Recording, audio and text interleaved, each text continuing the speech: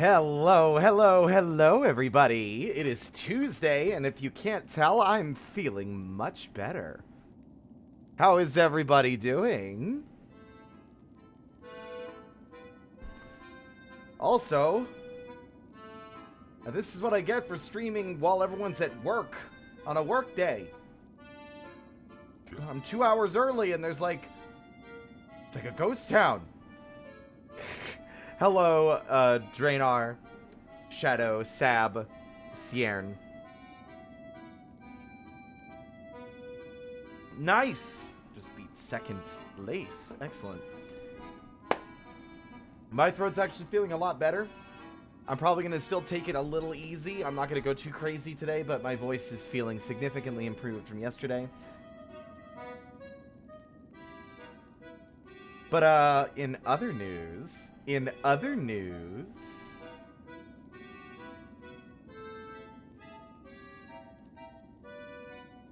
guess whose 3D model update has been paid for? The Jester is coming to VR chat soonish. Probably won't be till the middle of October. It's gonna be a little bit, but I'm looking forward to it. As soon as it's ready to go, I'll be scheduling our first VR community night that we've had for like months at this point. Woof.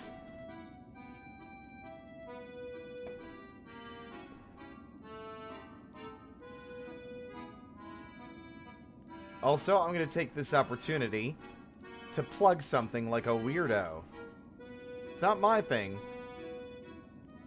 If y'all recall, a few months ago, or like a month, maybe it was even a month ago, we talked about Motion, the VTuber program that let you make like the 3D environments.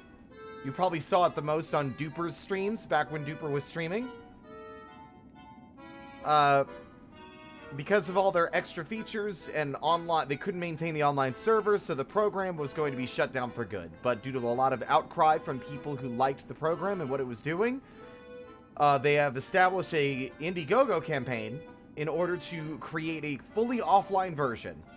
However, we have 25 days left, and they still need $6,000. So, if the software is interesting to you, and you think that you would like to either use it or see VTubers using it more often, or like at all in the future, let's be real, then please support their the Indiegogo. I want to use it. I was bummed out that I basically took until the program was going to be shut down to even think about getting off my ass to use it. I normally don't plug this kind of stuff, but this is something I actually believe in, and I learned my lesson after Mighty Number 9 and then after Hollow Knight, that sometimes it's okay to support these kind of crowdfunding things. You just have to be discerning about what you're spending your money on. There are other people in the community that I trust that are also supporting this, who were ambassadors for this software in the VTubing space, Duper mainly. So, like, I have faith that this is going to go somewhere, provided people can, you know, fund it in time. And as an added silly bonus, Duper said that if it gets funded, they and Bloops will come back to streaming. So if you want to see Duper streaming again, donate to it. But here I am plugging something when there's like 4 people here, so. It's like walking into a coffee shop and saying, hey guys, listen to my mixtape. Not getting a lot of eyes on it that way, are ya? Let's see.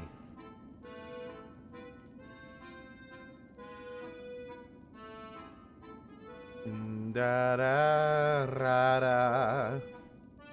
It's a very quiet day today. I'm curious to know what's going on. Is this today like a holiday or something? Or is it just that it's like 3 p.m. on a fucking work day?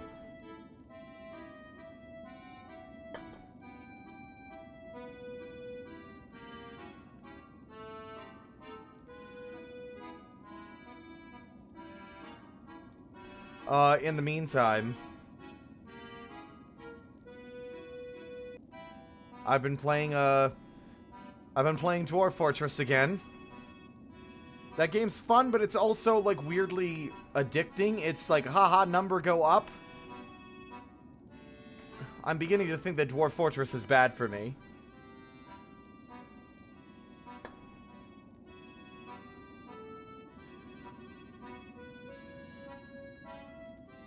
I want to get back to streaming Dwarf Fort, but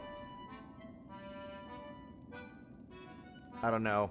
It feels weird this year. Like, I want to do Spooky Month, but at the same time, I think it might be a good opportunity to rest or do, like, or relax. But, like, I like streaming. And it's far too late to do anything particularly flashy for Spooky Month. And this theme can only go so far, y'all. I mean, it's a Halloween costume, technically. But it's really, like, very specifically themed towards Hollow Knight, and I don't think I can make that stretch for another month and a half.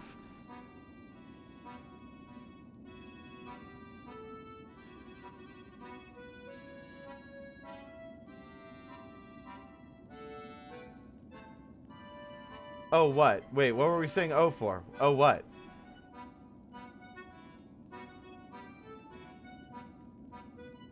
Is that your favorite letter of the alphabet?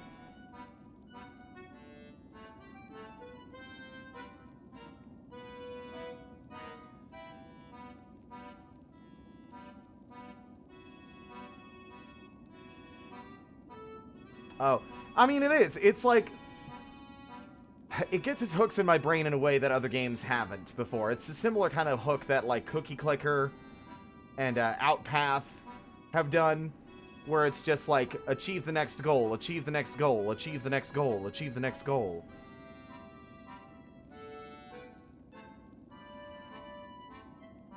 I want to stream it again, but again, it's not Hollow Knight, is it? Factorio is not gonna do it for me because it gets too logistically complex to the point where I can't play it anymore because I'm not good at planning that far ahead.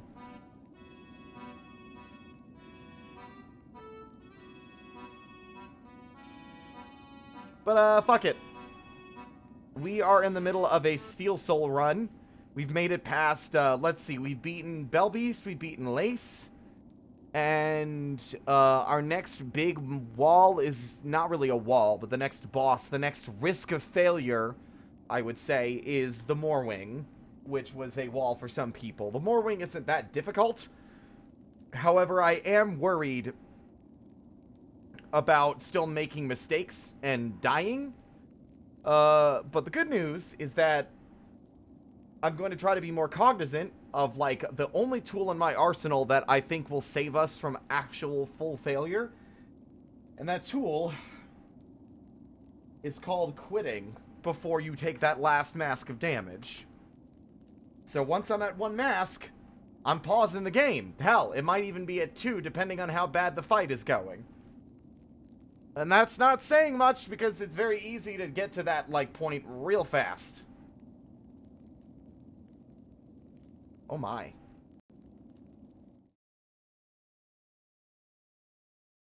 Give it a second to launch so it's not all jittery and janky. And I'm back. There we are.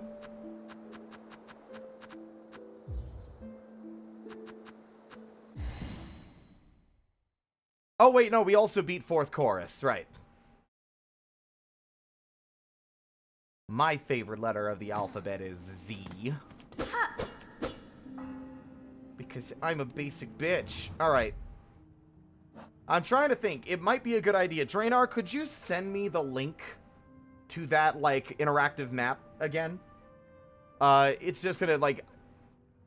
I'd rather not use the Steel Soul run as an opportunity to memorize where everything is. I'd rather just know. Like, I haven't played the game enough times to know where everything is. I need to find the fleas, and I'd like to see if we currently have access to any other mask shards. I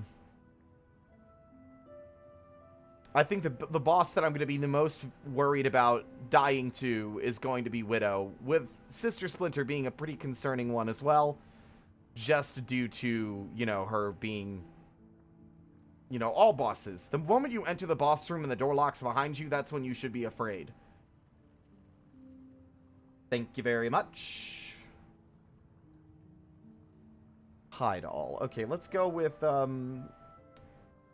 please.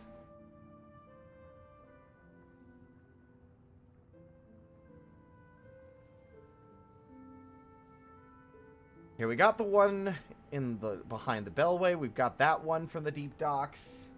There's one in an area we can't yet reach. There's one in the far fields. That requires the wall jump, though, which we can't get until we beat Sister Splinter.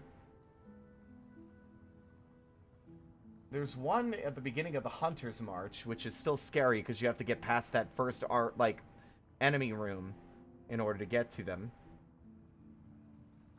I think we could theoretically get to the worm waves. I think those are reachable without the wall jump at the moment, but I don't know.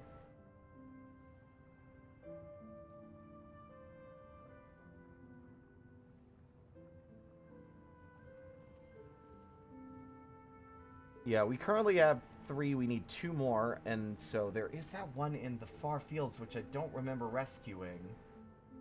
And I don't know where that is. That might be my first destination I'm going to check. But if I have it... Oh, wait, I don't even have a map. Good for me. Can't wait to...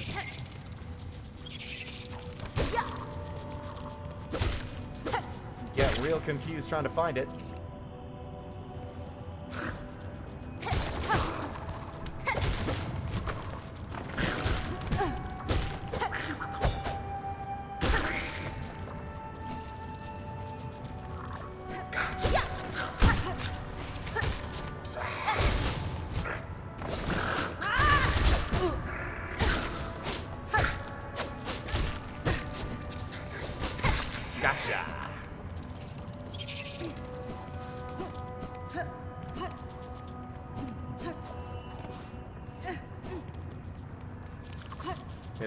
Big long room across.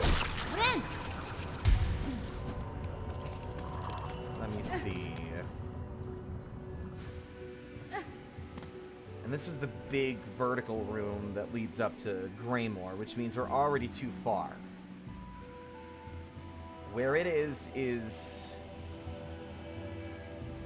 actually back the other way. Okay.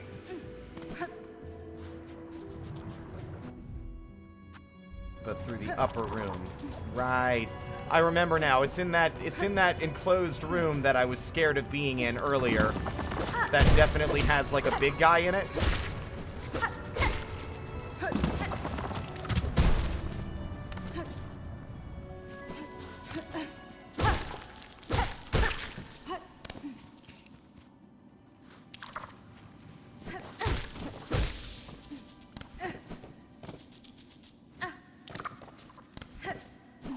This way.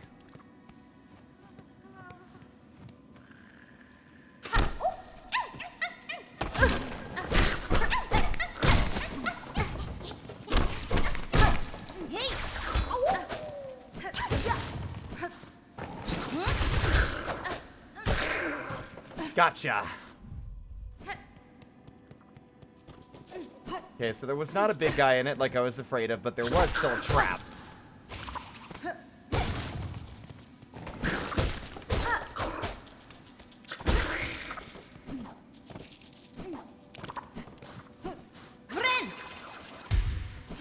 I already missed my ability to fast travel.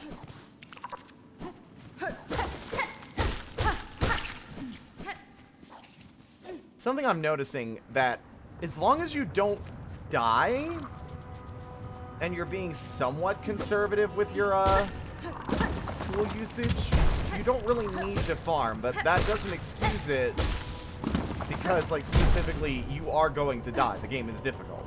Not difficult, the game is punishing. Excuse me. There's another beta. I didn't actually enable it. I probably should have before launching. But I don't think any of the changes were going to really affect anything that we're doing.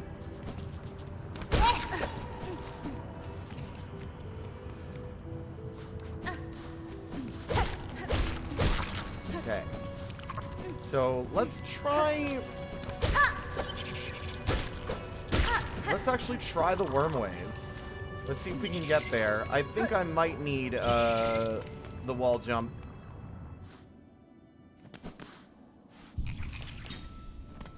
Killing bosses as you die. Yeah, well, I mean, we're not gonna die, so that problem doesn't need to be concerned. Like, we don't need to be concerned over that problem because we're gonna finish this whole thing without dying a single time. And anything that might look like we might almost certainly die, run it back.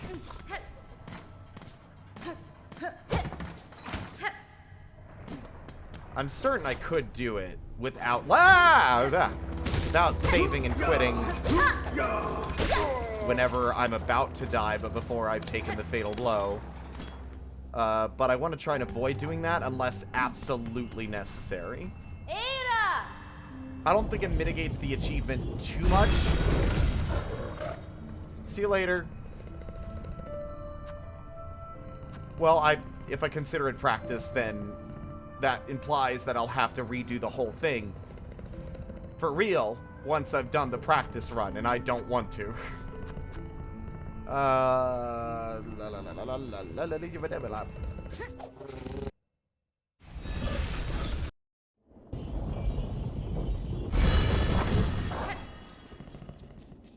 Apparently you can find Sherma in there sometimes, or like early on singing to the Bell Beast.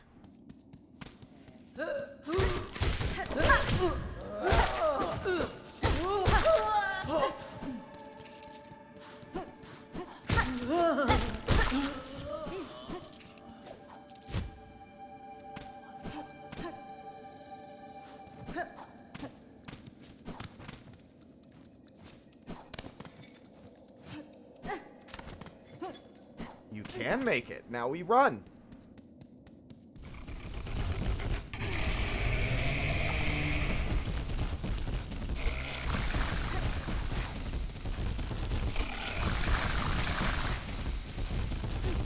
That thing is scary.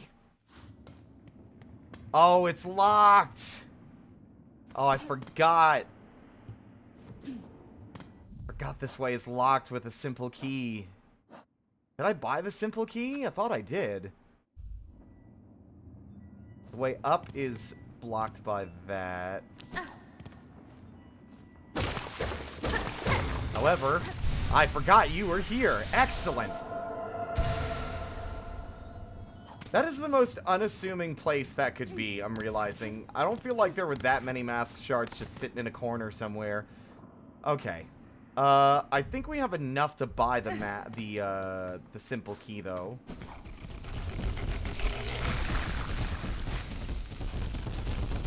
This thing freaks me out. I hate it. Bye. Oopsies. There were some beads there I could have taken.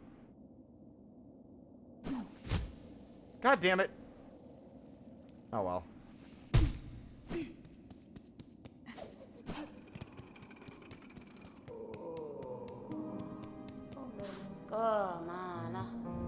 Simple key's 500. That's a fucking hefty price tag, but it would allow us to get all the fleas in the starting section and completely skip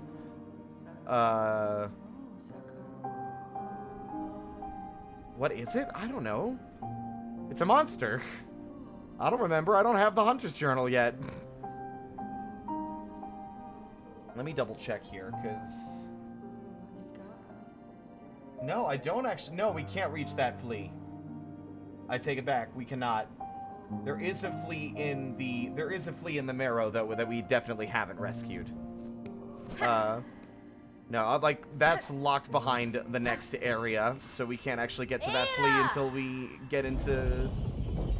Until we get the wall jump in Shellwood. But we can go into this upper room that I kind of avoided. Wait a minute. I don't think this is the right way.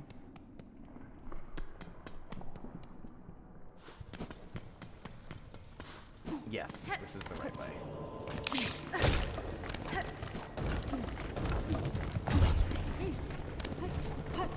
It should be up here.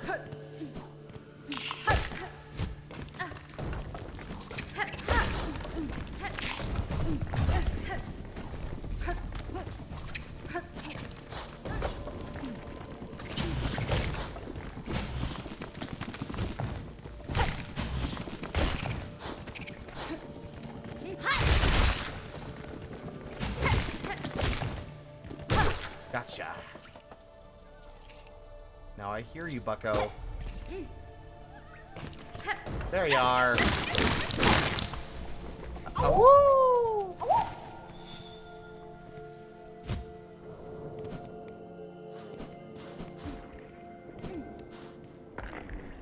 In the air, the water everywhere, inside their shells, twisted inside. Guts. Tightest around heart. Pulsing rhythm. Sick. Alive? Dead? Something worse. Deeper. Must look deeper. They are, of course, referring to the Silk, the Haunting.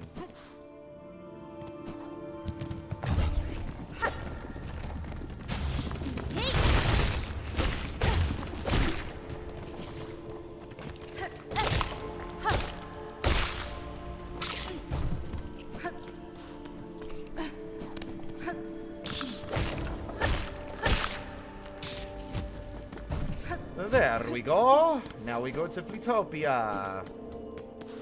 I think is this way. Ah, you fucker. Friend.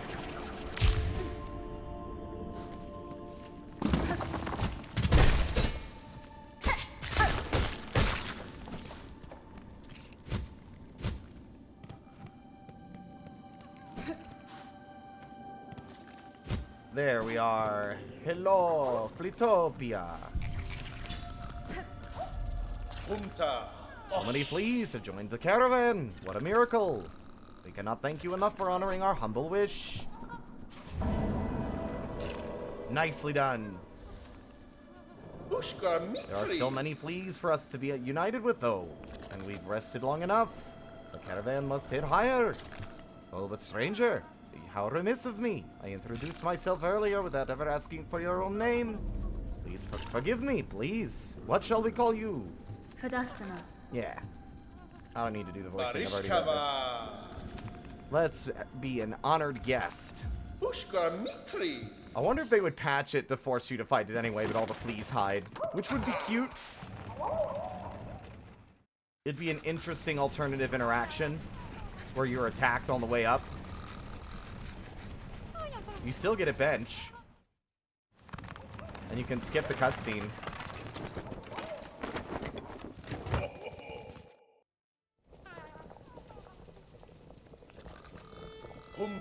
The journey here was long, but we didn't lose a single flea. I'm told it's good luck to bring a guest along when traveling, so we must have you to thank. I trust the trip was agreeable for you. A pleasure, perhaps? Nestled in with our dear little ones. Megina Fora. Ushka Mitri. Dodezhna! Miss Hornet, is it? Welcome to our new camp. The traveling is done, and so we drink. Is no better way to revive spirit than to drink the famous flea brew. I have just finished a batch bubbling and warm. You are a friend, finder of lost little fleas. Here, take bottle of flea brew with you. We'll keep you warm while you travel. I'm always brewing here, so have no fear to drink plenty and return whenever you are wanting more. And there we go. Honestly, the speed of movement and attacks might be really useful for dealing out damage quickly. I'm thinking also I do prefer the needle for its ranged capability because the Silkstorm is too risky, I think. Dodezhna, want for shelter from the thick gray air is heavy and wet. I'm worried for little flea's health in this land, and they make play in the filthy water. I say them stop, but they just laugh and splash on me. They are lack of respect. Cadestre.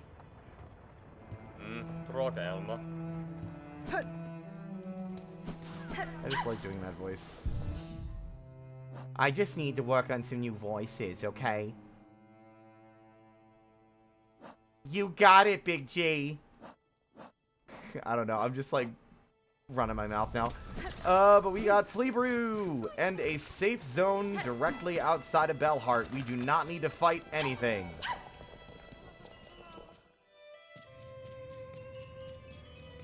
Not that it is safe in Bellheart, of course.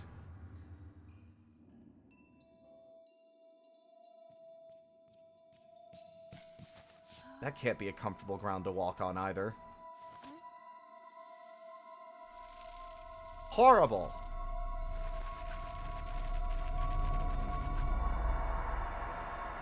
The thought, by the way, like, the more you think about it, the more horrific this is compared to the infection. The infection is still bad, don't get me wrong. But by the time it's really taken hold, you're gone. These people are still alive. Imagine, you have no control over your body, and you can feel these thin, gossamer thin strands of silk. As thick, as thick as, you know, a spider's web, but as strong as steel, wrapped around your internal organs, through your limbs, through any opening in your skin, being puppeteered around by an unseen force. That would suck. This sucks. Anyway, you want to see something cool?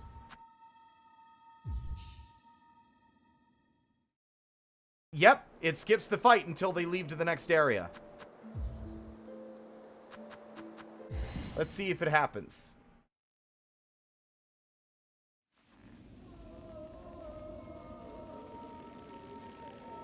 Oh, it did.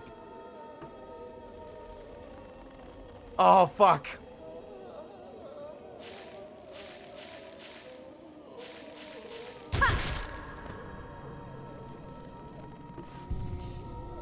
Not a safe place.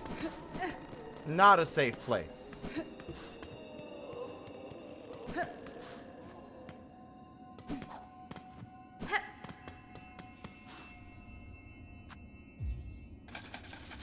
Okay, so our next actual fight is going to be with Sister Splinter. The scariest one in the first big wall that I fear we might need to do a restart for is going to be Widow.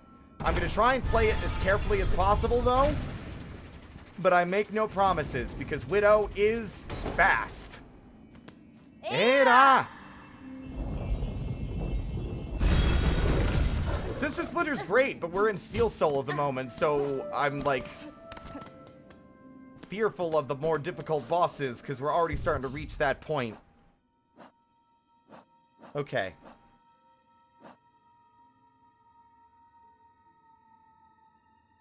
Oh, yeah, no, I thought Sister Splinter was an awesome fight. Same thing with the Widow.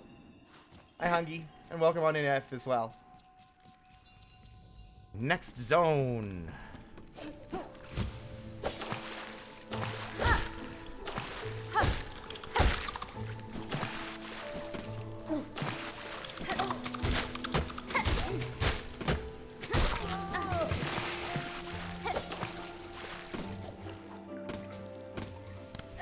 I need to remember where I get other toolkits, because I really need them.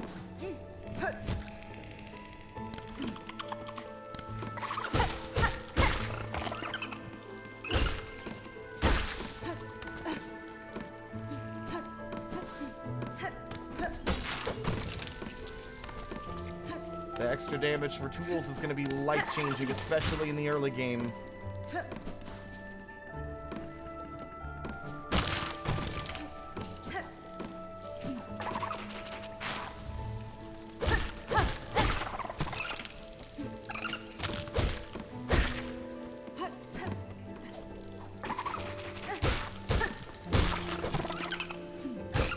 I do remember us having a lot more trouble in some of these areas when we first played through, and that was genuinely because of me playing it more like Hollow Knight and less like, you know, its own experience.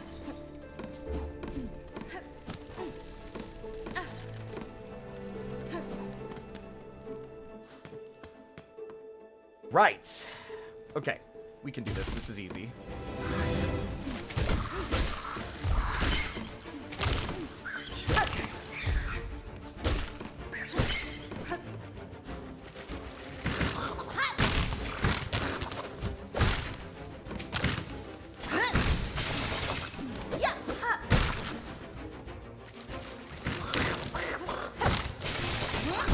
Shit.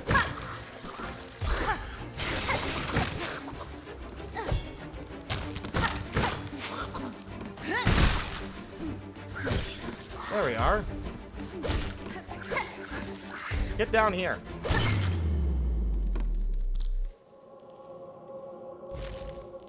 I've already 100%ed it. Yeah. You missed that. I already fully 100% completed the game.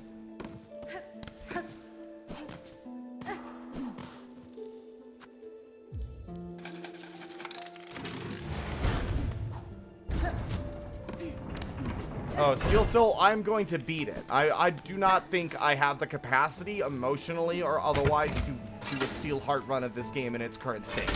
I already have little faith in our ability to do this do the Steel Soul run in the game's current state. Just because of how much damage some of these enemies hit for and how your health upgrades barely matter until you have at least 3 new masks.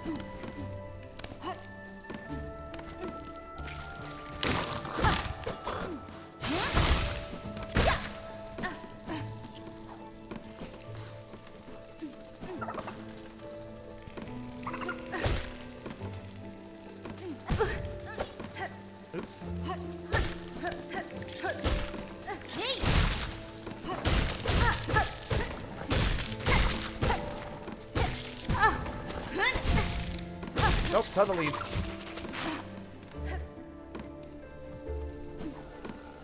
These enemy-producing fuckers.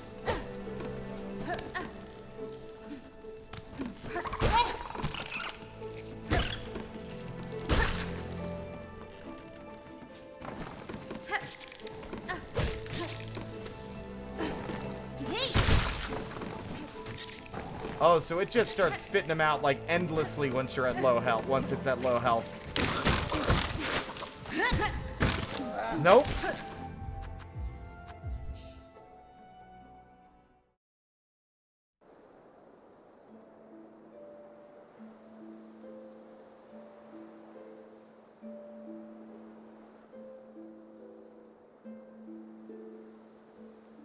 I don't know, because I think you have to fight the 2 of them to even get to that area, because it's you can't get to the sands of Karak until you get to Grandma, and you have to fight the 2 of them before you can get to the very edge of the map. I forgot to sit at that bench in fucking Shellwood. I think it happens every time. Oh, it doesn't. I guess it is just a rare chance. That's crazy.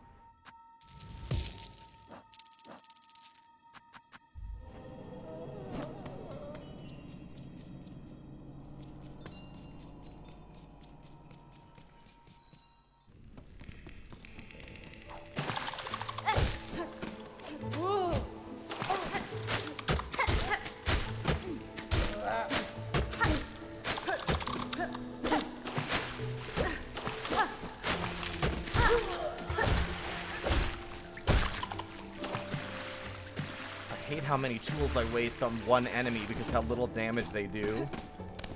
Ugh. Also never opened the shortcut, so I have to go back the long way. That's okay.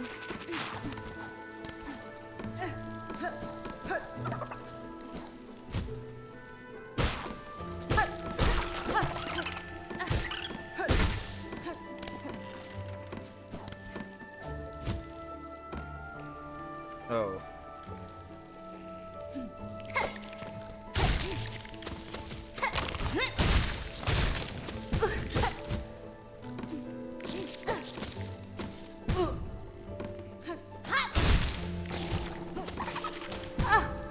Oh my god, dude. Ugh. These enemies are so aggressive, and I just don't have the tools in my arsenal to deal with them quickly. They just... Why is an enemy that can be spammed endlessly by a fucking nest have, like, more than a single hit point? The drill boys aren't that bad. They're pretty predictable. It's just that they're fast, and again, they're hits. 2 masks.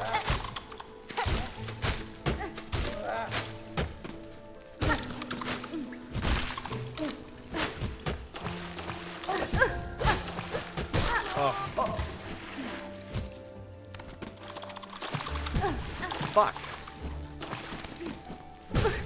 Now I'm just playing like shit.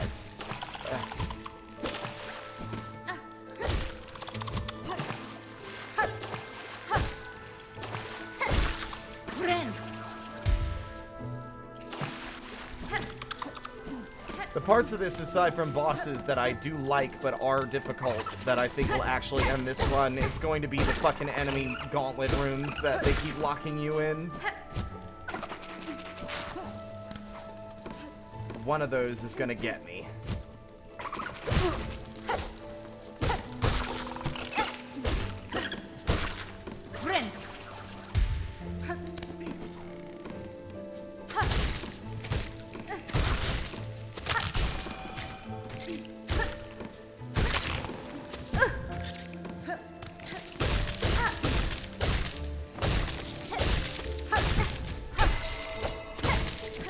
Finally.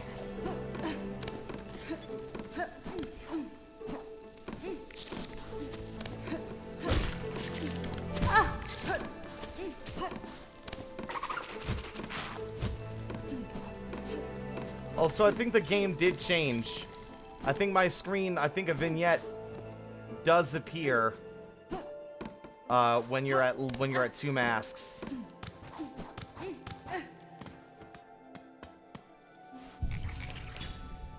Or does it? I don't know. Hard to tell. There, I destroyed one of them.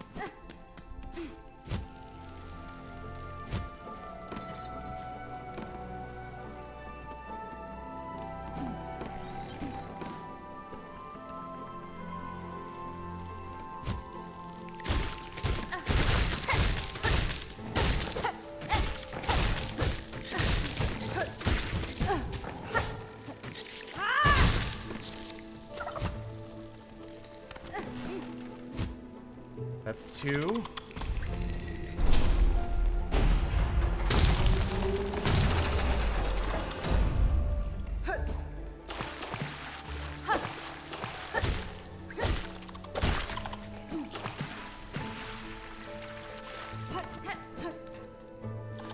I think you need to destroy like 5.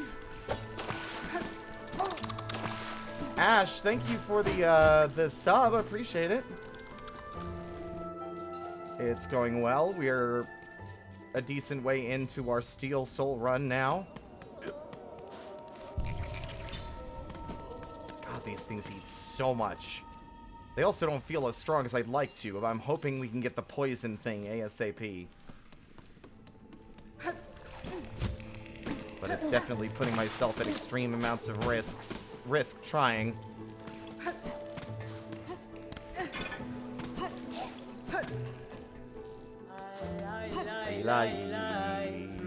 Pushkarao. Ay. I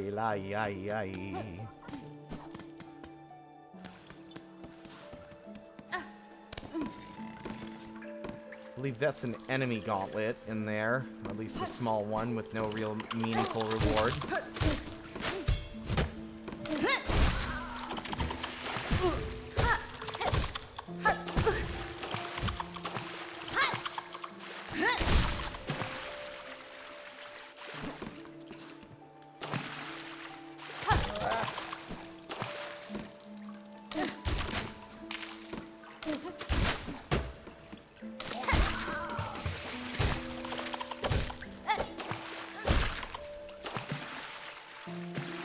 Really don't drop all that much for the amount of, like, you actually waste to destroy them.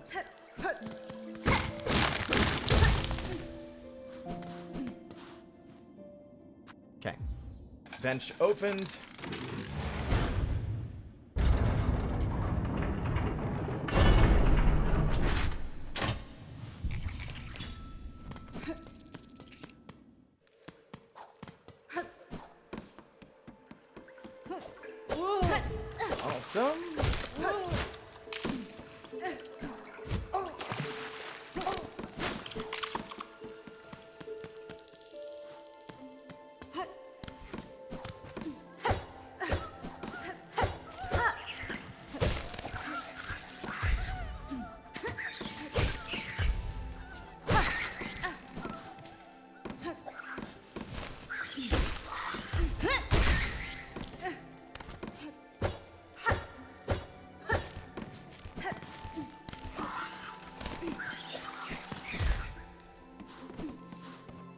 Alright, we're nearing Sister Splinter. I'm gonna immediately go over here and open the shortcut.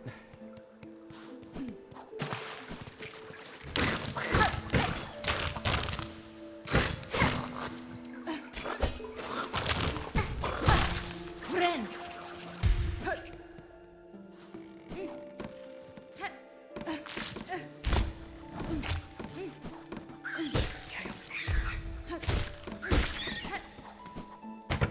There.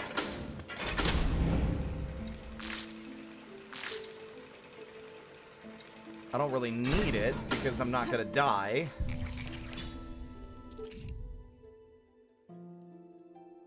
I'm thinking that the fucking sting shards might be better for Sister Splinter. But I also kind of want to look around for the remainder of those stupid bug nests.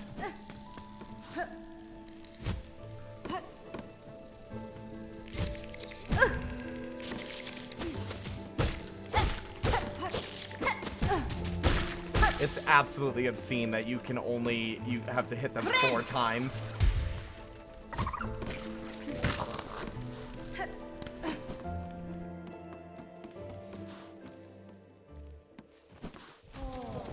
You fucker. White mask, red cloak, bug, a living bug. At least in part, yes, but you're something quite different. Then now is the waking, time of birth, the time of birth approaches.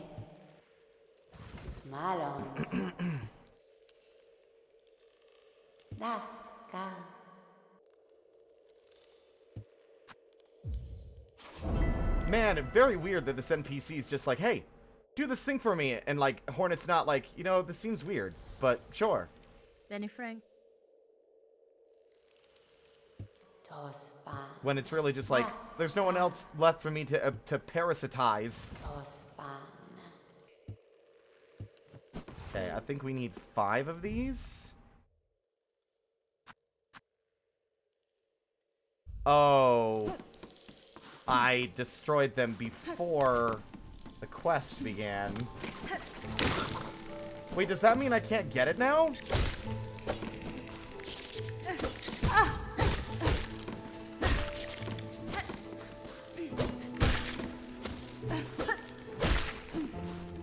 Wait.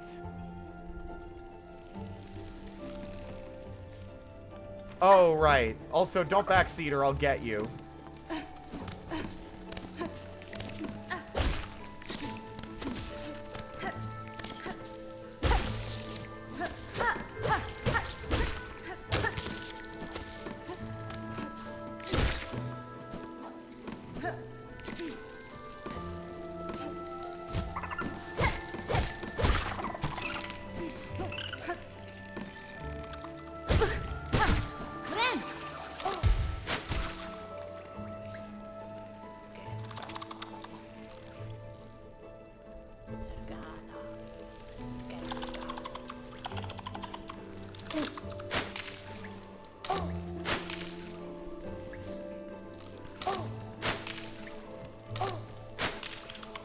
How's your aim so bad?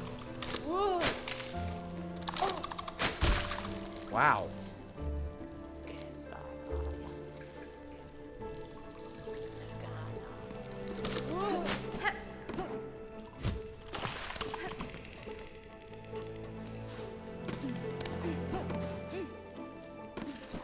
I don't remember where some of these flowers are. I know there's one in this area.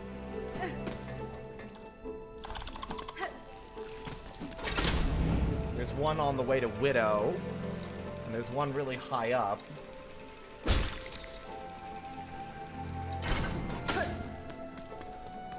Excuse me.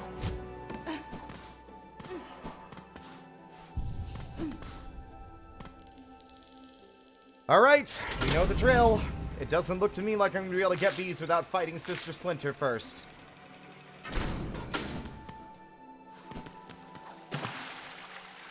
Now the real test is going to begin. I'm pretty sure I can get her. I just gotta be patient. The most important thing is to be patient. Trying to take unnecessary risks in order to get more hits in is only going to get you killed and the run ended early. Pause at 2 masks.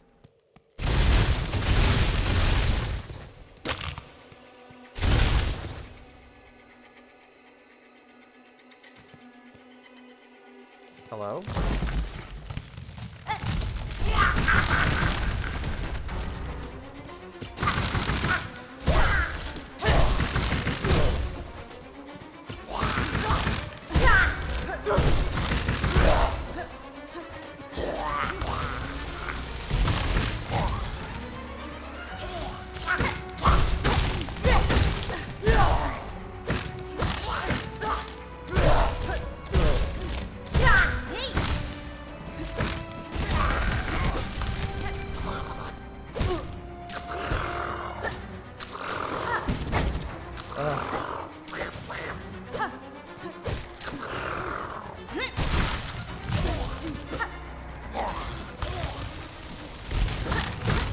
Annoying.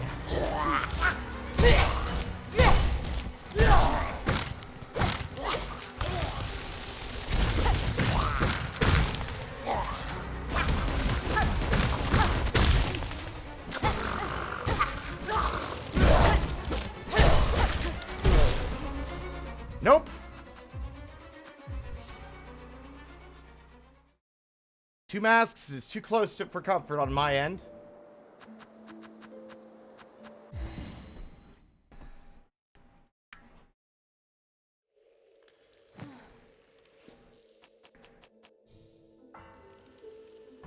There is no Spooter, and I'm gonna grab you and shake you until you remember that.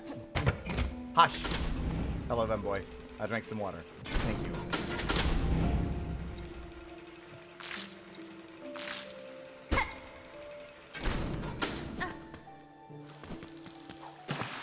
I can do that. I think the issue is dealing with the little flying enemies. They're so erratic in a sense that, like, they always like to drift away from you.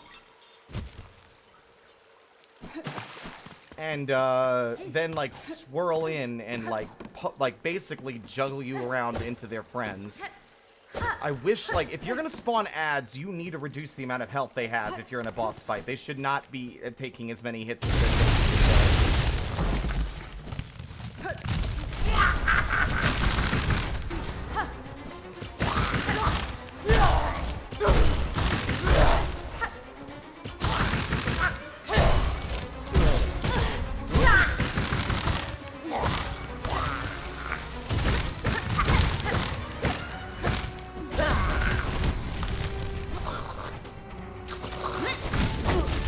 Immediately, I'm not. I got, like, also, why do they have to do contact damage so high? I can understand if a hit does 2 masks. Just touching the enemy should not be damaging me so bad. It makes it punishing to try and use, like, half of Hornet's moveset, since half of her moveset involves charging towards the enemy and, like, diving at them, right? I shouldn't be so severely punished for making contact with a boss. Especially one so large. My biggest fear is, like, the reason I'm also leaving the boss fight early, instead of trying to get health back, is because if I were to stagger her, she has a very large hitbox, and the stagger with her falling out of the ceiling can hit you. And if she hits you falling out of the ceiling, it's still 2 masks, and that's still a death. I think I'd be the most infuriated if Sister Splinter fell on my head after I staggered her and then I died. I'd be very upset.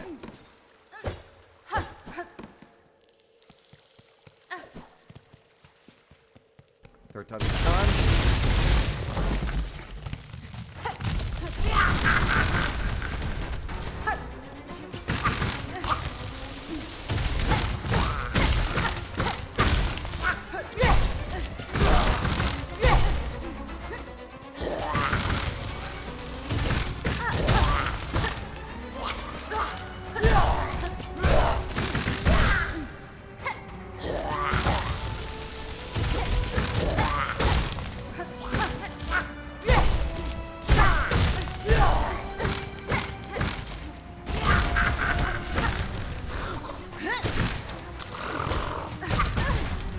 Love taking damage I didn't need to take.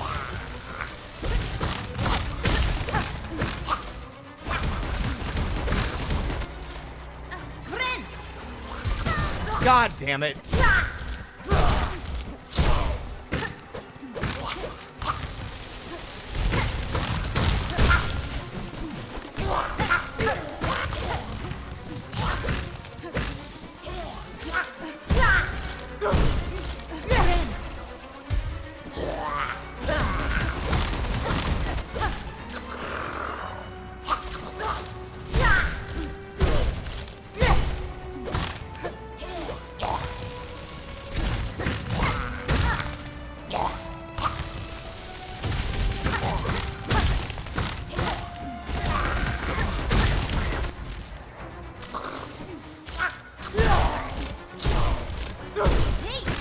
Thank you.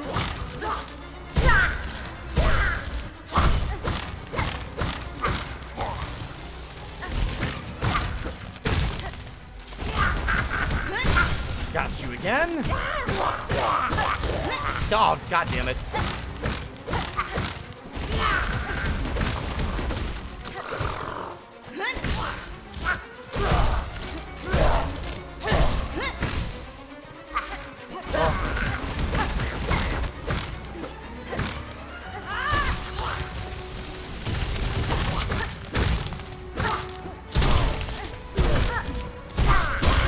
Gotcha again.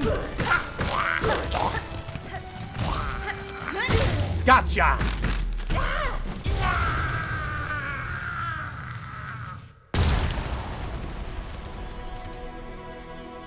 There we go.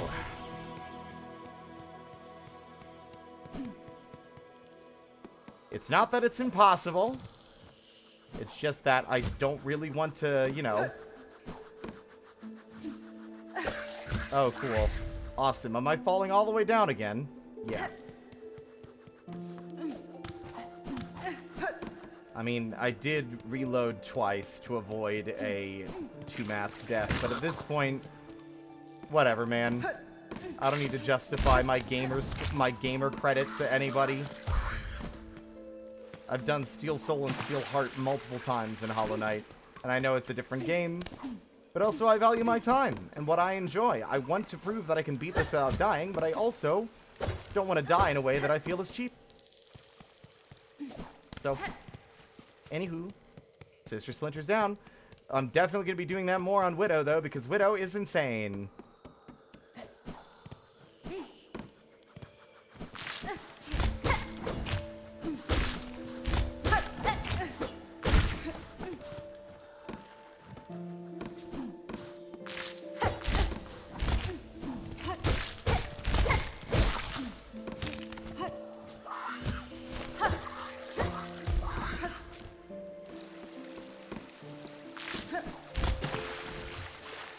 The room that was getting killed. Alright, let's see.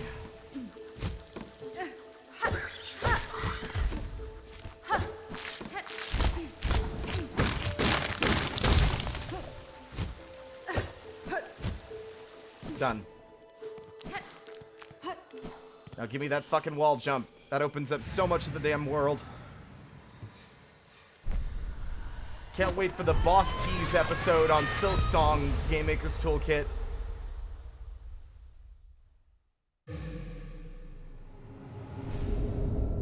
Cling grip acquired.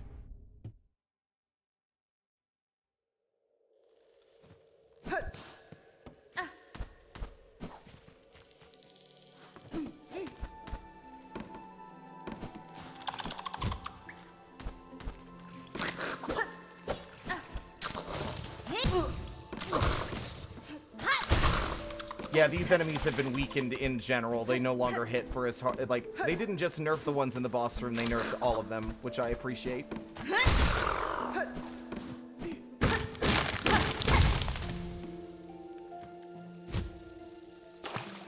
Isn't it behind this thing?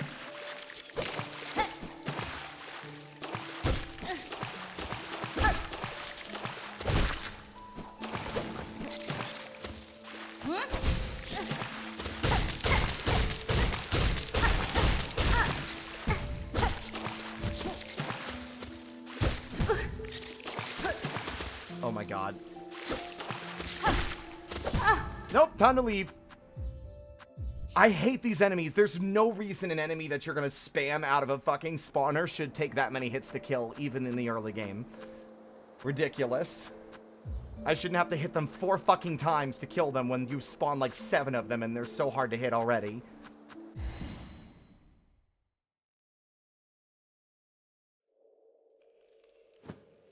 Yeah, that's about what I expected.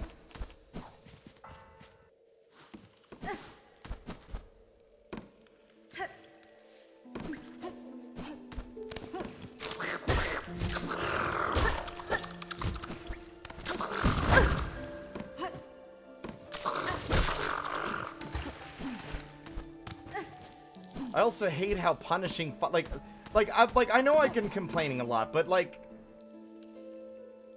It's not that the flying enemies, not necessarily that they hit too hard, it's the fact that they are so squirrely, and they're able to so easily perform hit-and-run tactics on you when you barely have any aerial mobility, especially in the early game, and even in the late game.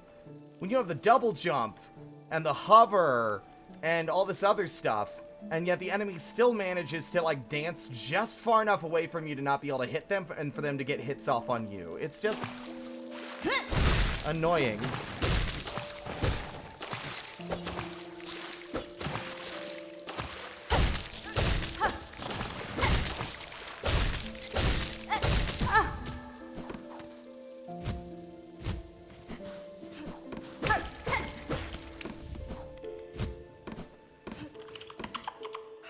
Again, it's not so much the challenging aspect, it just feels punishing.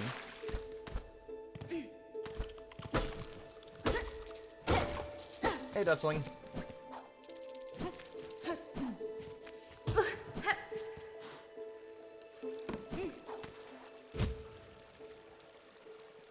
There we go.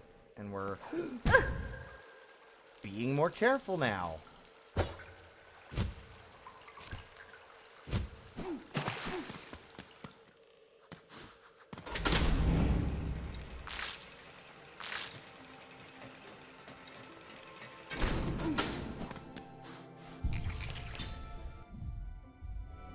That's 2 out of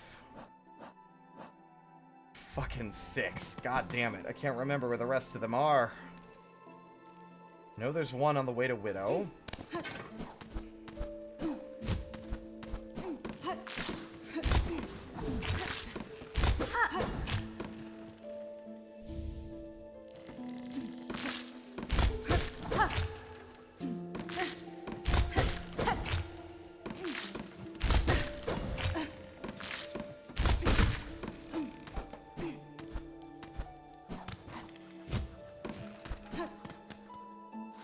It's going all right.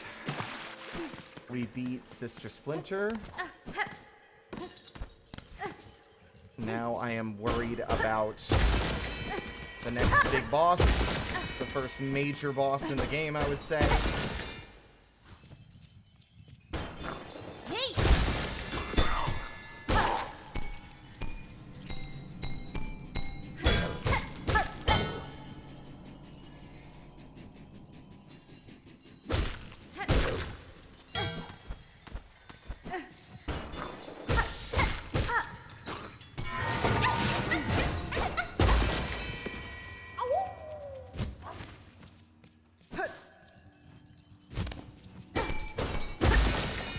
Bellway.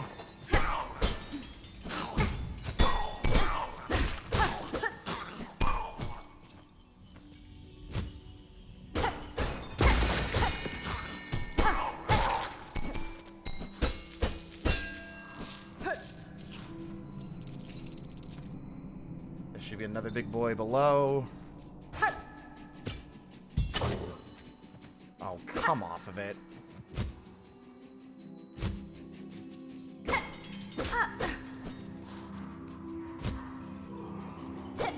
There's 2 of them? Oh my god. Why does this obstacle have to hit the 2 masks as well, huh?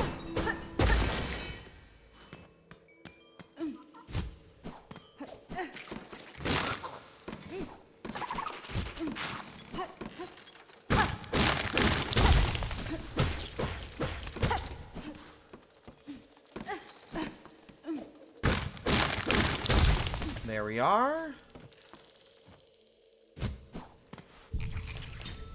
Now the real pain. Let's see. Do I have any hope of getting poisoned before beating... before having to confront Widow? Trying to think of another area that has one. It's been a while.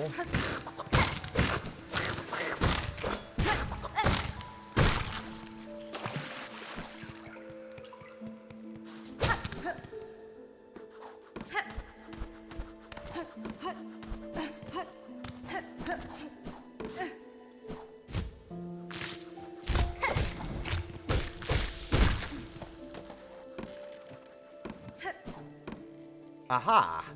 How did I overlook that one? That's halfway there, I think. Oh, no. 3/4 of the way. Where else? Where else? Where else? Where else?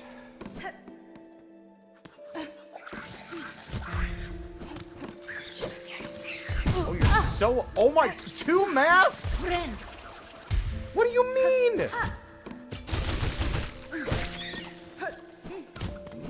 Good lord. The audacity.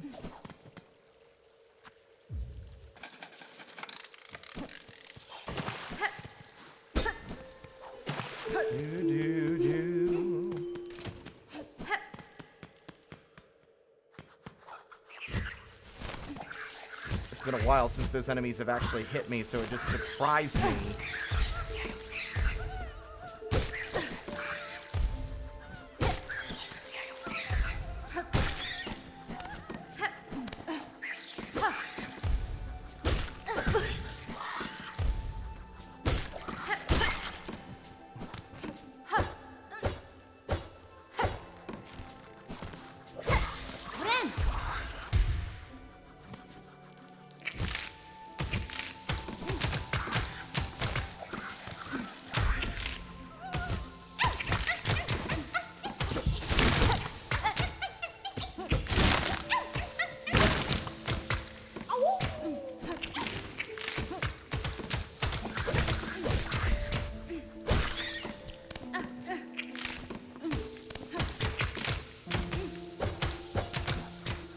Okay.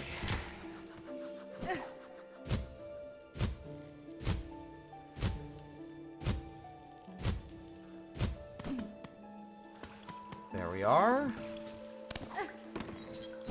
Do I want to go in here? There are flowers. Ah, right, you.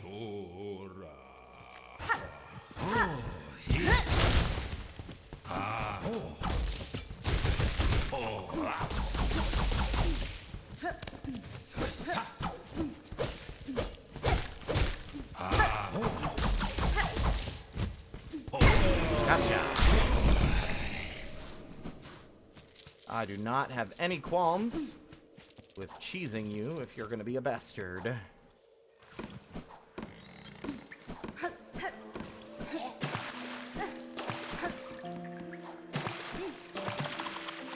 Oh, wow. That was actually... You know what? Noted for the future that that guy is actually a lot easier to avoid than I thought.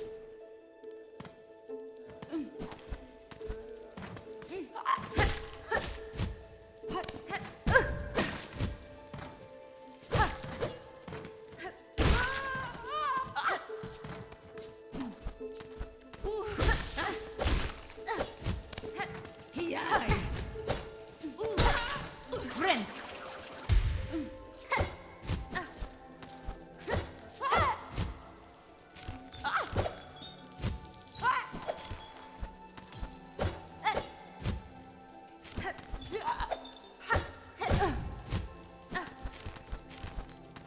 This bell enemy is the worst, especially without any way to deal with him.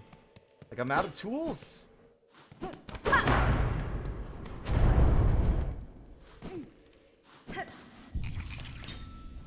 And I'm out of fucking... Yeah, see? We're gonna be spending a lot of rosaries on fucking shell shard bundles.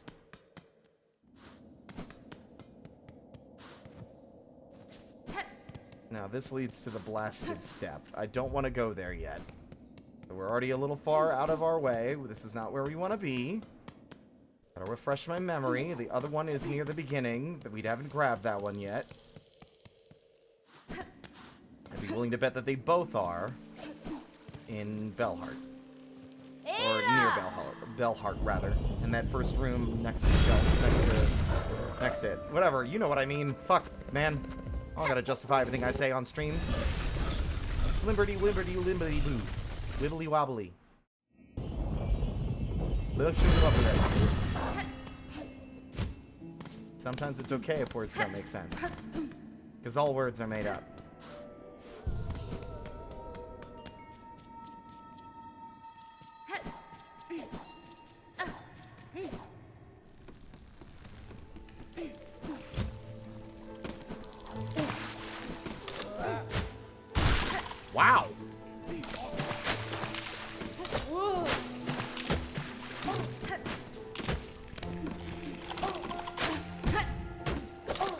Oh, you're like somehow fucking a goddamn sniper when you throw them at me, but you'll miss like 500 throws in a row when hitting anything else.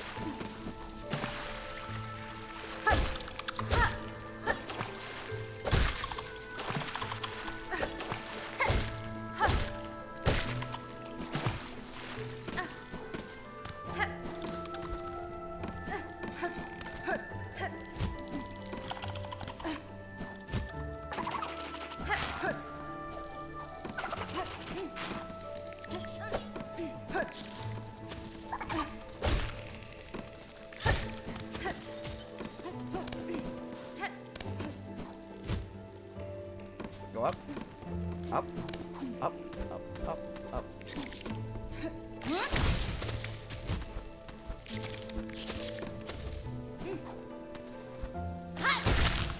Little fuckers. Where is the last one at?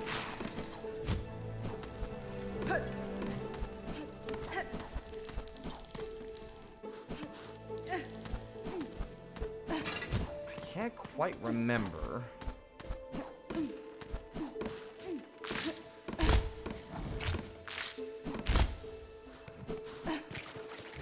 Ah, I remember now.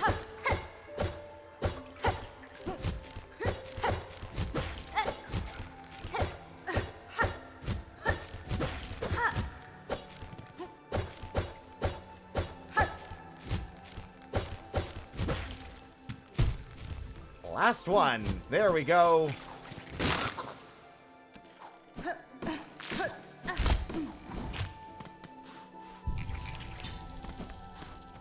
All right. The lady is down below this platform, I believe.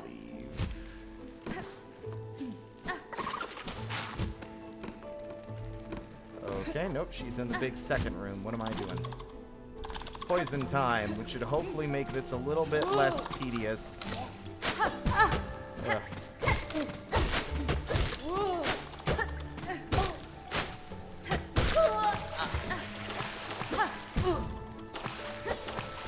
God, I hate the enemies in the water because you can't attack them while underwater. You won't, like, they won't let you. I honestly think you should be able to swing at enemies in the water if there's going to be so many instances of places where you can fall in. There aren't really even that many, to be honest. It's just I don't like it, and I want it changed. I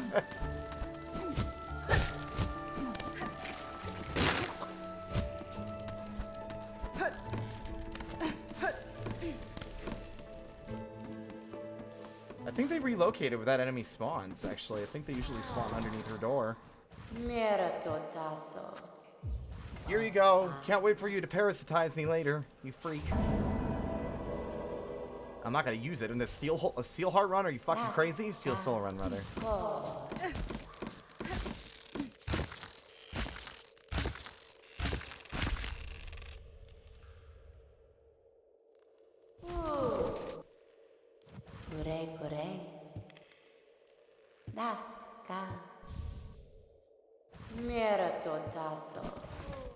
Thank you for the thing. There we are. We'll save and quit, and then we'll be back at the bench.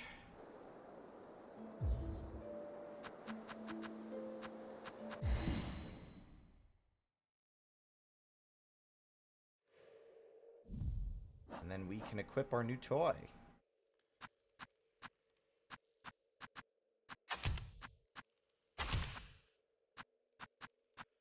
Or bosses. Well, I guess that's literally the only thing we can equip for that right now. And I'm thinking that the flea brew might be better for this, because I believe it'll also apply poison to our attacks. Alright, now we need to remember, if we get to 2 masks of damage, we leave. By leave, I mean we fucking quit and load in again.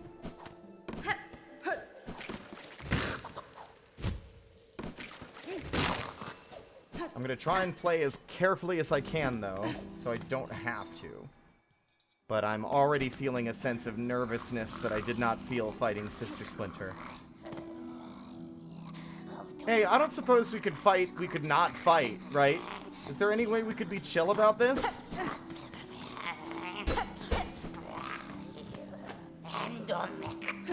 Vienta! Doesn't help that I'm gonna have to listen to the cutscene every time, because it won't count the first one since you die.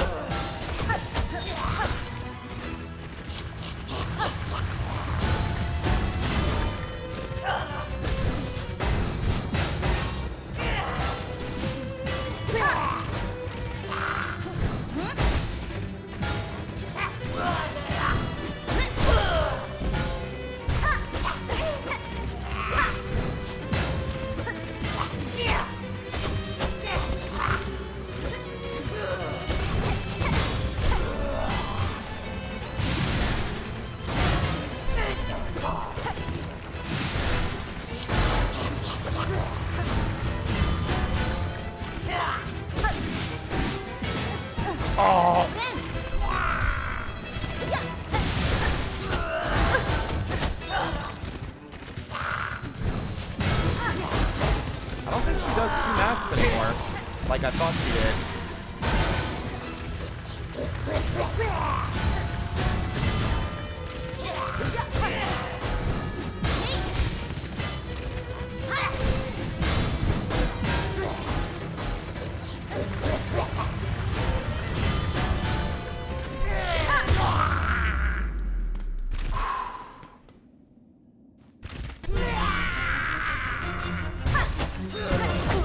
Never mind.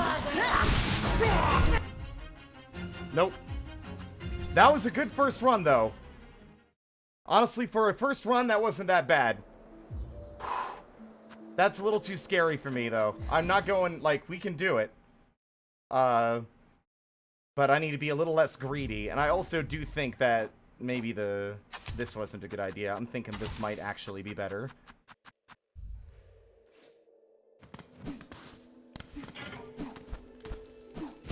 Yeah, I mean, I probably could have done it. It's just because of how much more likely I am to get, like, comboed, because her, like, swipe attack does 2 masks. All it takes is one mistake, and then that's game over. Because I'm, like, I don't like how you are you're basically, like, so close to death. I do think she does less damage, though. Maybe I was remembering wrong. I could have sworn her bell attacks hit for 2 masks. But I don't think she does. I think it's 1.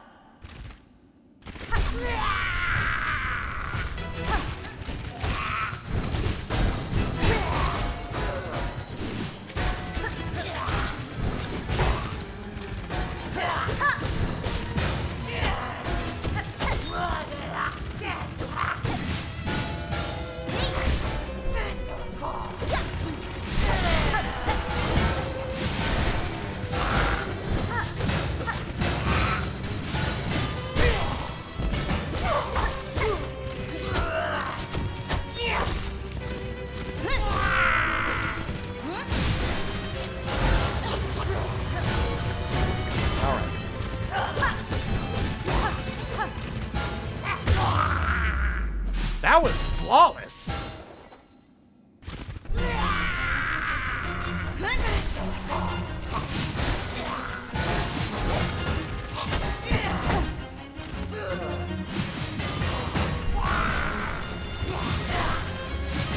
Damn it. Nope.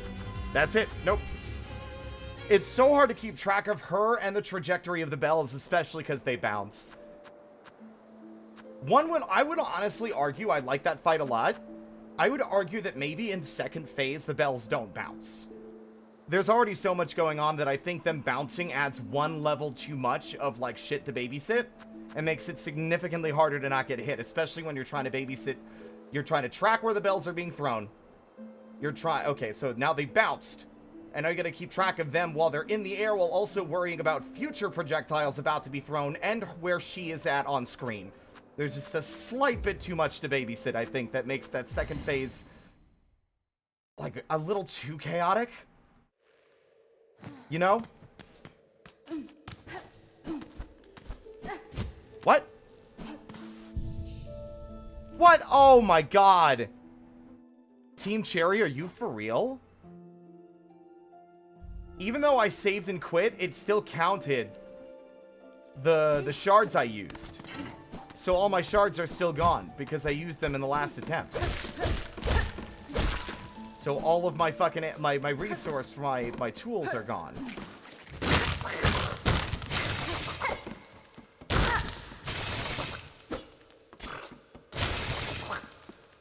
Can you stop backstepping away from me? Time to spend the next 20 minutes grinding. Don't know why that gets saved.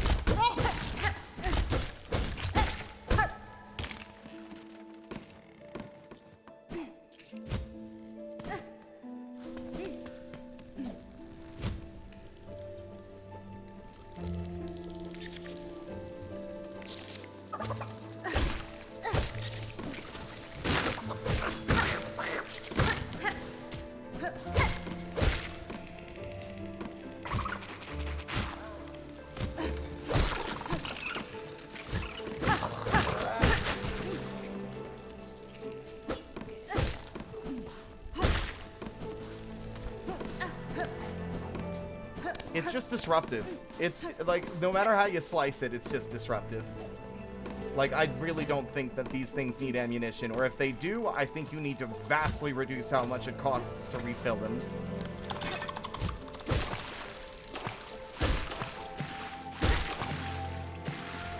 I should not have to completely grind my own gameplay to a halt in order to restock.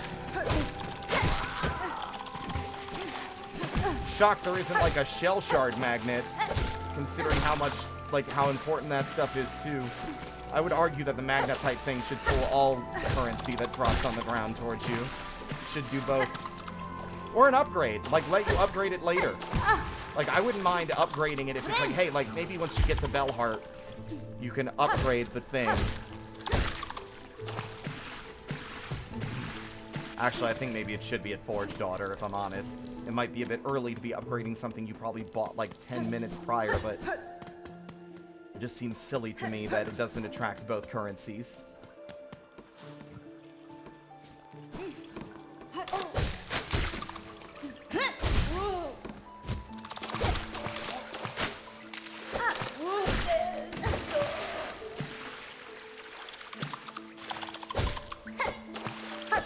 I mean, you either didn't use your tools that much, or you were much more conservative with their use, or you didn't die as much as I did in some of these fights.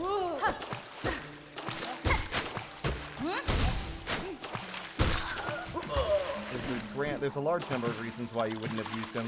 But I think the most likely thing is you probably didn't use the tools as much as I did.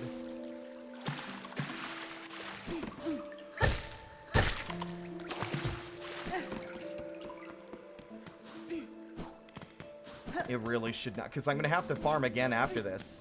If I, like, have to reload again, we're going to have to farm again. Honestly, if they don't change it, that is something I probably will mod into the game going forward. If they ever add it, is a, reduced tool cost, or tools don't cost anything.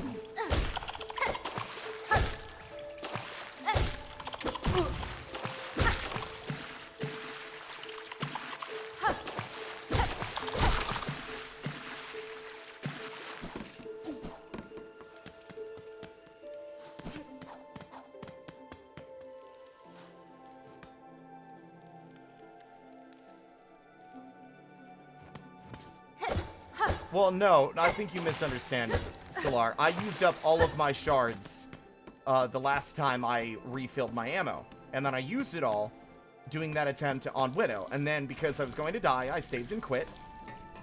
And it saved how much ammo I used, and it saved how many shell shards I had already spent. So, while it didn't save the state of the fight, it saved the state of my, like, tools and equipment.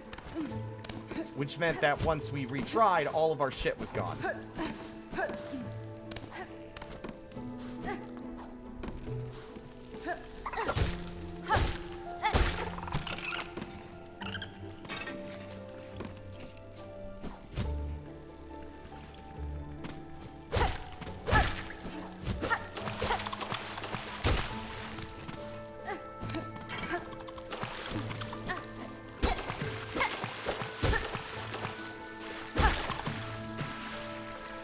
Once I have 80, it should be enough for 2 refills. I think the cost is 40 per. But yeah, I really am surprised there isn't a magnet for this stuff, considering how much more likely you are to lose all of it, especially from all like the little deposits. They put some of these deposits over like pits of spikes, where there's literally nowhere for the shards to land except for in a pit that will destroy them. So like, I'm really confused. Oh, these enemies just endlessly respawn in here, huh?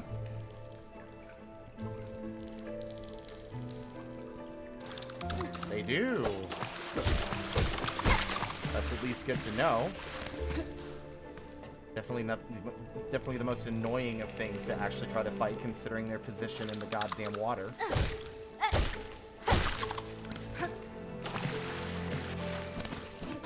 If we can make it past Widow, I will feel a little more comfortable, because then we can start, like, poking around and gathering more materials. Because at that point, we'll have the needle in, and we can go to a lot of different locations, and we can open a lot of different paths. Hell, I think once we have the needle in, there's a chance we can get kidnapped and sent to the slab. I did not even keep track of how much that cost.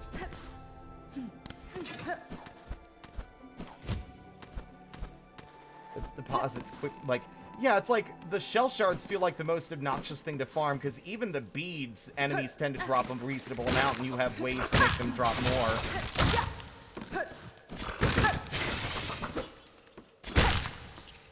Whereas these just flop wherever. They are a lot harder to notice, because they kind of blend in, instead of being a bright color, and they, you know. There's no way to draw them to you.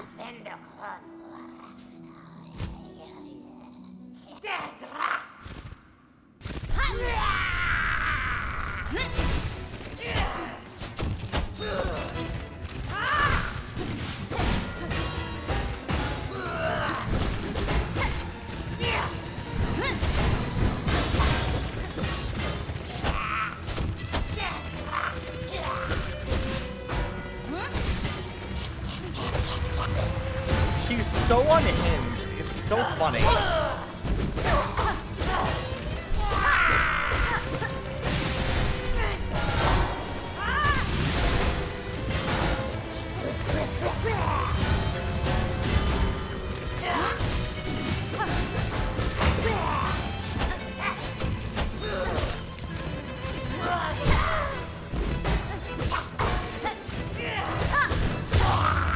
Phase 1, easy.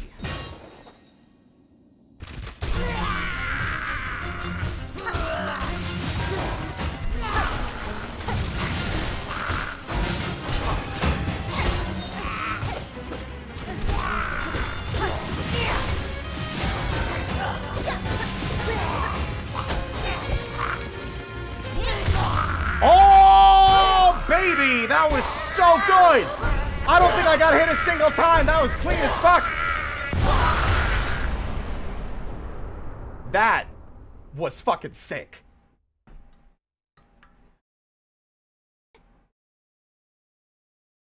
You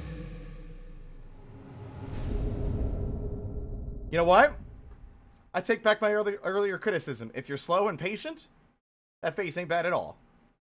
It all comes down to being patient and paying attention. And not pushing your advantage and getting greedy when there's things flying all over the screen. Yeah, that one's fun. I'm looking forward to when we get like a boss rush mode, because I really want to refight some of these bosses again and again, because they are a lot of fun to fight. I no-hit that shit. I think me not getting hit at all during that attempt negates my other restarts, honestly, in my personal opinion. I think it negates how I had to restart a few times. I have the skill.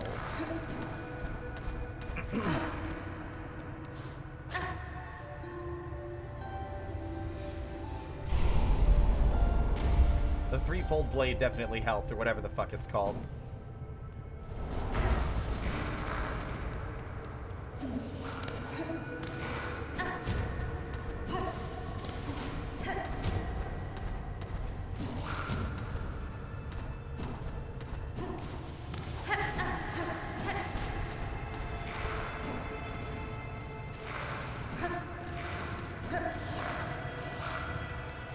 Honestly, you know what I think might make Steel Soul a little less miserable in this?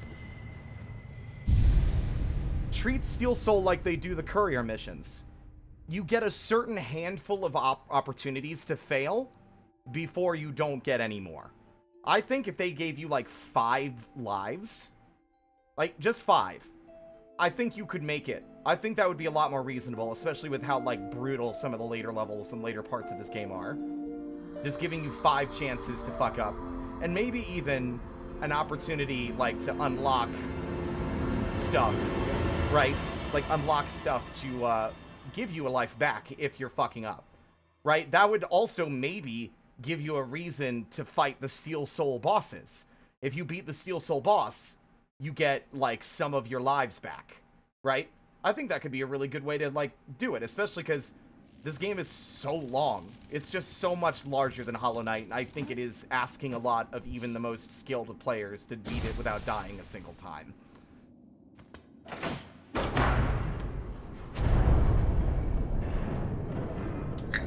Baja be thy blast. Taco Bell. Was there something in the foreground? Did you see that? I don't know if it was just like a pin that fell over when the room shook or something. That was weird.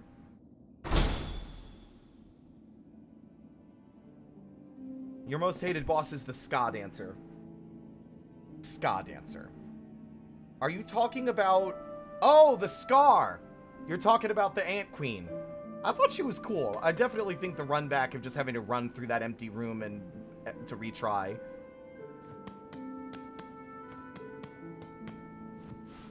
Yeah, this game is $20. I am still pretty impressed. She's just fast, honestly. I think my least favorite boss fight in this game is Grohl. Just because the motherfucker is, at the end of a horrible run back, and the thought that I have to do that fight and that run back in order to get the true ending if I wanted to do Steel Heart fills me with disgust. I know, technically speaking, since I know where to go now, I could absolutely get to that area faster than going through Bile Water. And that's going to sound insane.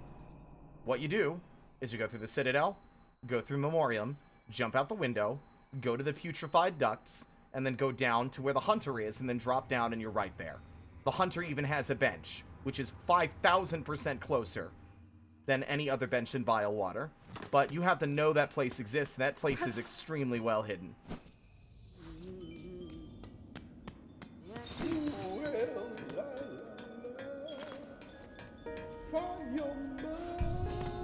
Hello. Buenera. I think I have to rescue your lackey before I can get the item I want to buy. Although I can buy that.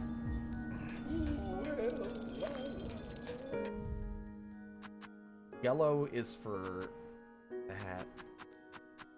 Blue is for... Yeah, I want blue.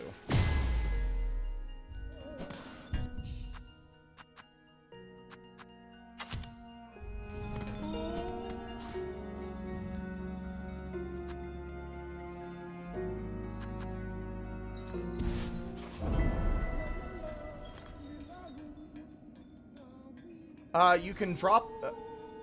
no, like, because the entryway that leads into Putrefied Ducts is above the shortcut you open. The shortcut you open just lets you get to Bilehaven from the lower vertical shaft that you can't reach otherwise because there's spikes and thorns in the walls. But, if you come in through Putrefied Ducts, you can drop from above and reach that upper platform without having to do anything else. At least I'm fairly certain. Suya, thank you for the sub. Also, Ink, welcome on in. We just beat Widow. I beat Widow without getting fucking hit. We had to reload the save twice, but... honestly, I think getting to that fight without getting hit at all negates any need to restart the game.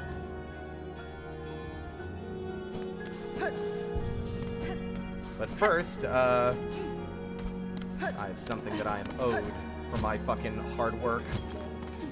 I also skipped the Moorwing using the fleas. Esquera. Megina Fora. Hello, big guy. Can you fix my fucked up nail, please? Mio Fenne. Welyanis.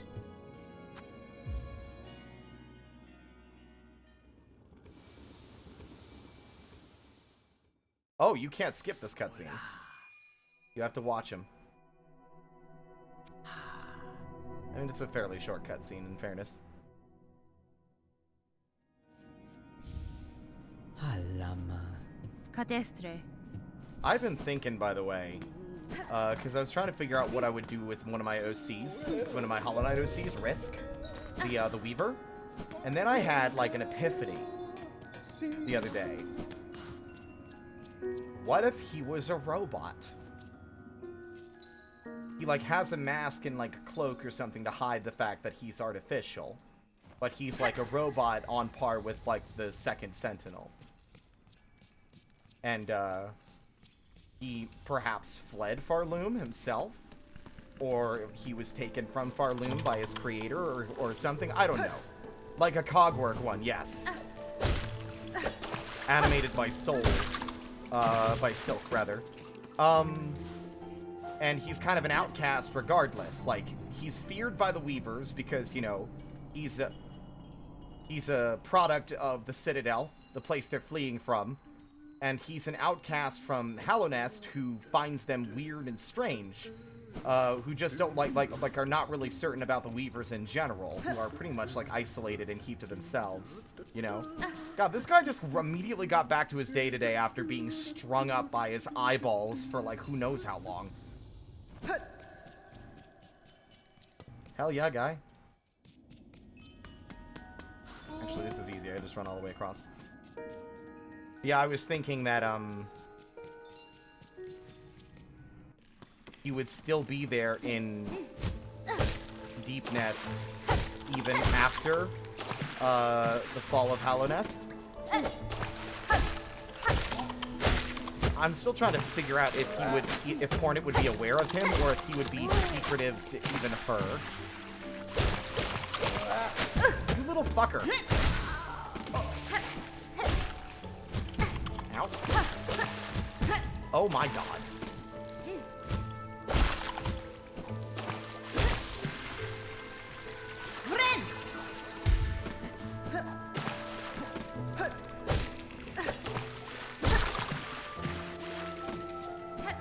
I'm still trying to think about the nuanced specifics, because I like there being... I wanted to even maybe include an element of him being, like, an actual... was a Weaver, but, like...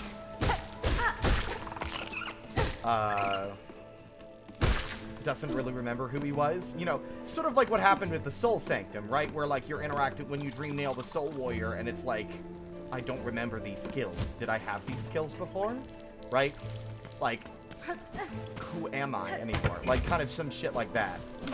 Some existential shit. Can I not die to this prick, please? Thank you. I don't need to track him. I know exactly where he is. They should probably maybe vary up where they end up so that it's not just, like, easy to find them on repeat playthroughs, but I think then speedrunners might take offense. Nice shot, dude.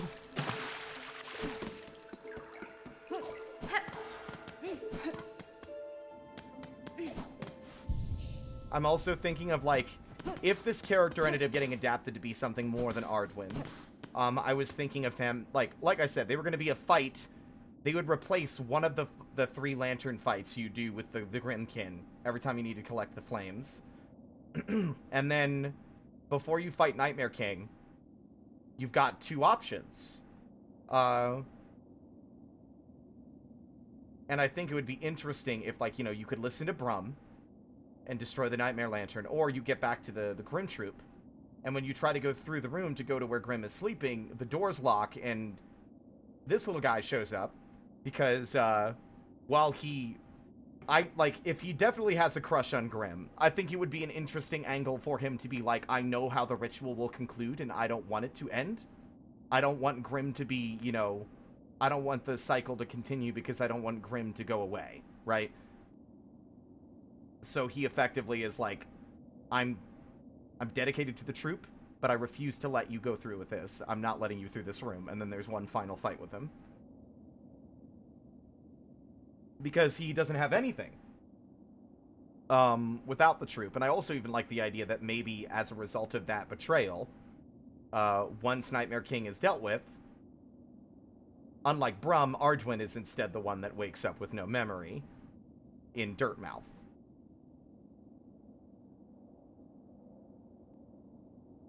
And yes, Ink, that's what I was thinking. Sort of like the Cogwork dancers, but all the souls all in one body.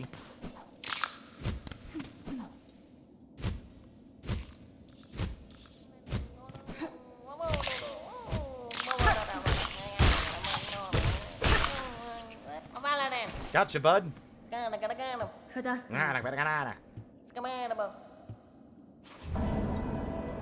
Because I was still thinking of making Arduin just Chip. Like the little guy that was going to the Queen's Gardens to look at the flowers. Because he wanted to see, like, the out-of-control gardens now that there's no one tending to them anymore. See the plant life. I thought that would be fun. But, I don't know.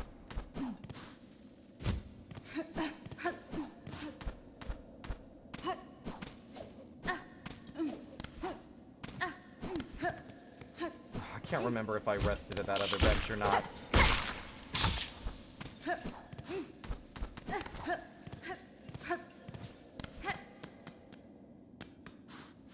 That little guy has a very fun way of speaking, yeah. Both, like, the voice acting and, like, the goofy way he, like, speaks when you read his dialogue. Trying to think of the next location where we can get a tool bag. Or a crafting kit to upgrade the damage we're doing. I'm gonna look into that in a minute. Actually, Ink and Drainar, if y'all wanted to be my, guide to save us some time.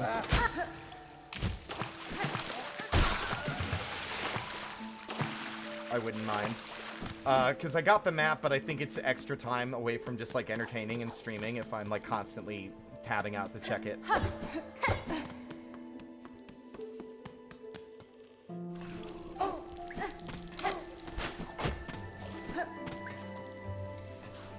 I really want to talk about it with someone that's off topic. And High Hall's the big fight with the...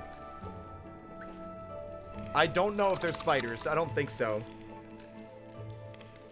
In my opinion, this game world doesn't really categorize bugs like ours does. There's a lot of people speculating on what kind of bugs and what kind of arachnids certain characters might be, but they're really just kind of a amalgamation of all kinds of bugs and arachnids and even some crustaceans. So I would not say they're spiders. Also, the forum fucking sucks, F. I hope I'm not the only one who thinks that. That room with all those enemies is atrocious. Has been?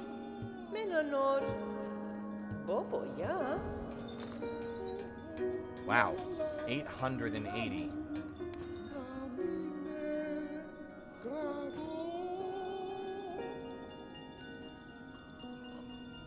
He has a chance of helping. He should help you. We were literally talking about that, weren't we? I did use the saw blades, but I had to cling to the wall and spam them.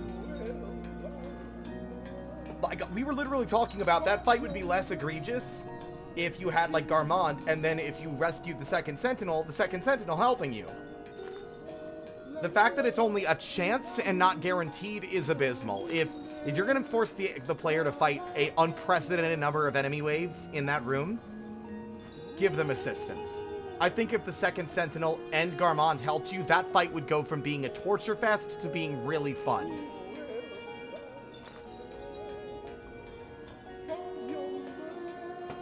It's kind of the same problem Elden Ring had, where it's like Dark Souls, and I hate making these comparisons, but the sheer size of Elden Ring and the sheer different places you can go, it did not facilitate filling out and finishing quest lines for NPCs like in the other Souls games where there's a limited number of places they can be.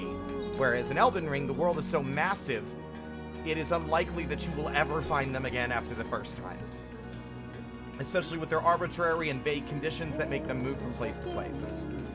Having a map marker to tell you where they are would be really important, especially if you can, like, recruit their assistance. Wait. F, there's a room in the Hunter's March where you can get assistance? From who? Chakra?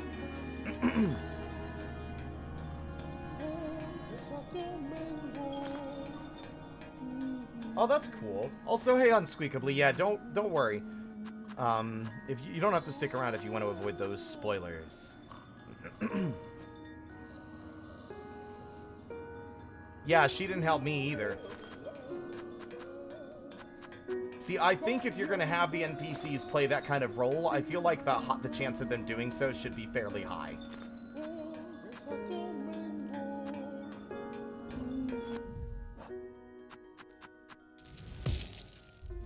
Hello, Meg.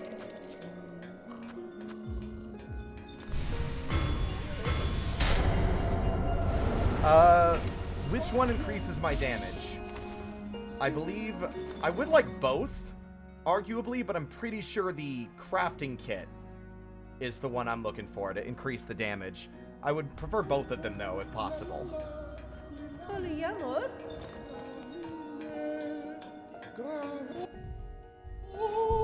Oh, hi, Sherma. I almost got you confused with Chakra because you both have names that start with SH and end in an A, so it's easy to mix them up. Yeah, exactly. I think it's fine if they're a little random, but I would appreciate if maybe, like, the forum in particular is a guarantee. Like, if you're gonna, like, inundate the player with that many enemy waves, you need to give them an assistant, like an assist.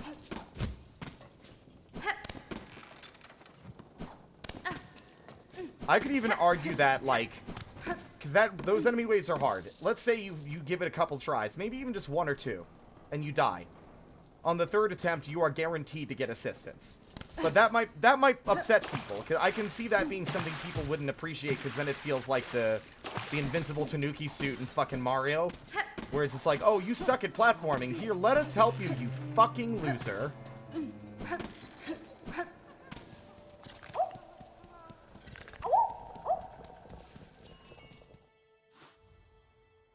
Bellheart. Wait, where do I get the one in Bellheart? Do I have to... Wait, is it part of, like, the quest board?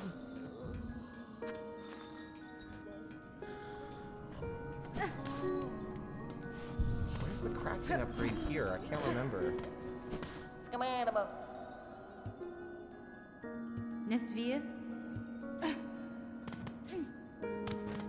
Oh, it's the crawbug one. Fair. Gross, but we'll do it. And we already got the one from Forge Daughter. So I can't... Are all the other ones locked behind the Citadel?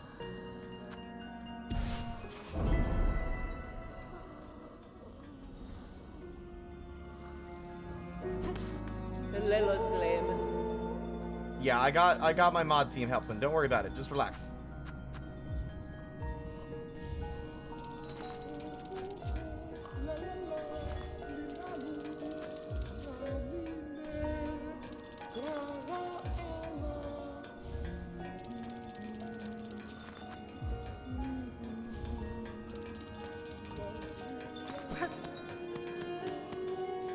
We've got a lot open to us now that we have the needle in. I want to go for the tax as well ASAP because I can get... Oh wait, I keep forgetting. I need to take the Bellway. This place is blocked because I didn't take the path down here to activate the fight with the Moorwing.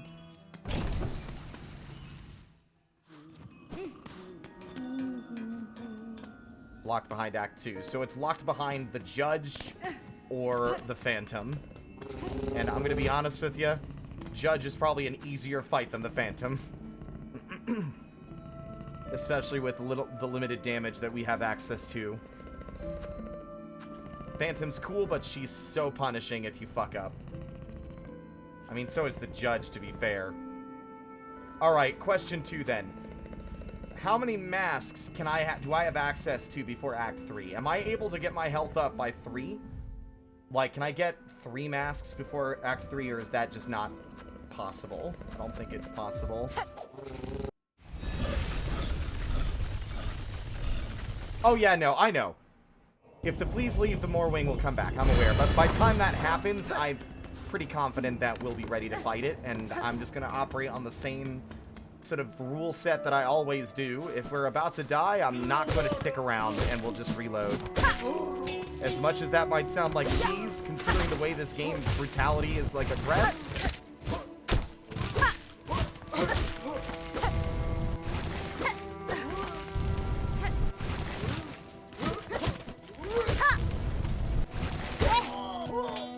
See, the game definitely wants you to be paying more attention. Like, some criticism has been levied towards people complaining about the difficulty, that you just need to be more, like, you can't just go blasting through, like, spamming attack, like you can in Hollow Knight.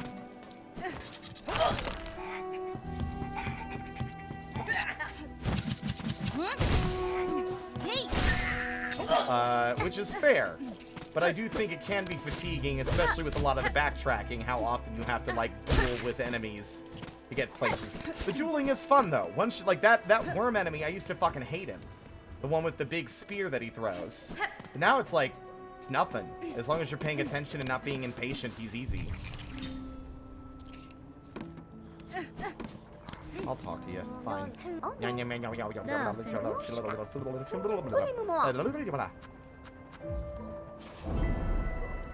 Well, I like the customization here. I just feel like... I do feel like the interactions are limited. I'm looking forward to DLC adding more tools, because they absolutely will. I would not be surprised if a DLC brings back something from Hollow Knight as, like, a charm, but it's just a tool for Hornet instead of a charm. You know?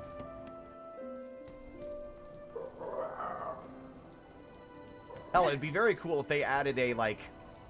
let's see, crest of the vessel. The vessel's crest. No, I think it'd be crest of the vessel, right? And it would just be pure, fully Hollow Knight moveset, including the spells.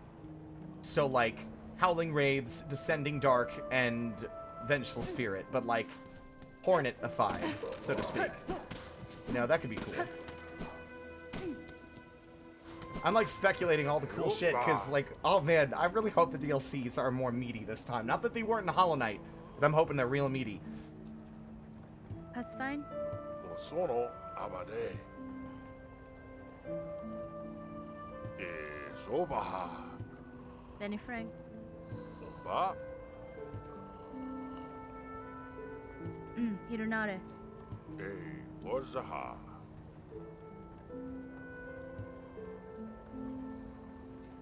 The thing that makes me sad is the crawls don't seem like they're, like, fully taken by the haunting. They seem to be, like, in control of their own faculties. In comparison to a lot of the other enemies that attack you.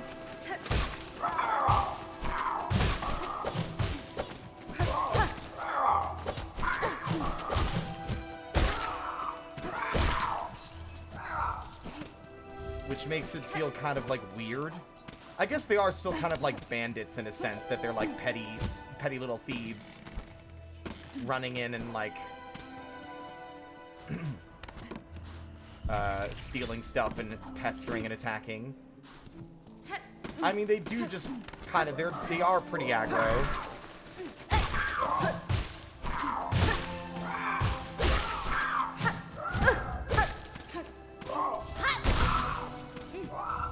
I'm actually surprised this is working.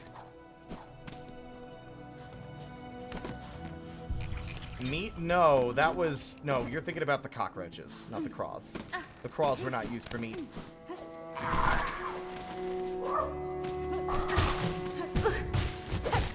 Huh, interesting. There's only one out here this time. How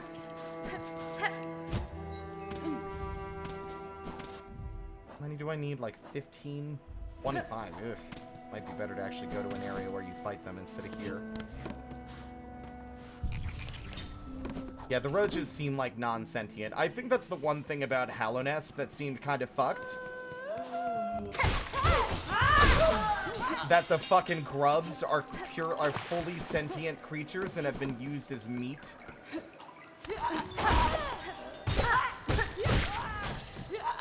That's kind of fucked, dude.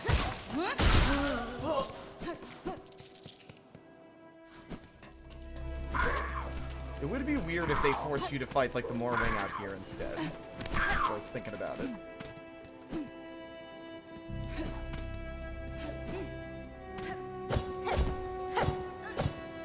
The pogoing's actually fun with the diagonal. It requires a little bit more hand-eye coordination, and I think it's maybe a little more fun. Ow.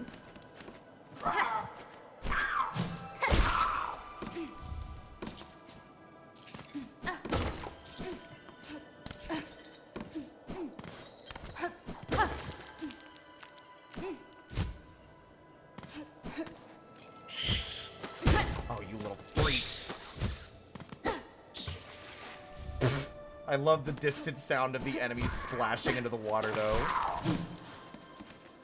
Okay.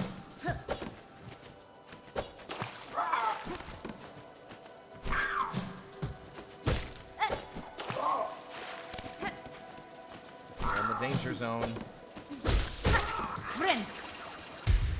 I don't like being in the danger zone.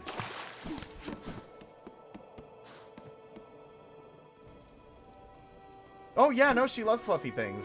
Yeah, no, like, the amount of personality we get for Hornet in the journal is fantastic. It was a very inspired way to give us insight into her personality, even though she's very kind of, like, reserved in a lot of her interactions. She's also so much kinder than I think some might have expected.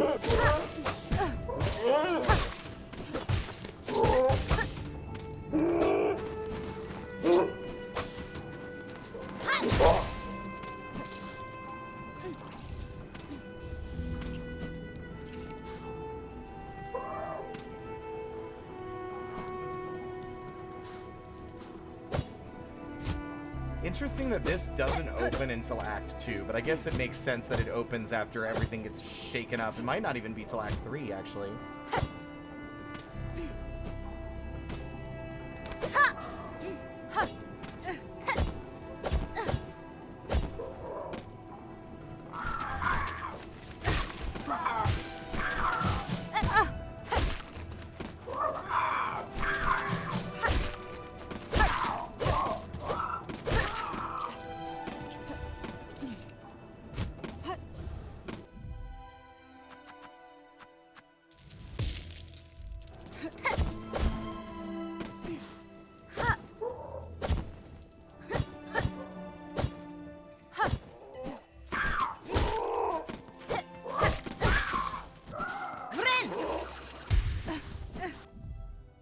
Oh, 10 more.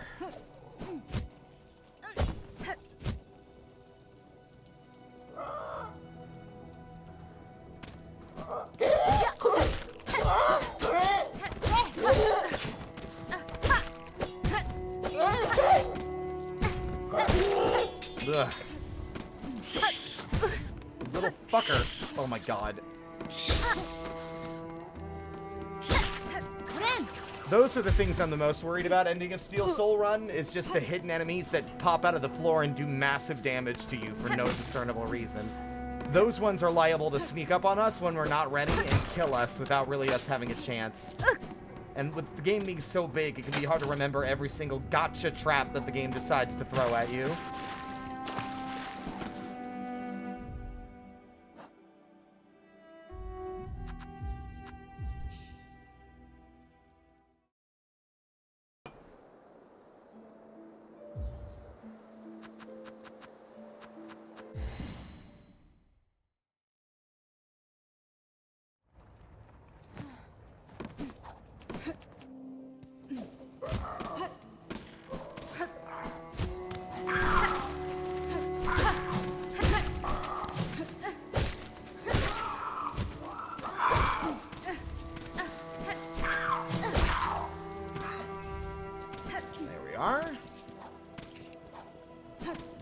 Shiny!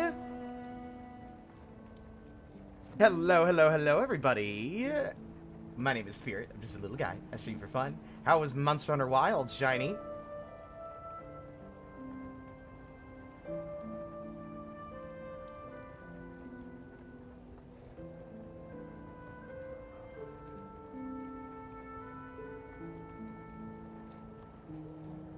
How was your stream?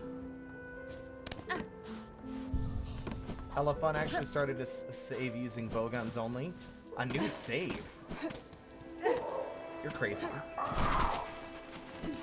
Oh, it is good to see you. I did see you were going to be streaming today. Oh my goodness. Ugh. We're currently doing a Steel Heart run, or Steel Soul run, excuse me. I keep getting the two confused. Steel Heart's 100%. Steel Soul is just beat it without dying. I do not think I have the capacity for a Steel Heart.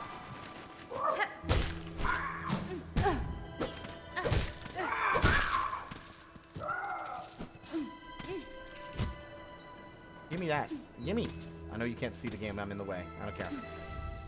But yeah, thank you for the raid, Shiny. Hope you had a good day and a good stream. And I hope the bowguns are a lot of fun in Wilds. Do not feel obligated to stick around though, Shiny. If you need to hop out and rest, because I know it's pretty late for you at this point. Don't hesitate. Also, hello Watercloak and hello Shinobi.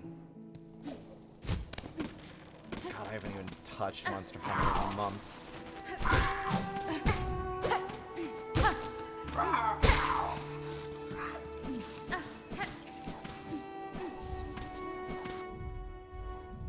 Two more. I'm starving? Ah, sounds fair. Yeah, get that food.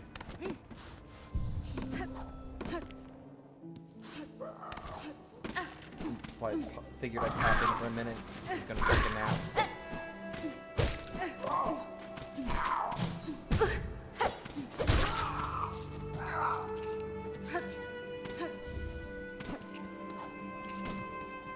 That will be one more, and we'll have all 25. Now, what the fuck are you talking about agriculture? I'm confused. So tasty.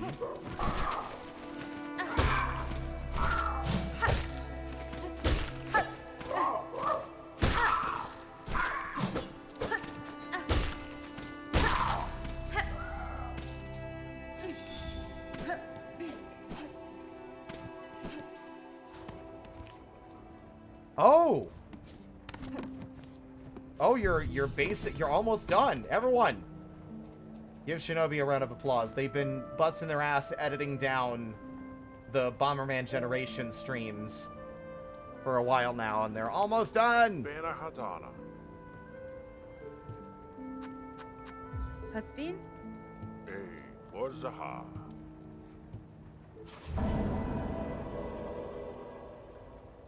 My friend that the breakable mushrooms and Hollow Knight break into their tinier mushrooms that combined are more mushroom mass than the original mushroom. What does that have to do with agriculture?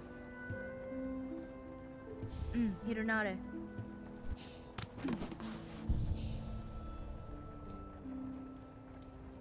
I'm pretty sure they don't. I'm pretty sure they have the same amount of like, okay?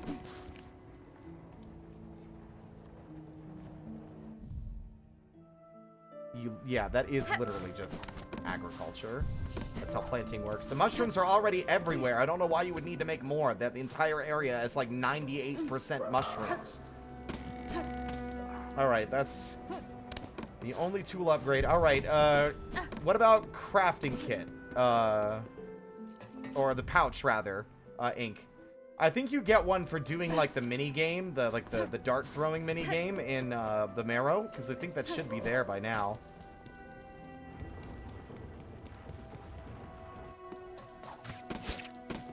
I don't understand what... Okay. I'm just gonna shake my... I'm just gonna nod and be like, that's nice, dear.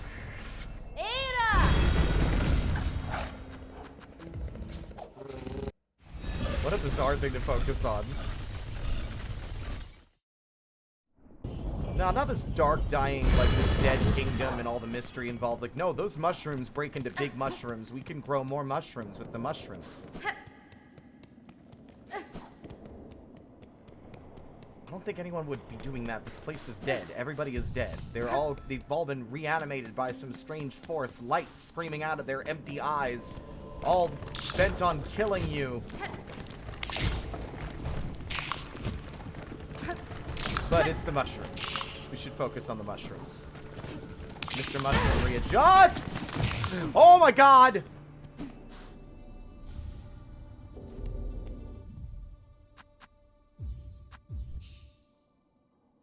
I am not dancing with that devil.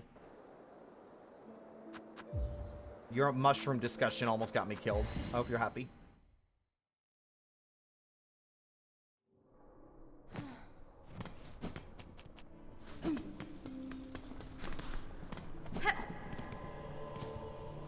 I was so baffled by your... There we go. Okay. Wait, no, this isn't it. They should have set up by now. Oh, I'm not far enough to the right. Yeah, I need to go a little bit further over.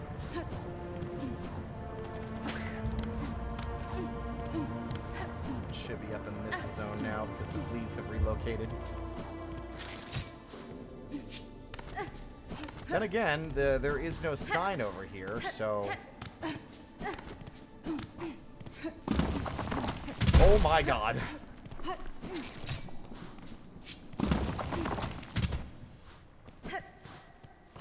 Well, the problem is I'm playing Steel Soul mode, so if I die, that's the end of the game, and we play from the very start, and I'd rather not.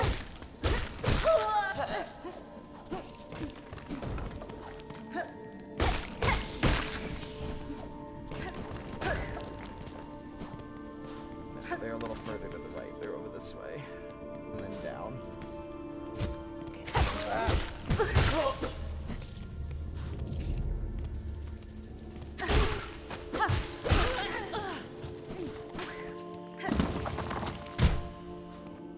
Yep, there we are. Alright, you cheap little fuck. Hola, hola! Benny Frank. Nera, Buenera.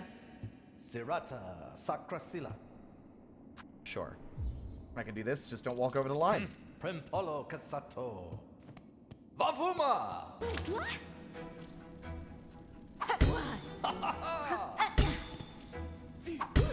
Oh, blood. 6, 7, 8, 9, 10, Oh, Bilan, 11, 12, 13, 14, 15. Nera, Primpalo Casato. Imagine if he killed you for failing. Good lord. Pasvin. Sirata, Sacrasila. There we go. 2 pouch extended. We had 12 and now we have, what, like 14? No, wait. I thought we already had 12. Or did we only have 10? Ugh. Alright. Primpolo You'd like to test yourself? Hit it 25 times. Yes. I figured out a strategy. Primpolo Casato. Vavuma!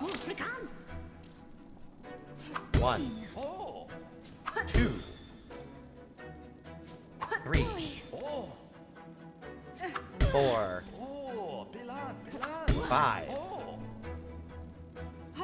6, 7. Fuck. 8, oh, Bilan, 9, 10, 11, 12, oh, Bilan, 13, 14, 15, 16, 17, 18, 19, oh, Bilan, 20, 21. Fuck. ah, Bilan, 22. 23. 24. oh, Bilan, 25. Nera, primpalo That's cassetto. 25 times the target has been struck. My lady, I thought perhaps you'd have a little more trouble with this round, but you've emerged victorious again. Serata, I'll have to speak to my associate. I don't think he provided you with enough of a challenge, truth be told. Tamia It was challenge enough. My prize, sir? A prize, of course. My lady must have a prize. Here then, a lovely necklace full with rosaries. I'd been hanging on to this for a while, but you've earned it fairly. Nera, I just hope you think of me when you wear it, my lady. Then she actively, like, tears the necklace up and pours the beads into a little pouch. Well, perhaps that's enough games for now, eh? We'll need to come up with a much trickier challenge to best you, my lady. I'll be back to win your game.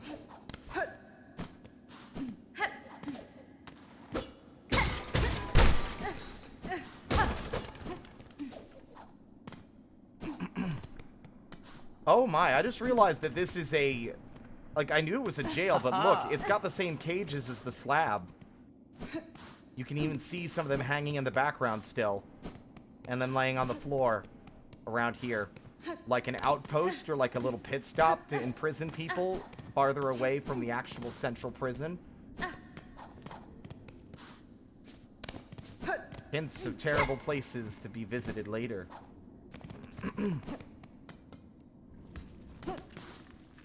I wonder if he does have a third challenge. I haven't checked, and that wasn't me asking the chat, do not tell me or I will grab you and shake you around. Okay. Now, I think we could... The Hunter's March doesn't really have anything of super worth. There's the Beast Crest, but I don't know if trying to go for the Beast Crest is actually all that worth our time. I could give this a try. But that guy hits for 2 masks of damage, so it could be very easy to be put into, like, a death state. And I'm kind of hesitant to pick fights with stuff that's that dangerous when I don't have the masks to back it up. Okay. Are there any other tool pouches that I can get at the current time, Inc?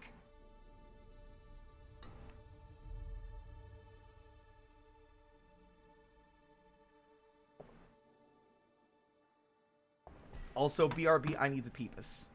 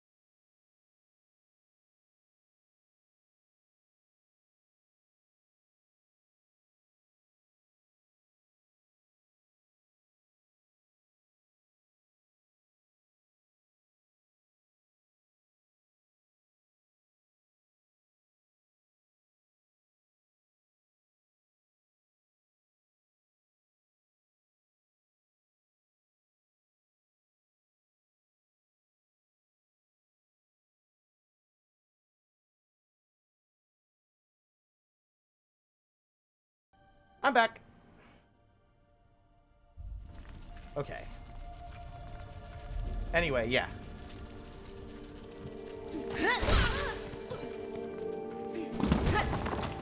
Oh.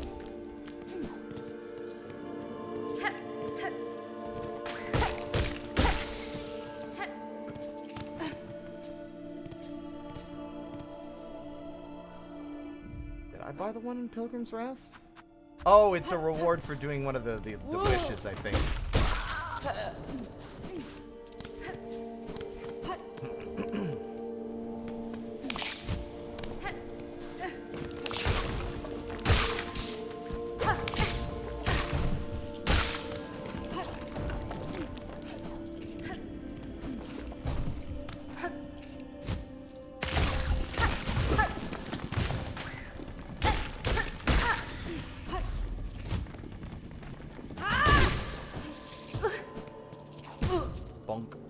Okay, time to quit the menu because I'm in one hit range. Oh, I think I bought the thing off the guy then already. Then again, I think it would have shown me the capacity on the menu screen, so you might actually be correct.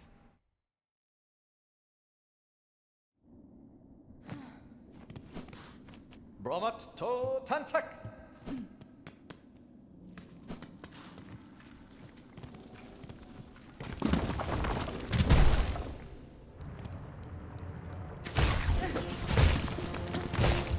Oh, god damn it. There go wasted effort, wasted equipment.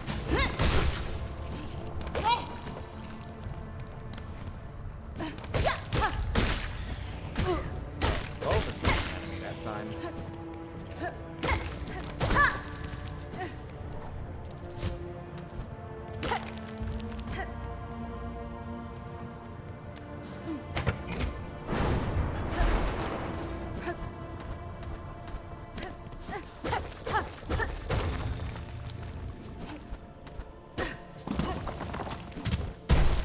Dick move.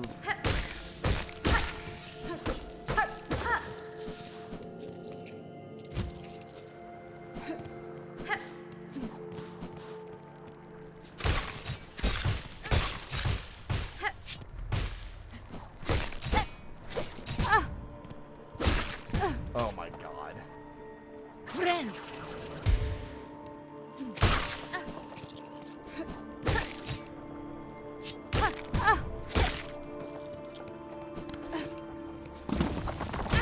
You son of a bitch.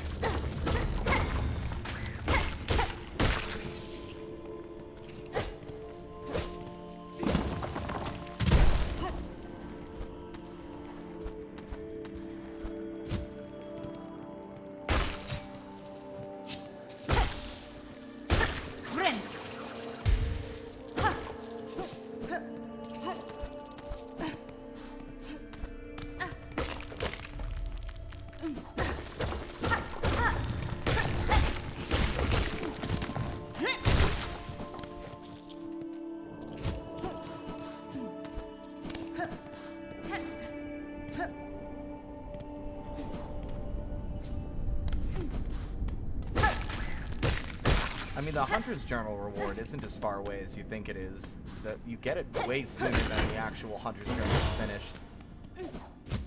Like, I think we're already, like, a huge chunk of the way there. Yeah, we're, like, fucking 60% of the way done.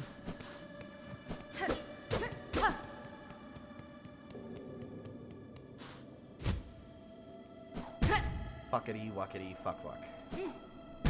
God damn it. Ugh.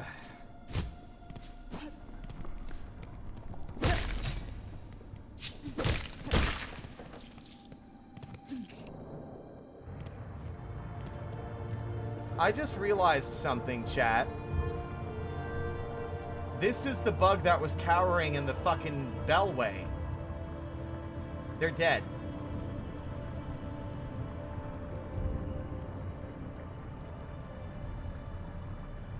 Yep, that's the one that was afraid in the bellway. Which means I think we can confirm the dead body on the way to the last judge is Lumble. Which we should be able to reach without too much effort. The Blasted Step is our next stop, and I think gambling with him is a good call.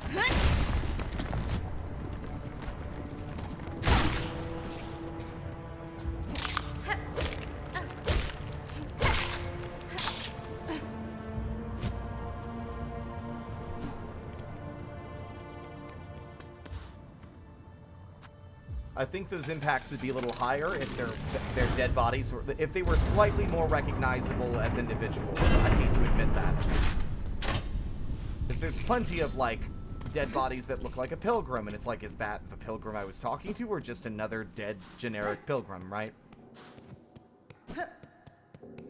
Hornet almost strikes me as a character that like needs to win. The volatile flint beetles seems like an important task, but those guys hit kind of hard.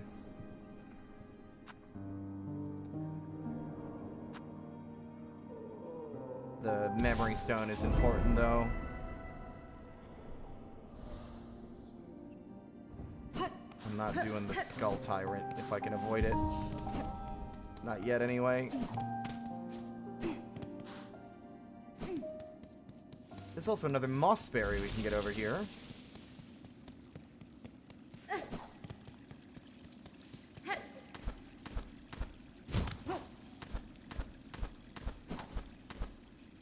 And I could get the Wanderer's Crest, but I have no real interest. You cannot be hitting me the second I go through the door. Like, you shouldn't have even had a chance to react to me being there. You just immediately fired. Ridiculous.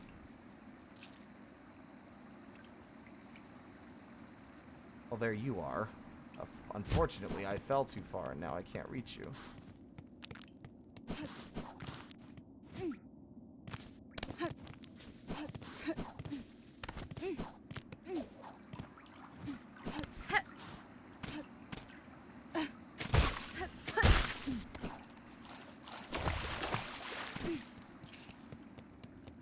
I'm not going in there. Just seems ill-advised, especially with the enemy waves, and I don't really feel the need to get the crest. The crests feel like an unnecessary risk. Because, like, that's something I thought about with doing my Still Soul runs in Hollow Knight. It's like, what is an acceptable risk?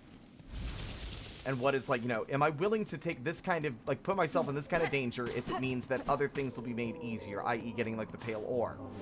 Like, going out of my way to get the pale ore, especially with how dangerous some of the places are that you have to get it. Like, you know, fighting Nosk and dealing with those other enemies in the Ancient Basin.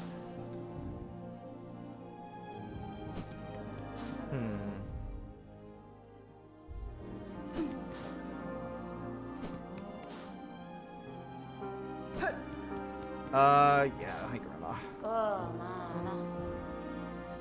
Looks like I bought it already, I guess.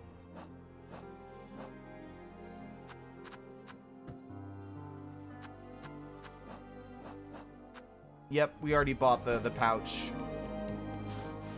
It looks like. Well, no, that was our first upgrade. What, are you sure that Grandma has it?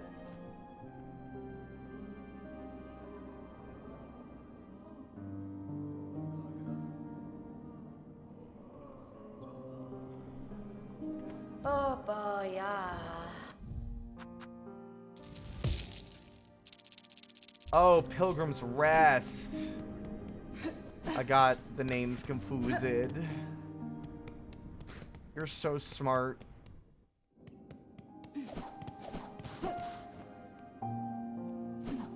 I could definitely rescue the flea in the wormways now. I'm also thinking now might be the time. Wait a minute, what? Oh, that's the Architect's crest, isn't it? Oh, you would have to use that crest if you wanted to have the benefit of the fucking thingy.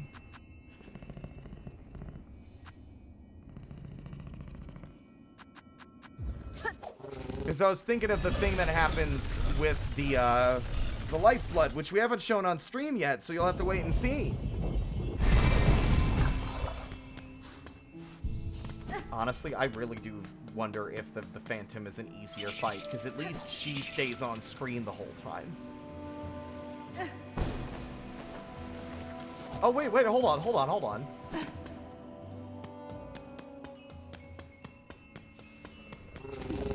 Hey, buddy.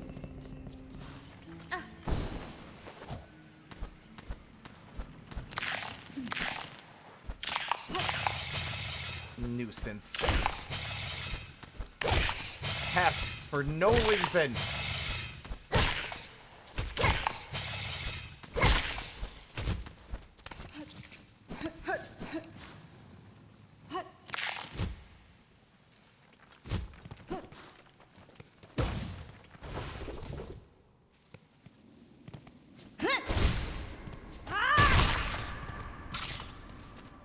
Whoa. Brutal. Jammed their dead body directly into the fucking spikes.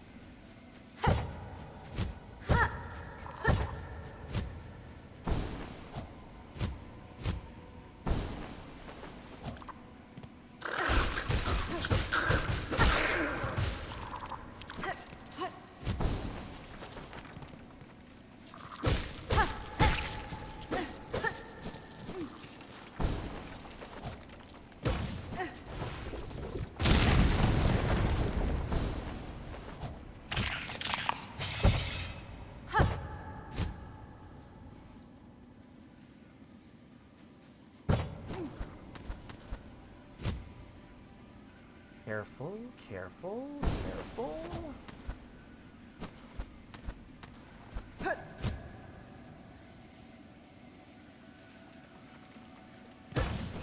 Flawless.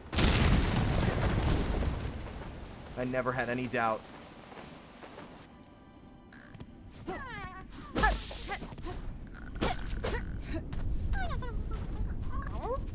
Bye, buddy.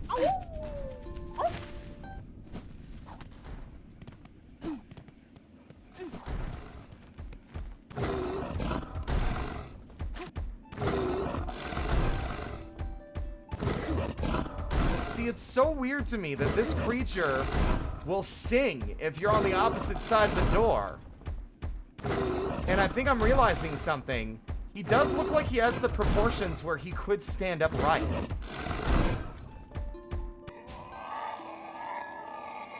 Oh my god. Oh, sorry.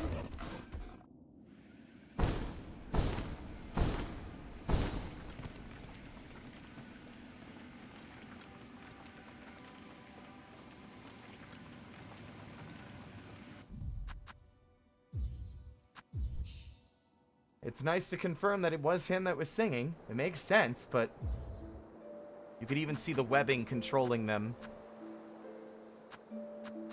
Now it makes me wonder, are they singing, or is it like them being like forced to sing through like an external thingy? Food for thought. Food for thought.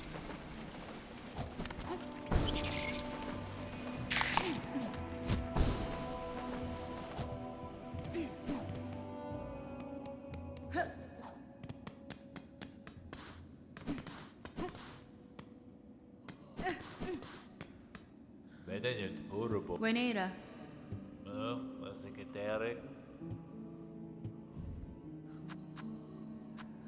There's one. And there's that as well. Another memory stone. This could also be useful.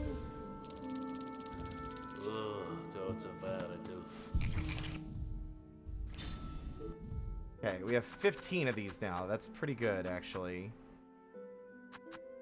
Now, do I want to have a second tool slot, which would increase our damage, or a second utility slot, which would give us more optional shit? I think tool.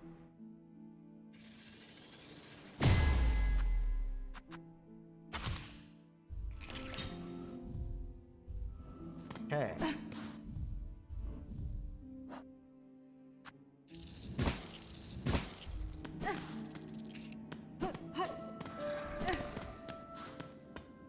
Apparently they can break out on their own, which is weird.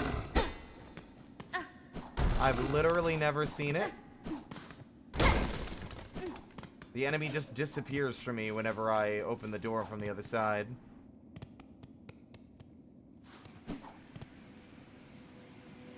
Okay. Mask shards. I believe there is one at the very top. Yeah? What? Come here. Are you starving? What's going on?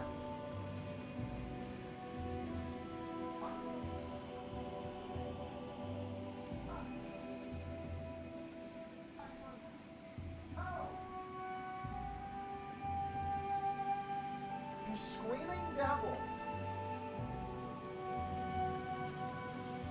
Come here. Get your fat, furry ass up here. No.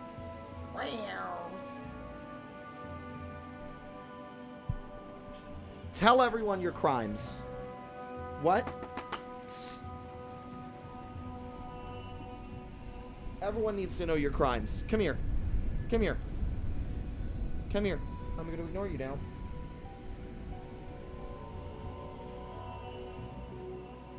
Blah, blah, blah. She's so screamy. She just does what she wants. She just yells and screams all the time. Yeah, she's just like, yeah, it's ridiculous, honestly. Can you believe this, Hornet? I'm just gonna keep on not looking at you. Play my video game. She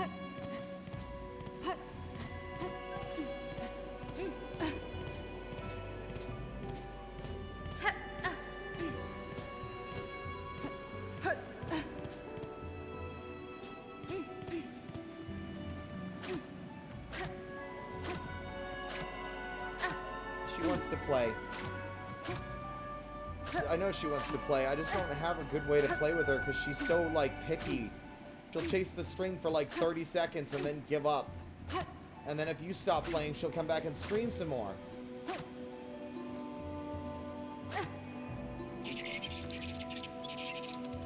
Oh, did that little creature start singing?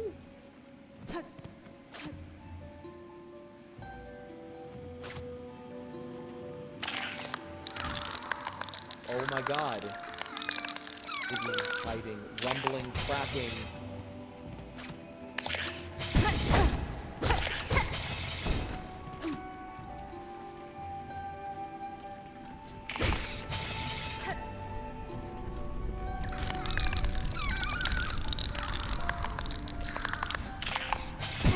Oh, it only works briefly. Okay. Nope. Stop it. What do you have to say? Hmm?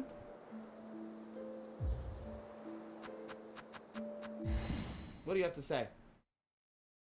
We're just gonna keep playing and just blah blah blah. Yeah, blah blah blah blah blah. Have a jabba ba.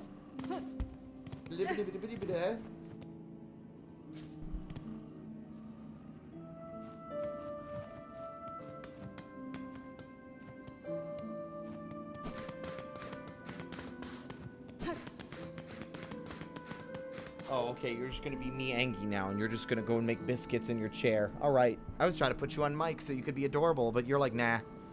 You're not giving me what I want, I'm gonna lay down. We are past Widow in our Steel Soul run. Which is great news. Also, it seems like the singing only pauses them briefly, which is interesting.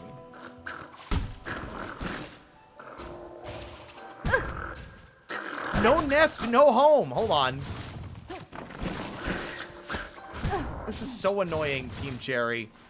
As if it wasn't already hard enough to dream nail enemies in Hollow Knight. I guess that's what the Weaver. It's like the Dream Wielder is for like the lore. Same thing for like the big the harp tool.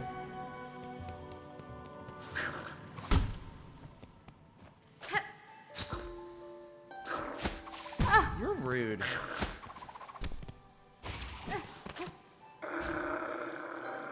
The caves call, we listen. No nest, no home. Strength from her, strength for her.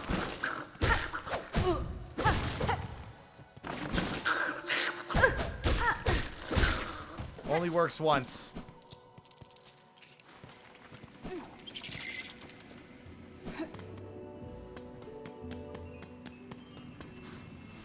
Seems not really worth risking our life for, though.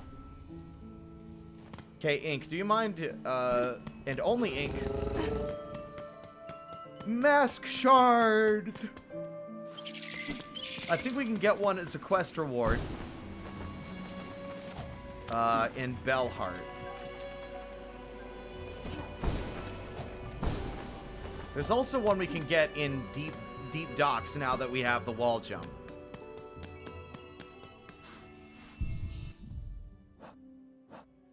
So we can at least increase our health, even though it'll have little actual difference in the long run.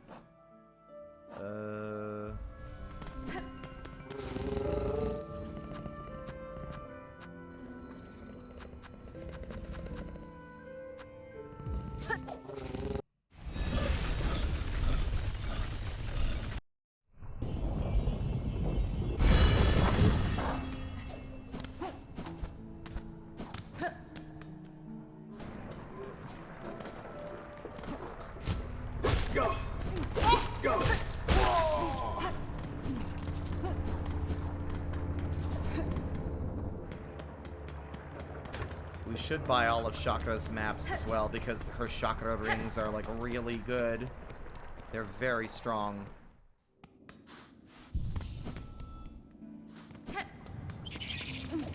Maybe not Deep Dock. Wait, no, it is Deep Docks. It's at the very beginning of Deep Docks. What am I doing? Excuse-moi, it's the other way. Blah, blah, blah, blah, blah, blah. Rah.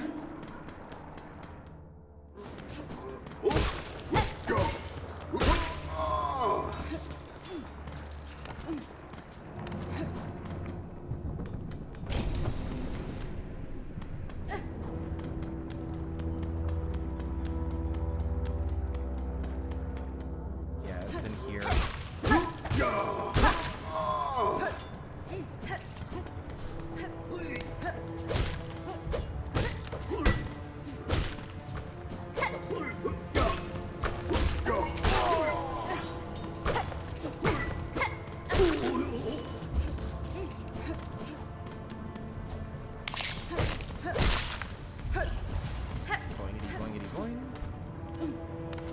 Right, the flint bugs. That was the thing we were doing, huh?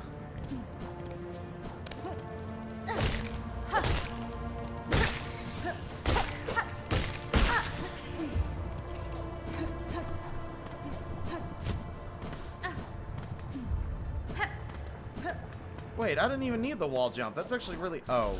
Oh, shit. Right.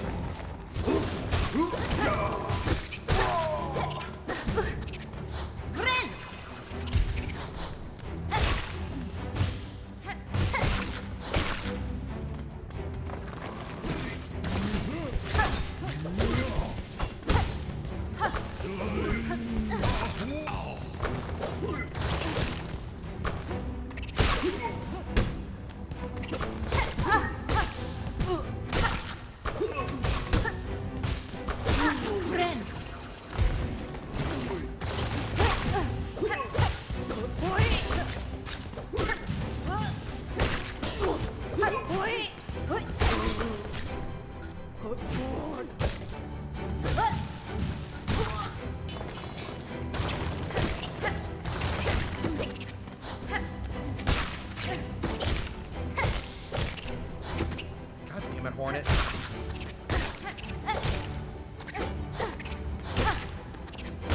Gotcha. Oh, I forgot about that one. We did that one so early. Bam. And now we'll still die in the same amount of hits, but hey, at least we got another mask, I guess. Let's immediately put that false confidence to use.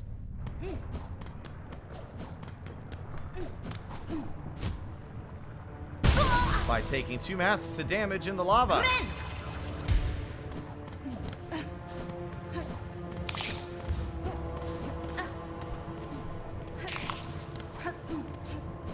I could rest and get that health back. I'm actually curious now. We beat these guys, and now we've rested and traveled a bit. You think there's a third game? Oh, cringe.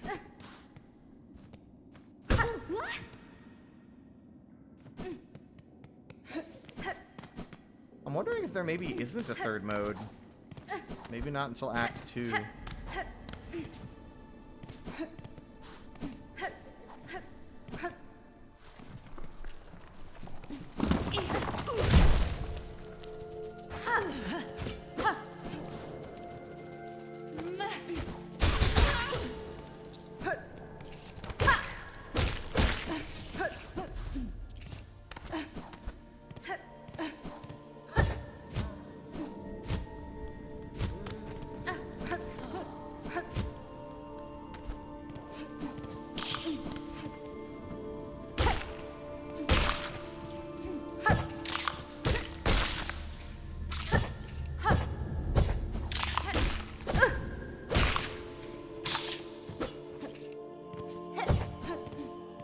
Now I can't actually remember where these little flint freaks are.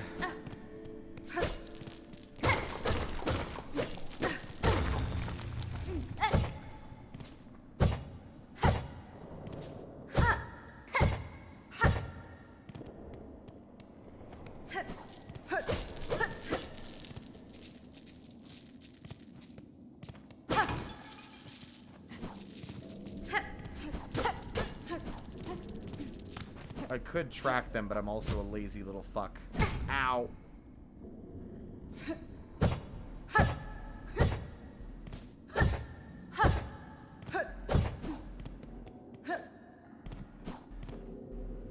How y'all doing?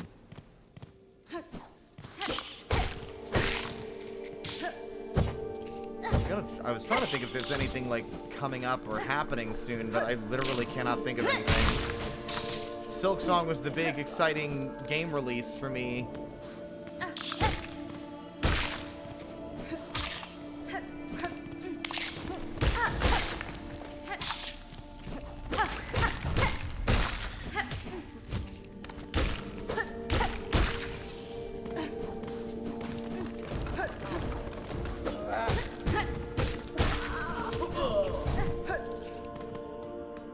Ah, cool. A collab I can't do until I'm like until it's 2028 when I finally reach Dawn Trail. So, haven't even done the first one yet.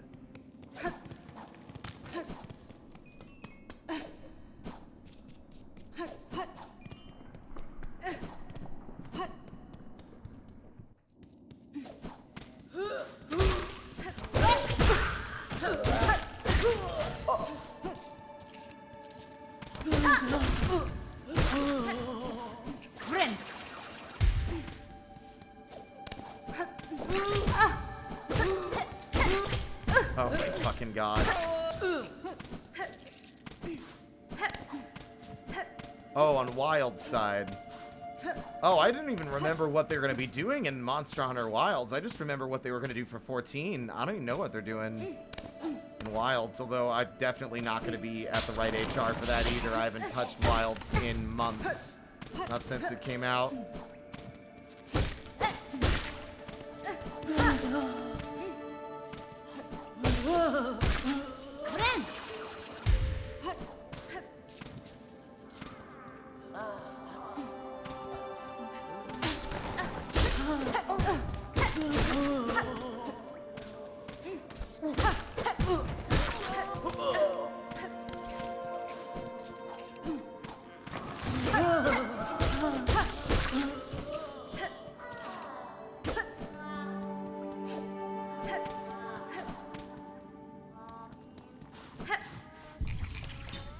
Oh, it's post Stormblood based? Awesome. So now I can't even play Monster Hunter if I wanted to. Without being spoiled on that. 173.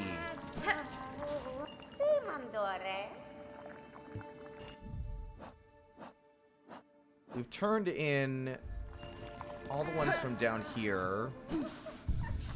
The 2 bugs that carry them. The ones that hang up. I think there might be one past Weave Nest Delta, or Weave Nest Atla, rather.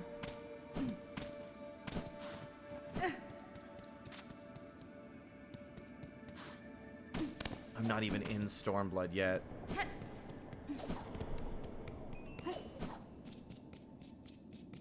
Takes a lot of emotional energy to get me to do dungeons and stuff. Even if I enjoy doing it, it's just a lot of energy to commit to playing with randos. And sometimes I do just like playing by myself and not in calls and such.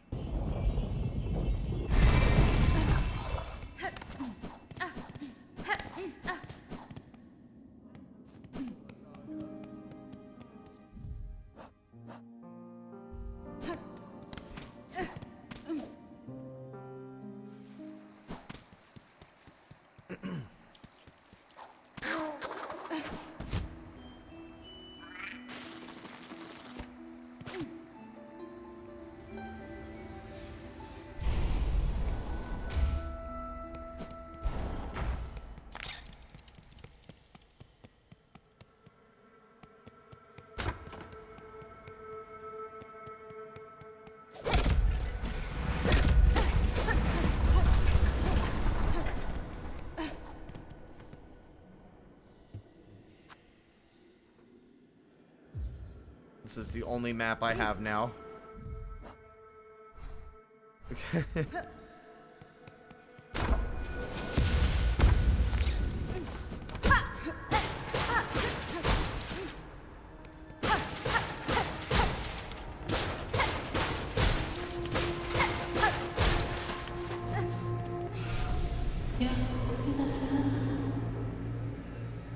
Mio fene?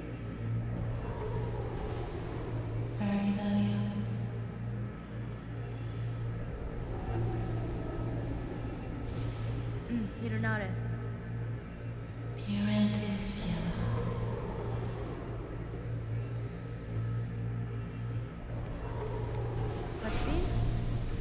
Hasbin?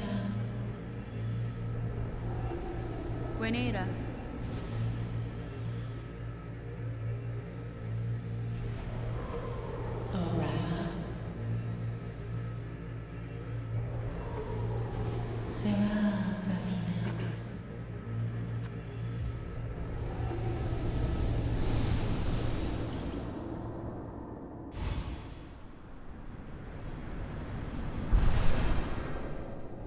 I don't know what the trust system is.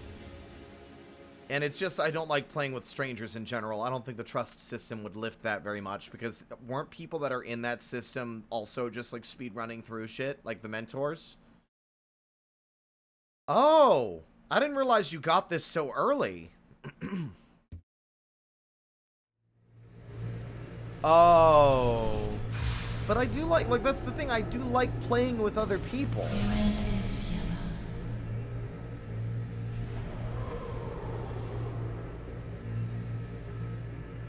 It's not as fun if you're playing with, like, just, unless it's like a story dungeon, you know? I'm just saying. Like I said, I don't have the emotional energy a lot of the time. It takes a lot of emotional energy to build up to doing any kind of dungeon raids and runs. Tamia Yin.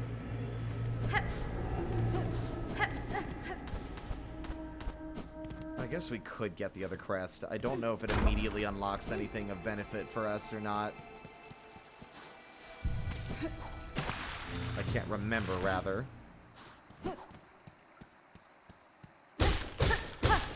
I mean, yeah, but, like, not every dungeon has them. And also, you know. Let me guess, you'd unequipped all my stuff. Okay, I'm gonna be real. I know you put a bench right there, but you really need to make it 100% clear you've done that after giving someone an upgrade to their crest. You cannot be unequipping all their stuff and not giving them a heads up.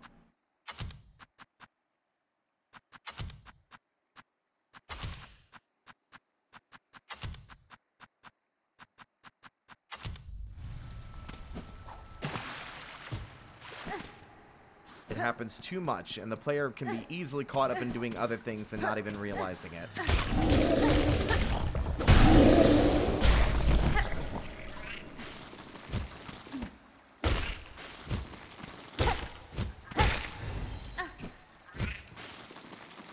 Good, awesome. I get to go the long way around because I fell down.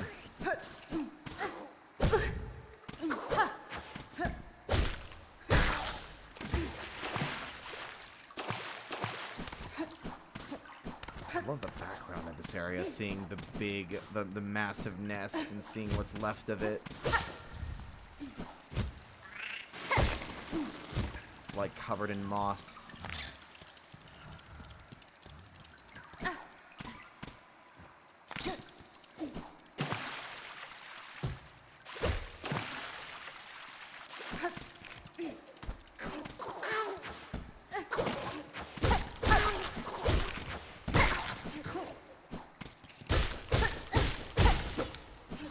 Oh, I forgot this.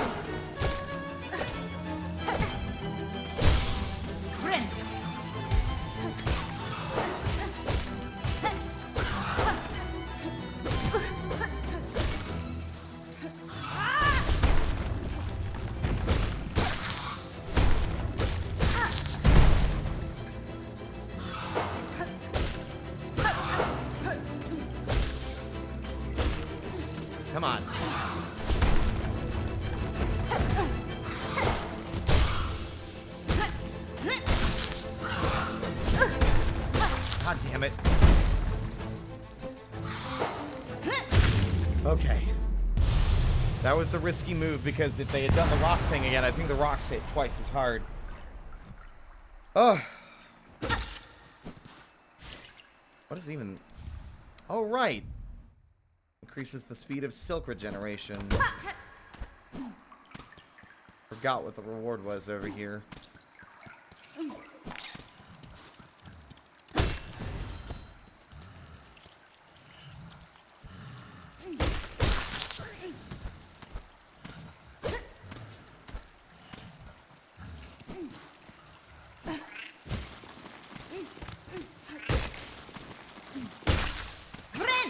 By the way, so when they were reducing hazard damage, it wasn't like they were never intended to do 2 masks.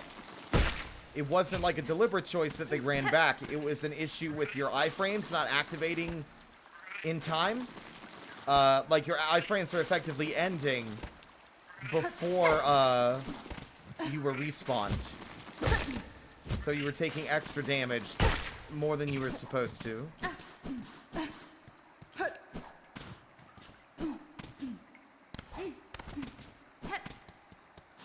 Makes me wonder if maybe the iframes should be increased in general. Methinks.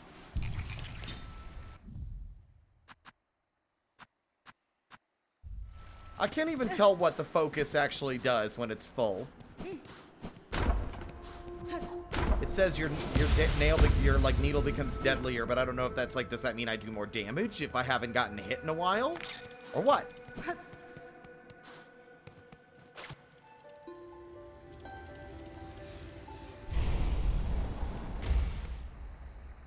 Actual question.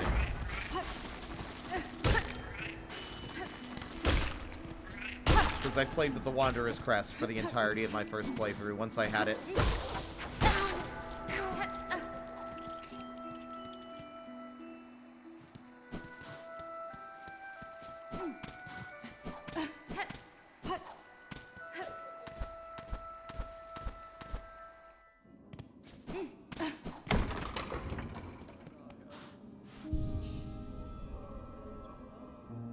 This isn't New Game Plus, it's just a new save. We're doing Steel Soul. If we die, it's game over.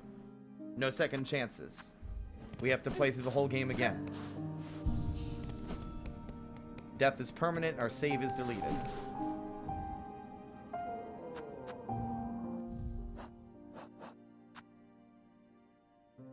Can't remember what this one's reward was.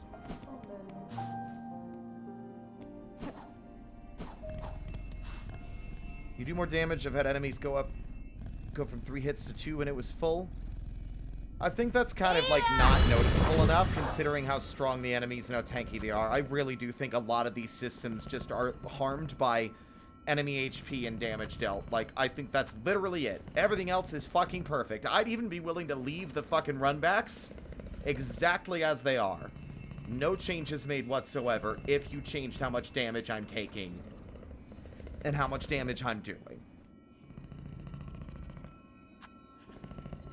Because even the worst runbacks in Hollow Knight were easy enough to recover from, even like platforming hazards. They often were generous enough to give you places to replenish your soul. They don't really do that here, do they? Bellheart.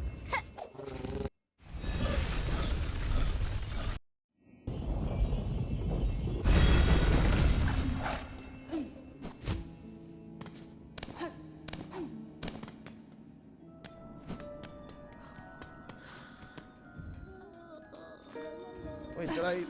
Oh, wait, no, that might be... Did I do that one already? Oh, yeah.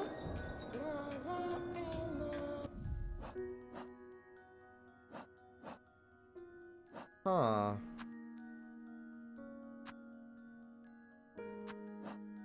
I could have sworn.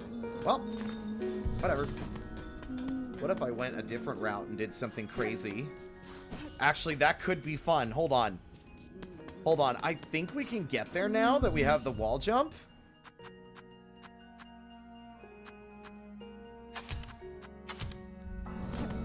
Now, y'all might be questioning, Spirit, what are you talking about? What are you doing? What is it that you're doing? Spirit? Did I not open this pathway yet still? Fuck me, god damn it. What if I did something crazy? I mean, the thing is I will be saving and quitting the second it becomes apparent that it was a bad idea.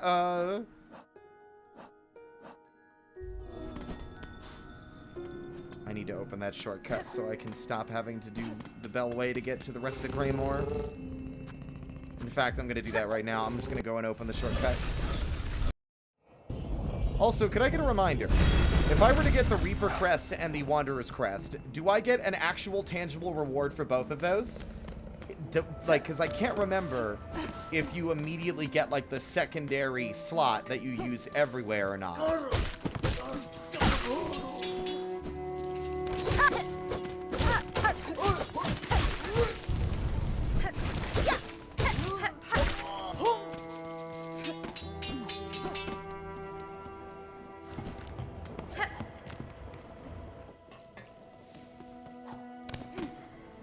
Maybe I did open this. I'm starting to think I did, and I just forgot to check. Nope, I didn't.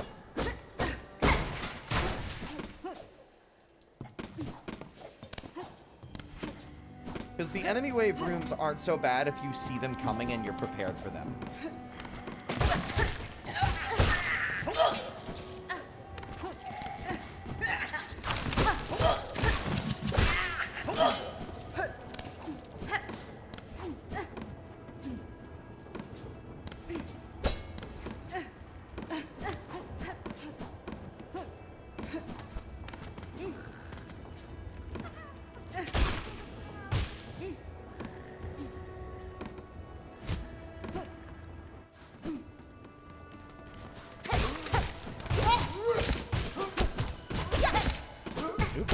Towards them. God, the threefold, those things are actually pretty good. Like, they do each their own damage, if the enemy's large enough, and the poison, plus, like, that all adds up really fast, I'm realizing. It requires you to have 4 crests. We would only have 2. So is there no reward for bringing each of them in?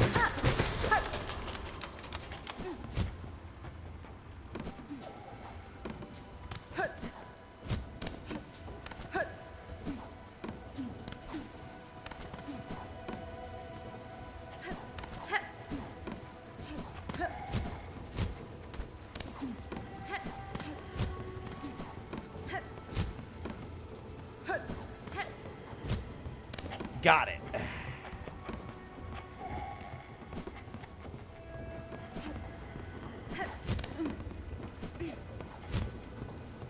Damn.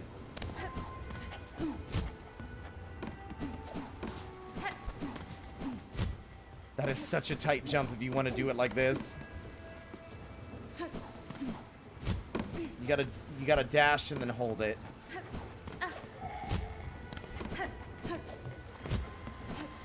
Got it. That was a very tight jump, actually. That was kind of difficult to do.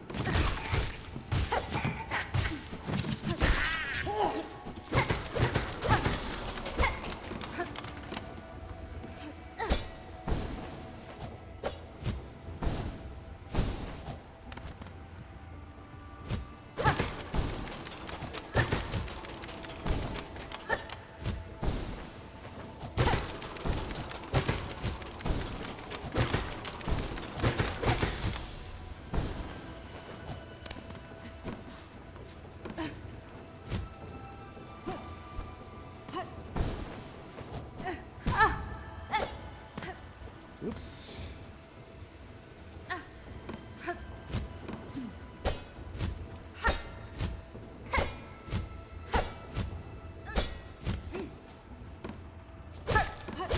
Oh, these are worthless in Steel Souls. Is this gonna be something else? I wonder if there's an NPC you could give this to, like Gigi and Jin.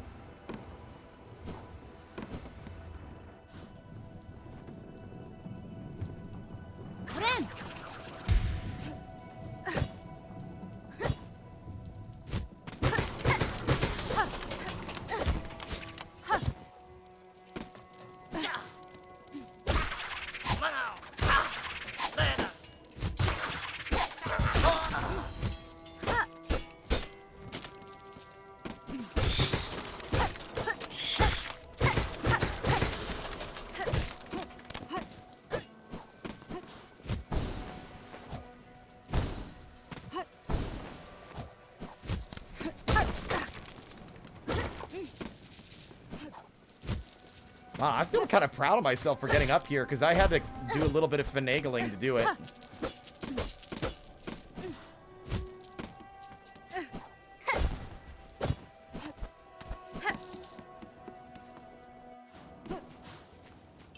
Styx is probably going to be replaced. I see. Yeah, you can't get up there without the double jump, I don't think.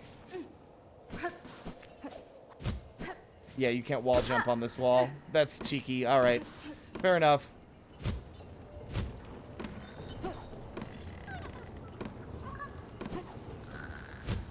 Wakey, wakey. I was gonna go to the wisp. I was gonna go to the wisp thicket.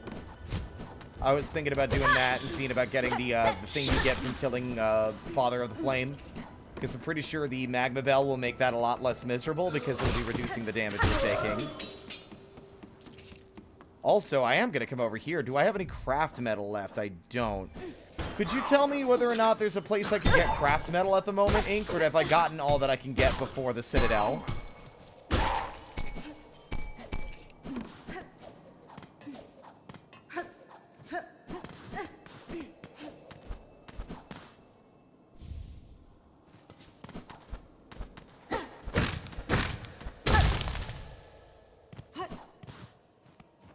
Interesting how this is now explained.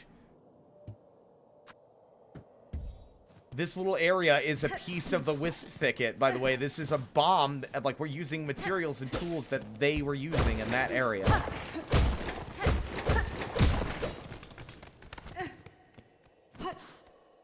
The bombs hit extremely hard.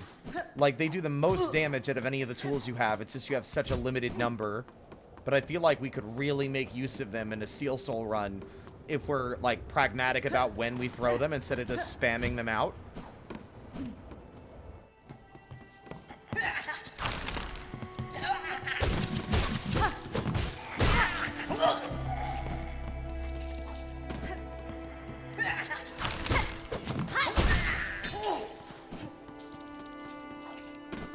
Because the craft metal, the ones that we got so infrequently, I genuinely cannot remember.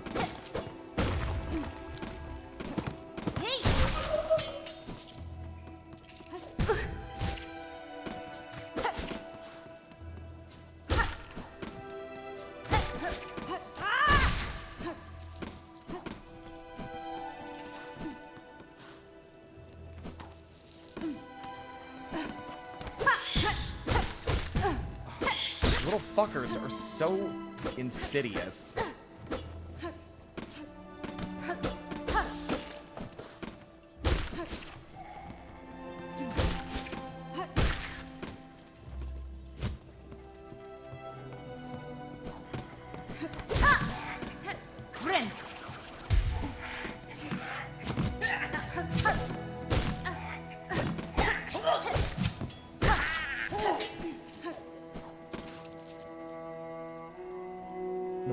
Bone Bottom. Yep, I bought that one, found the one in the Marrow. There's one in the Blasted Steppes. I do remember this.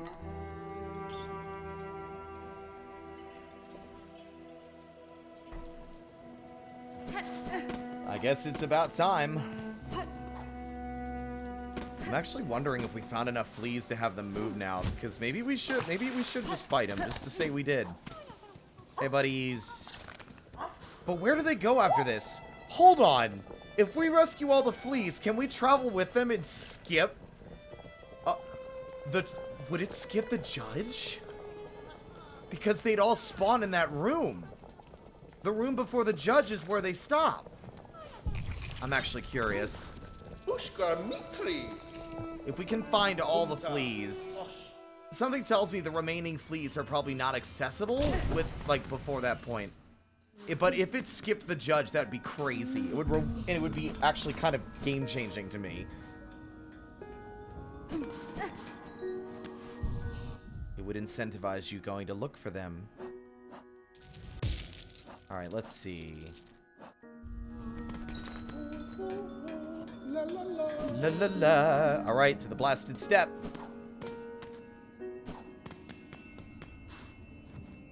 Era! Also, I think the luck one, we have to be wearing that for the rest of this.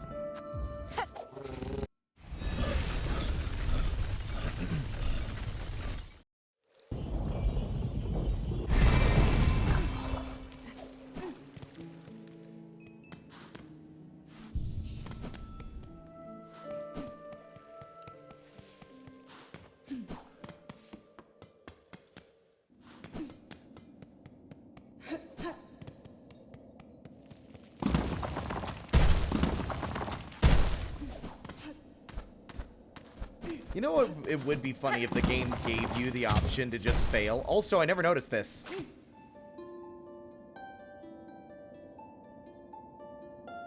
The gate so near. The climb so sheer. The citadel, the holy citadel. Why now must we fade? The gate so near. Climb so sheer. Why now must we fade?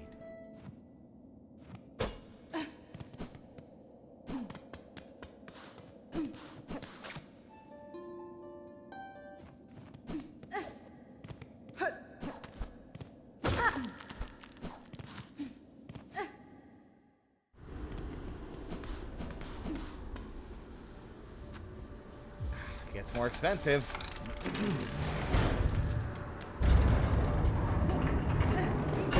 This area was so cool the first time we found it. It's a shame that we didn't get to spend more time in it, I feel like. What an impressive introduction as well.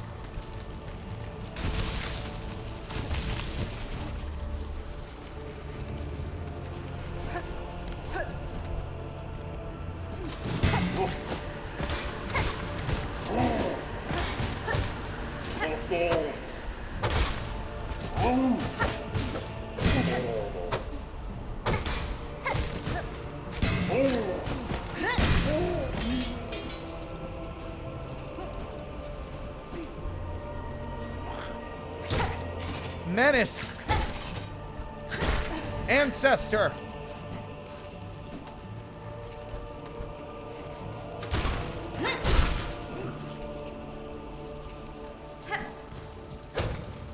And there goes... See, so many of it, so much of it just falls in the fucking spikes immediately upon you breaking it. There's not really a way to stop it.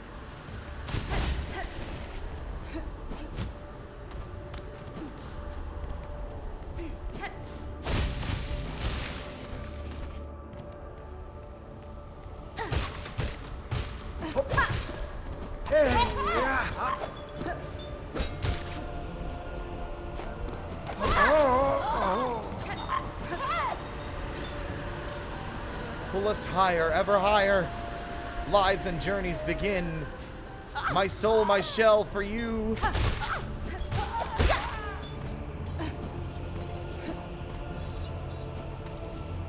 I'm actually curious.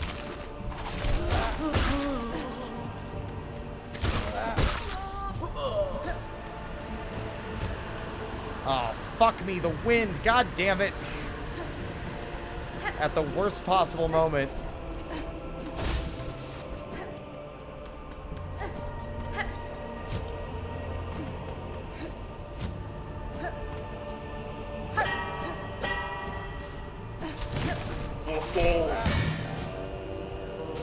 Raise my shell, pull me closer. The edict absolute.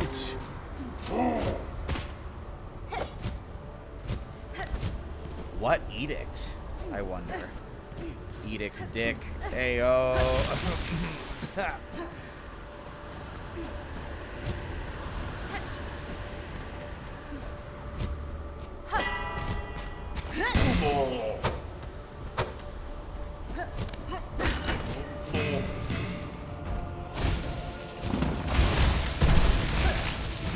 Oh, right. There's the one leading right up to the judge. I'm remembering now.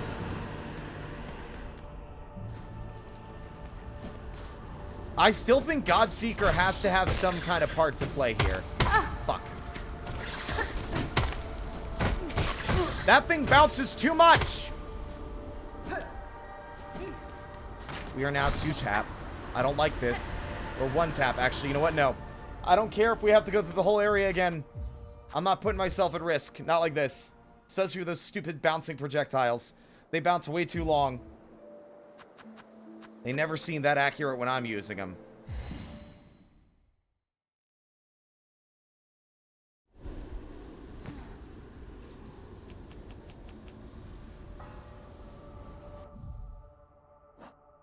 Because we saved and quit, there is now a shortcut open right up there.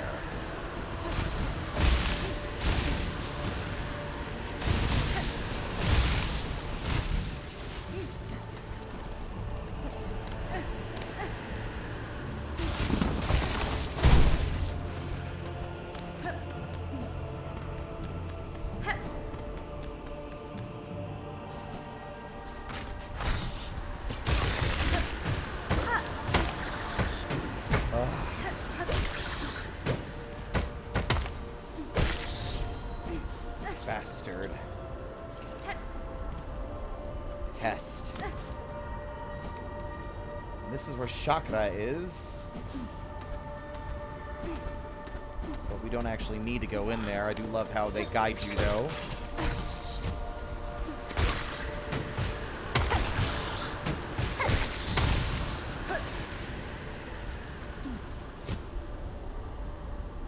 Actually, no, I think you do have to go in there.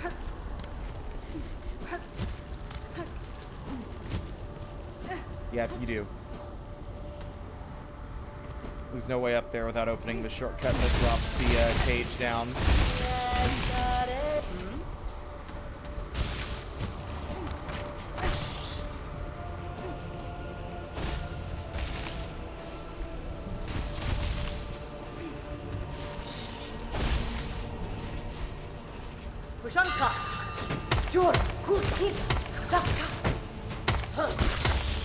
Hell yeah.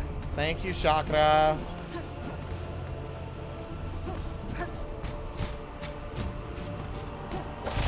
Fuck.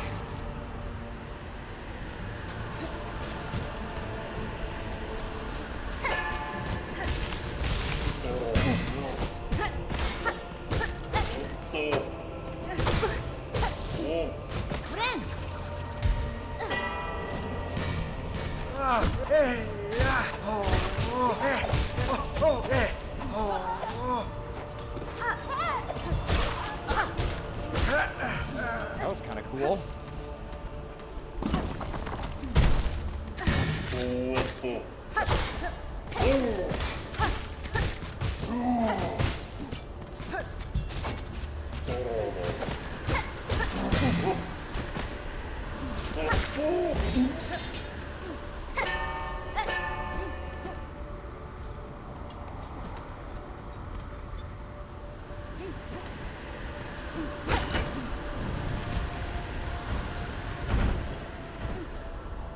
Also fucked up that they I'm just realizing something. I don't know if these are elevators. I think they might be, but they also vaguely to me feel like cages. I think they're elevators though. I was having a thought that what if they were like dangling the dead or like their sinners. This fucker gets me every time. Oh,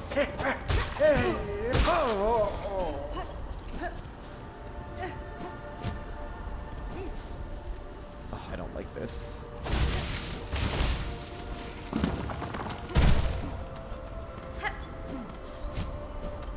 I was imagining them dangling the sinners just like for all to see on display, but I think they'd rather lock them away and throw away the key.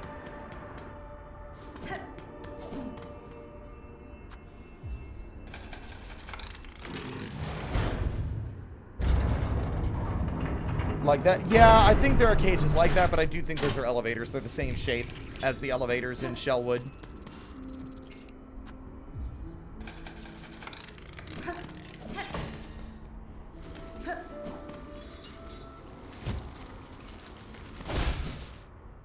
Alright, we've got more than enough money. Let's go ahead and get ourselves a toy and a trinket at the cost of Lumble's life, unfortunately.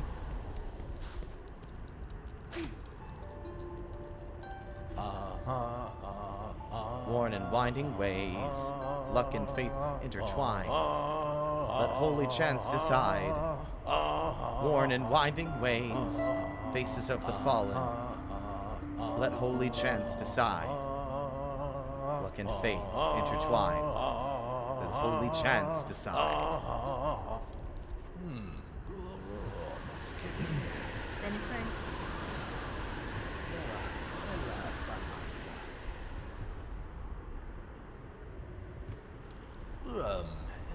Mi offende? Yeah, let's play.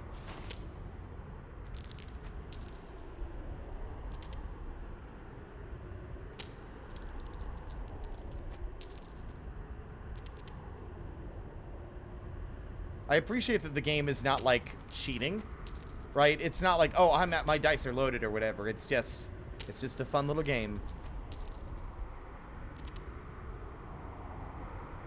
Although I am losing a lot, but I would have to lose an excessive number of times to lose 619 rosaries.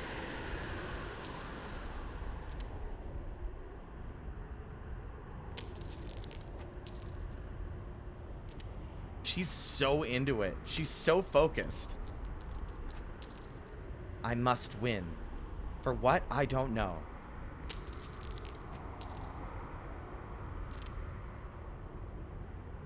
I'd like to roll a perception check to determine whether or not there are any traps in the hallway. I'd like to roll a perception check to determine if that room's gonna lock me in and sick enemies on me again. Roll for initiative. Fuck!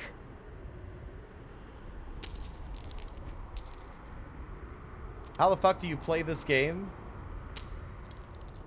Yeah. You literally just roll the dice, Hornet. Yeah, there's a D4, a D8, I think, and a D6 in there. You failed your dex save. Take 2 masks of damage. Fuck! I do want to look into seeing if there's any, like, really well put together Hollow Knight tabletop RPGs, because there's a few out there. But I want to find a good one. Because I'm thinking about maybe running something like that. That could be fun. Maybe I could throw something like that together for September, since since this is probably still going to end in tears. I am losing a lot. The game is simple. We roll the dice. Whoever gets the higher number wins. We lose 4 or gain 4 rosaries per bet. Like, it's basically, we bet whoever rolls higher wins.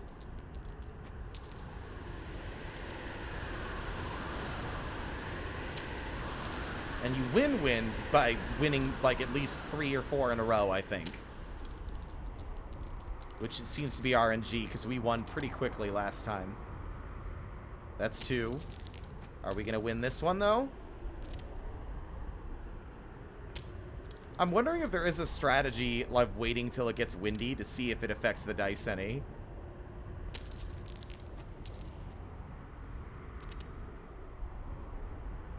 But there really isn't a strategy. It's just roll the dice. This seems like it might be a point of contention for speedrunners if they want to have this particular tool. For the sake of, like, protection, it would just be too many chances. I don't think we can shake it. Can we shake it? Hold on. Oh my god, you can! I didn't know you could do that.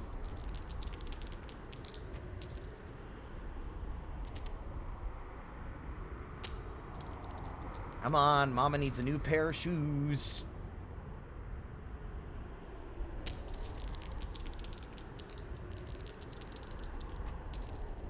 The speedrun record's under an hour, I think, isn't it? I wonder if people have found any exploits or glitches yet that let them do that. Because the only way into the Citadel at the moment is strictly through the Phantom or through the Judge.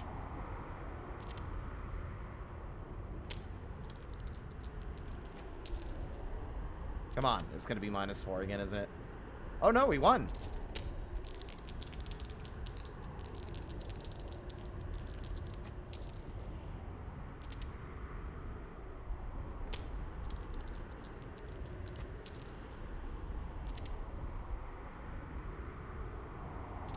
That's another win.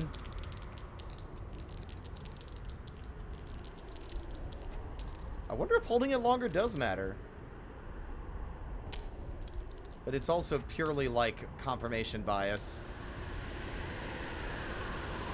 Then again...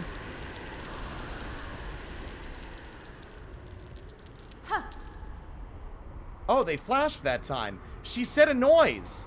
She did a noise that time. What the fuck happened there? What was that?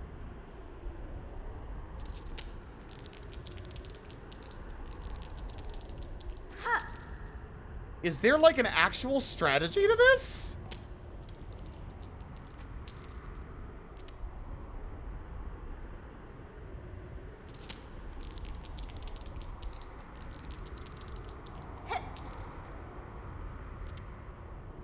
We've won a lot of them in a row now.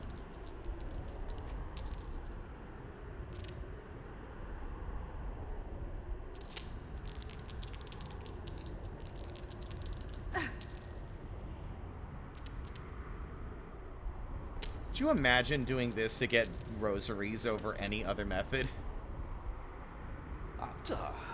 You win again. Never have I met a luckier pilgrim. Your mistake, sir. It was all skill that won me this game. One must be careful not to rely merely on luck.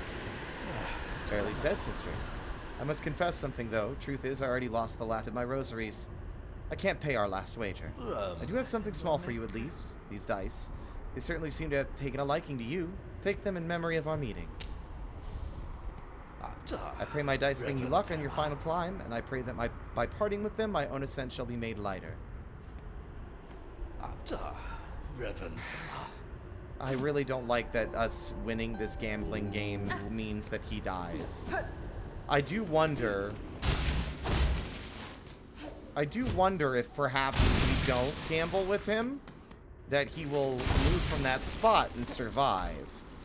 Which would kind of suck, honestly, because it would then confirm to me that us winning our little gambling game that many times is why he died.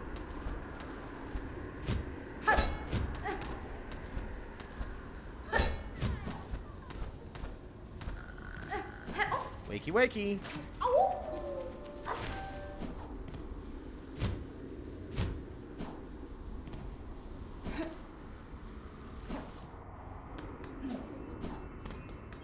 Well, that's our dice,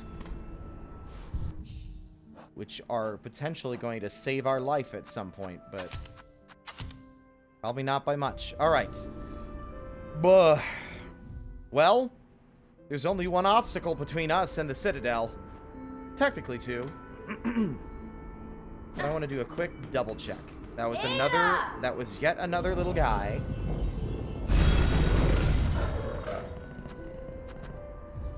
I don't know how many you need to rescue, but we've rescued 2 more. I might even go out of my way to rescue the one in the Hunter's March and the one in the Worm Paths as well, to see if that maybe moves them.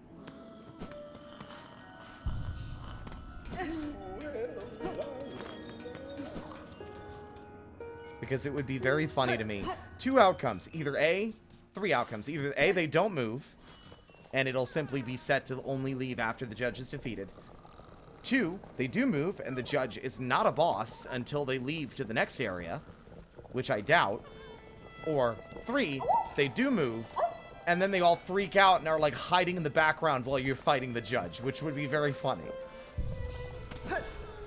Humta. Osh.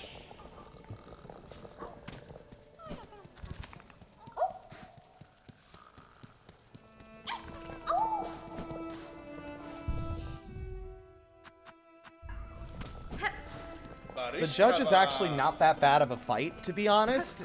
In retrospect, I do think that it's easier than fighting the Phantom. Fuck it. I'm still gonna reload if I need to, because I think it's got, like, the spinning attack. It's got, like, the jump, but I think the attack that's, like... It's hard to determine which attack I would say is the most dangerous, but I think the fire waves that cross the screen, which should do less damage, theoretically, with the Magma Bell. And I'm gonna be honest, that's another thing I think Team Cherry could do. Instead of nerfing enemy damage, they could add another tool that... I'm trying to think of a good tool that it would be. I don't know how you would describe it in-game, but a tool that would reduce the damage from flurry attacks maybe like a buckler, like a little shield or something that Hornet would theoretically wear. Like, that's how it's, like, described. It's like a buckler that she wears on her arm. And it, just like the Magma Bell, will, like, be temporarily broken, but will recharge, and, it'll reduce the damage of any flurry attacks to 1 mask.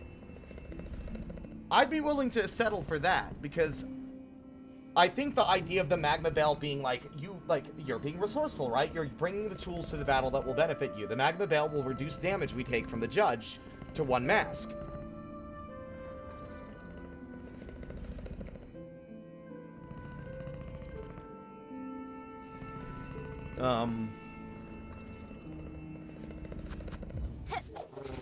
And it would encourage the player to shake up and switch out what they're bringing depending on the area they're navigating, right? I like that, and I would probably appreciate that more than just a flat nerf.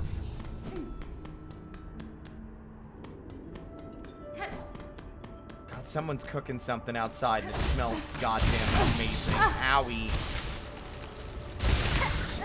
Well, I don't know if we've hit all the bells either. I can't remember if there's one that we missed. We did the one in Greymore, we did the one in the Marrow, we did the one in the Lost, in the docks, we did the one in the Farfields, and we did the one, if I didn't say it already, we did the one in Greymore and the one in Bellheart. And the one in Shellwood. That should be all of them, actually.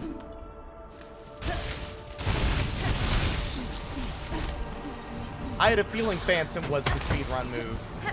Because Phantom is just a touch easier, I would say. Or at least, I think it's faster to reach. I don't know.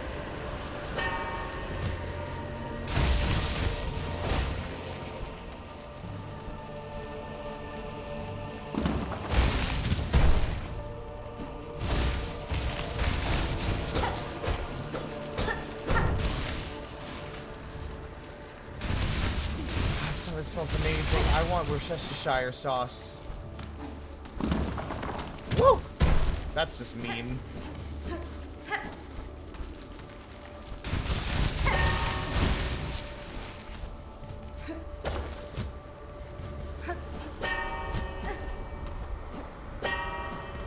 Okay. Now we're gonna quit and say, oh wow, I don't remember all the, I forgot about all the sensors in there. Faladen. Nesvir? Oi, Da, fenestra. Goro.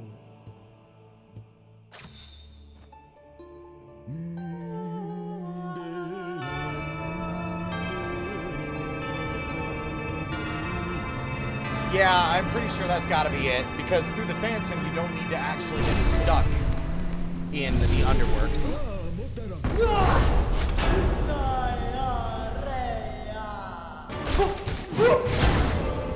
Immediately got 2 masks. Nope. Oh my god. That's death. Oh my god! Can you see how close that was? I gotta leave!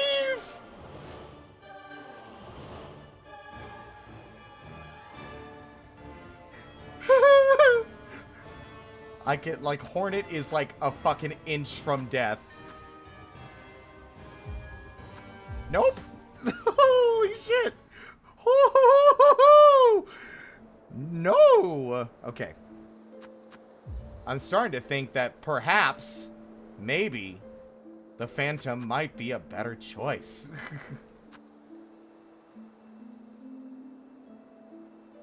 Only some of her hits do 2 masks.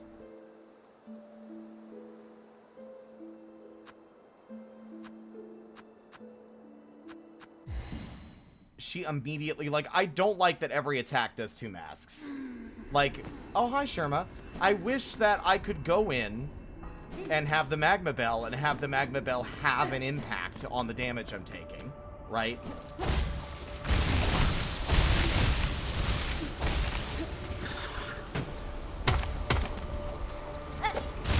Uh-oh.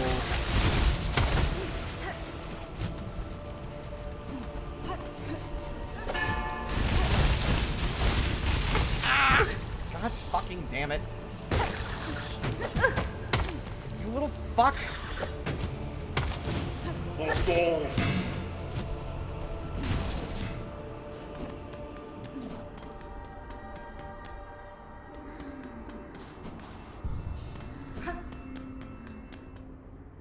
I'm hungry. Maybe I will cook something tonight. I mean, I really need to just sit down, bite the bullet, and go for it. Like, I'm never gonna learn, and I'm never gonna make a habit out of it if I don't just do it. I can't keep relying on other people to assist me with my own fucking personal shit.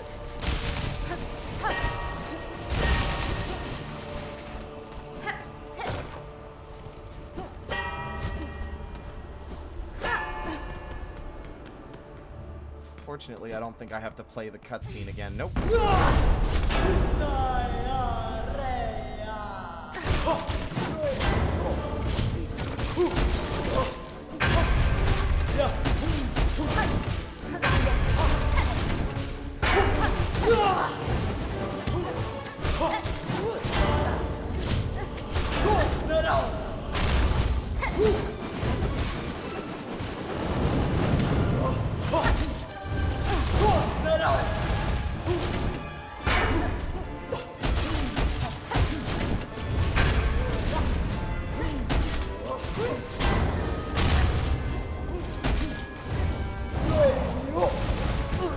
Oh, the magma bell actually helped.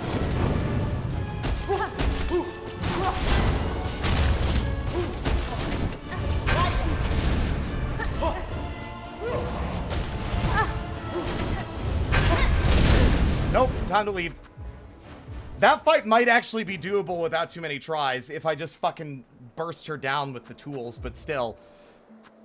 It's so easy to get caught in the back foot, and we're basically 3-tap. I don't think that's acceptable game design for what is effectively, like, only, like, we're 1/3 of the way through.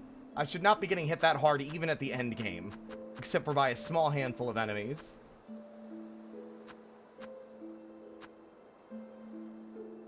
Screen cap and the stream discussion? The scream discussion.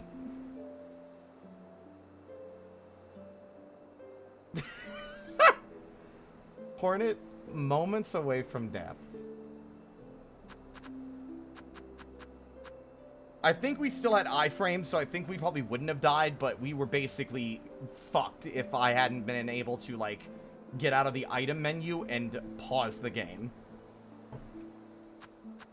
I'm already seeing there being potential for me fumbling things in the heat of the moment and dying because I pressed the wrong button.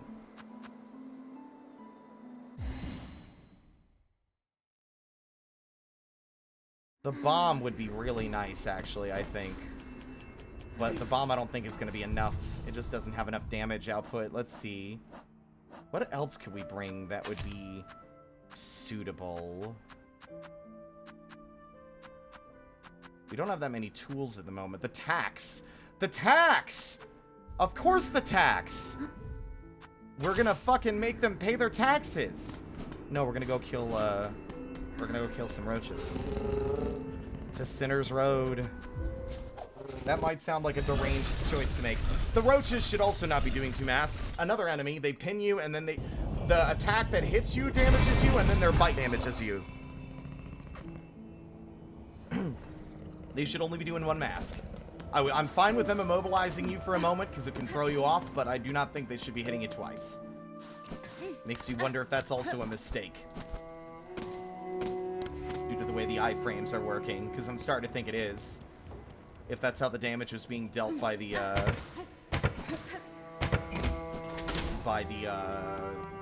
environmental hazards.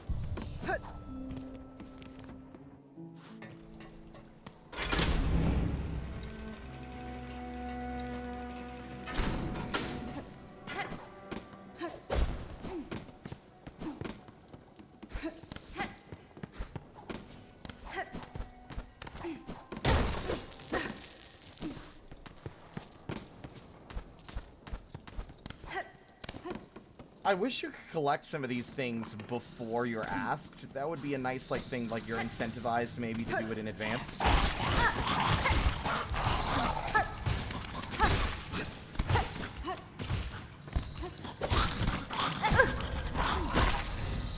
See, they don't do 2 masks to just hit them, but if they bite you, you take double damage, which I'm not personally a fan of.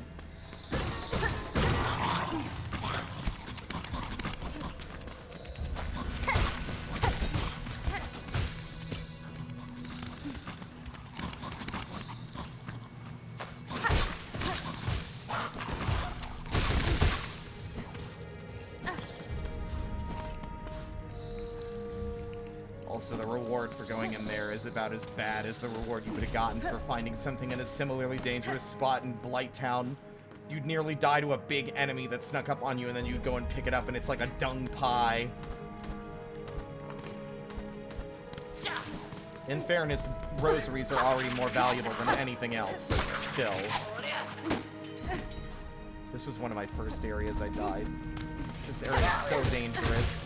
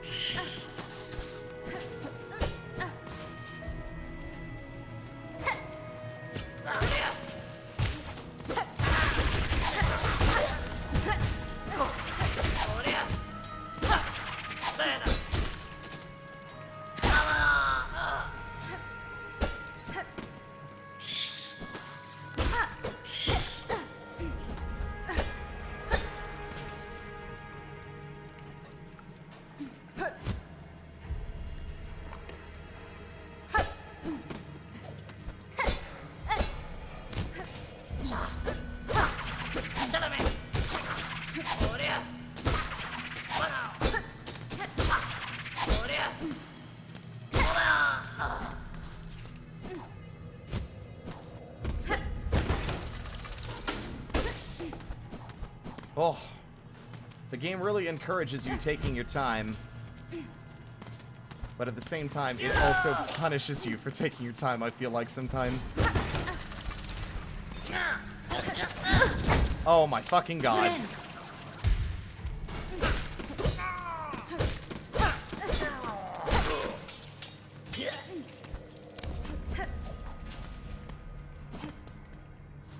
They do sing. I'm just like, unfortunately, we are playing in such a difficult game mode that every time I've attempted to do like a song thing, I've taken massive amounts of damage. I am not going to put my Steel Soul run at risk for some lore. Sorry, I love lore, not that much.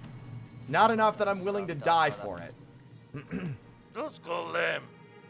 Sentaso. Nela lela. Najina Fora. Hasola mip. Fadastama. Atamera. Motera. God, we need so many roach guts. But they're right there by the front gate, so... No. I also wonder if the same rules apply here as they do in Hollow Knight. That, like, the fights we would do in Act 3 would, not cost us our life because they're, like, memories. You know?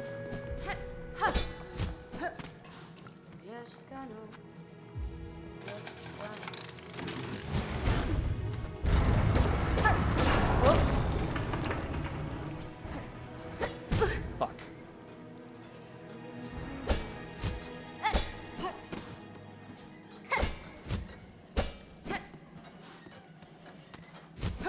Ouch, that's not good. I can... Oh, that's 2 damage per fuck up, though.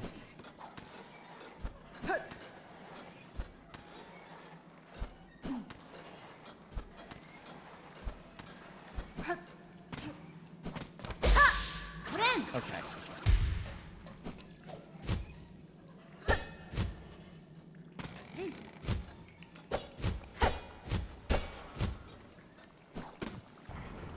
Oh, this is just mean. Although you can get there without touching it. You think there's a challenge run already where people are like, don't touch the slime? Where it's like, you need to beat Silksong without, like, you know, maggotless. You have to beat it without ever falling in the slop. Unfortunately, I think there's plenty of places where it kind of forces you into it.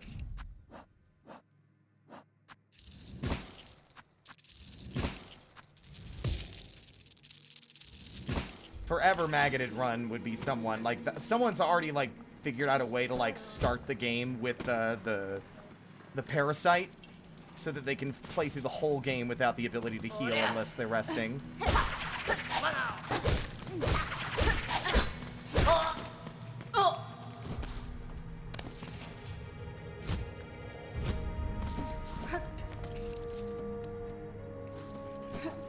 We already did the Lore Seeker playthrough. That's what our first playthrough was.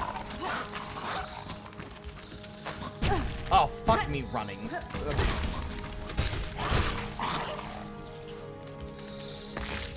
These little fuckers.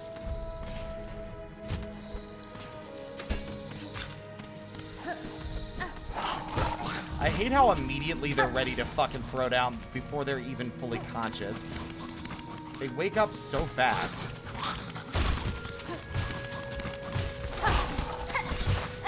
Oh.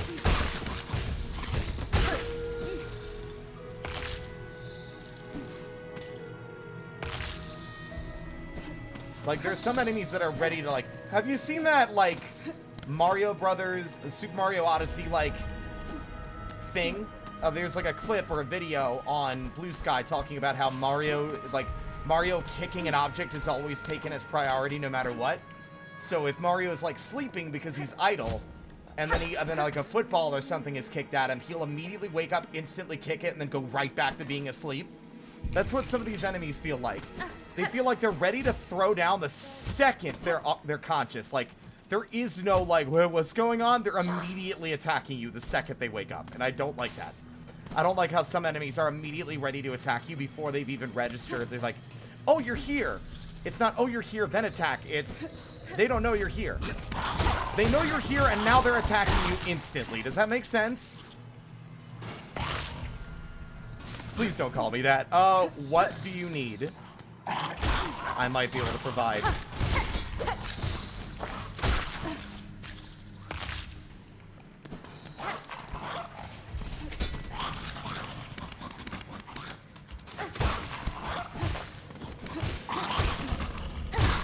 Fuck.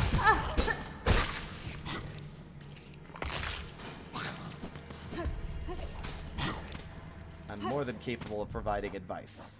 Let's see. 6 out of 10. Not that bad.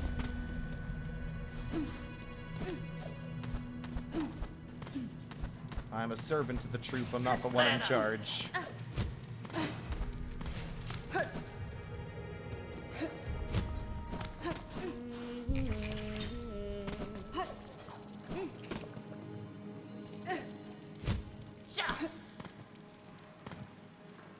Trying to make the charms from Hollow Knight for items, and I struggle.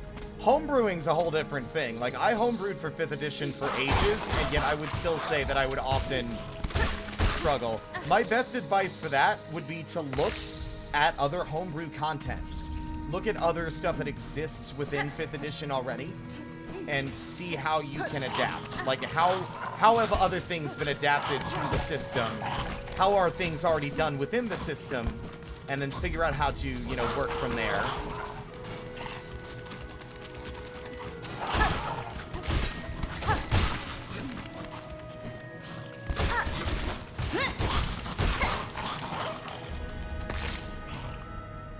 It's all trial and error, I feel like. Homebrewing ain't easy, and I've been doing it for fucking like 8 years. Balancing tabletop is, like, I would love to make a tabletop system at some point. I wouldn't even know where to start.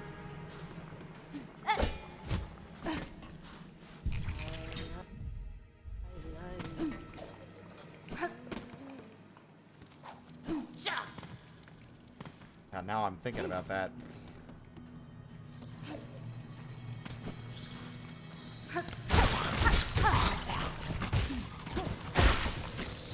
Hope they don't mind a little spice to their roach guts, because all of this shit's filled with poison.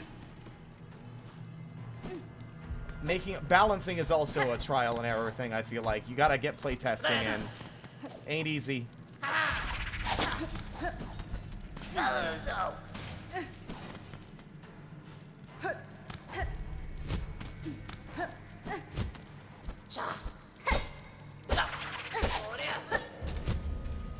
And that was a missed jump. Oh my god, that was cartoonish how I managed to perfectly avoid getting hit by that. Alright.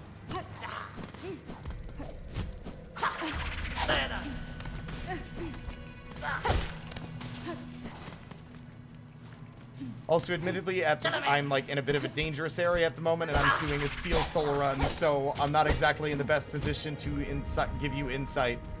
At least not in the Sinner's Road. I guess, but please be aware that I can offer very minimal actual assistance, and you know, I'm sure you could find other sources that would be more like helpful than me.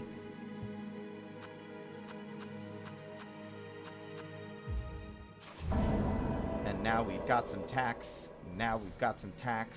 Judge Judy's gonna step on a bunch of tax. Otamera. Hasolamip. Megina Fora. Nelalela.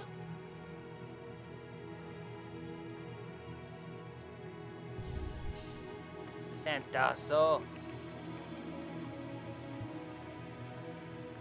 Quescomel.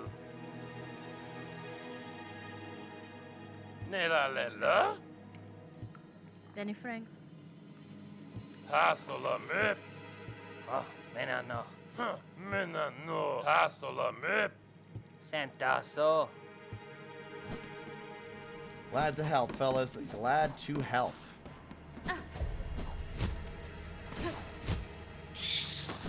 I like them. They're not actually shitty. You know, you'd think that, like, oh, people living in this area would suck. They're a bit abrasive, but they're nice people. Like that little interaction at the end where they say thank you is actually very meaningful to me. It's very rare that other NPCs are appreciative in some of these games. This world is very unforgiving and cruel in places. And having them, especially in such an unpleasant place like Sinner's Road, to be actually grateful is pretty nice.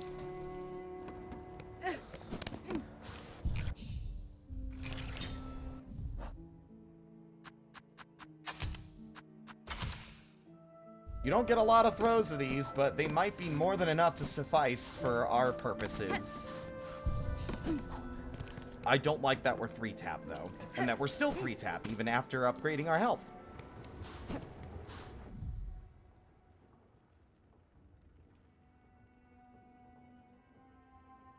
I would not be able to tell you. Like, genuinely, it all comes down to testing and running the game yourself to see, because there's a million other ways that, like, you know, you have to consider how it interacts with other charms, how it interacts with the game's base abilities. Like, you have to consider also if you're giving them custom races with their own, like, you know, their custom classes with subclasses and abilities and, like, feats and stuff. All that ties into one another, and it's a very difficult balancing act that not even Wizards of the Coast does right half the time.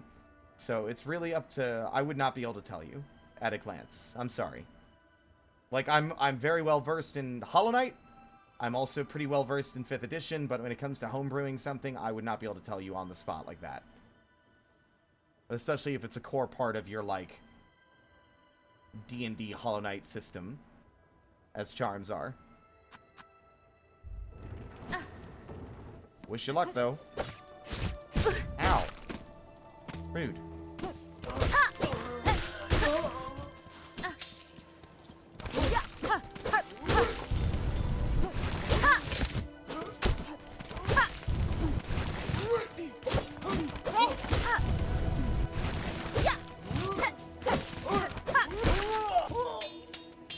Silksong's great.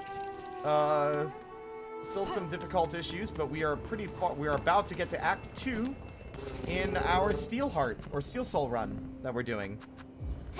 No death. Die and it's over.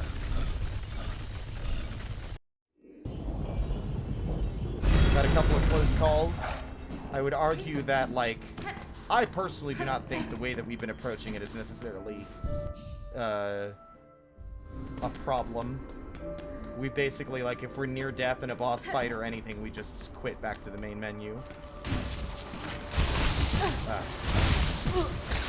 Well, that's 3 masks. I'm going back to the bench, you little fucker. You really don't need to put him there. That's such a rude place to put him.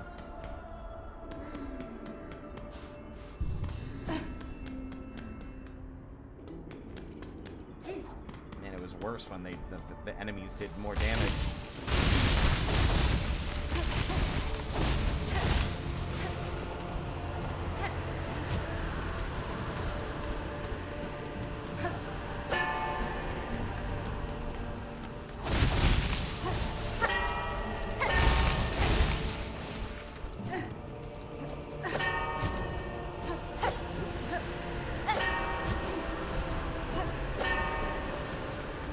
Alright, you angry fucking freak. Let's give this another go.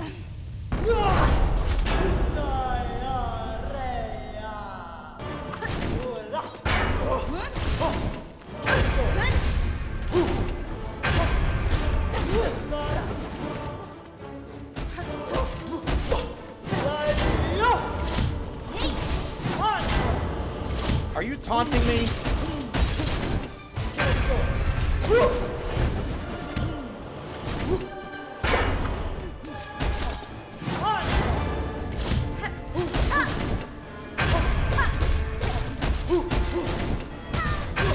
God!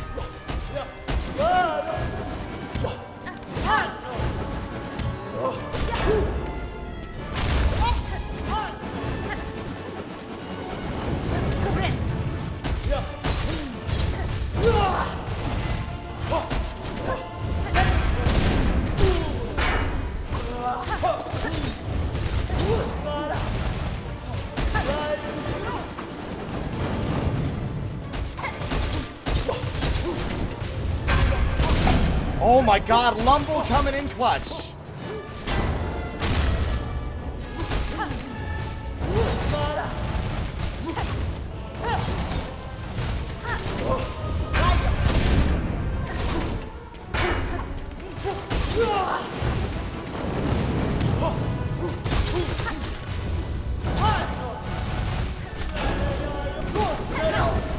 Oh my god.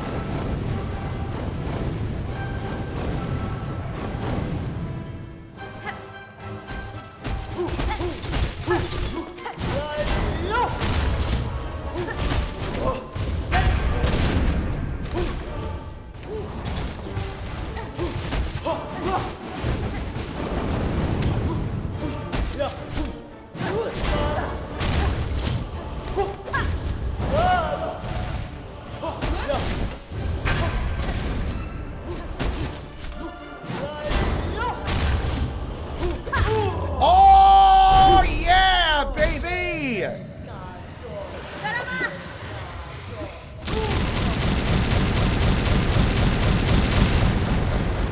Could you imagine if I had forgotten that that was going to happen and it killed me?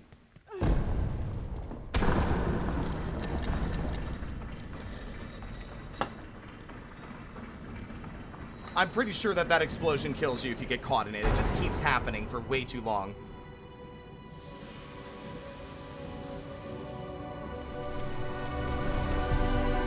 Welcome to a machine for pigs.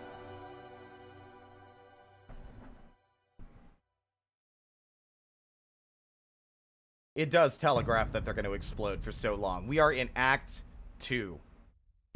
I don't play aggressively. That thing hits for 2 masks and I'm 3-tap. I'm not playing that aggressively. We've been at this for hours. I'm not putting my run on the line for that. I will play as carefully and cautiously as I have to. Welcome to the Citadel, welcome to the Citadel. Now the next dangerous part is the underworks. Fuck. I mean, we're in Act 2. I could go and fight the Phantom anyway. What if I did do that? Because it takes so long for you to get to the Bellway.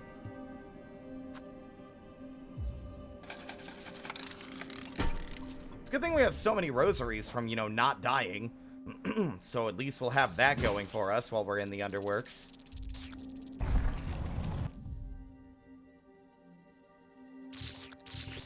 I'm actually curious to know if it uses it regardless.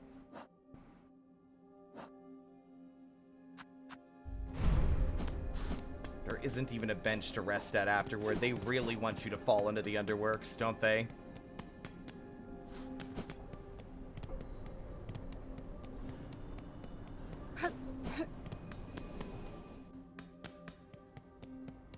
It would have been cool if we had actually managed to find all the fleas first. I should have tried, honestly.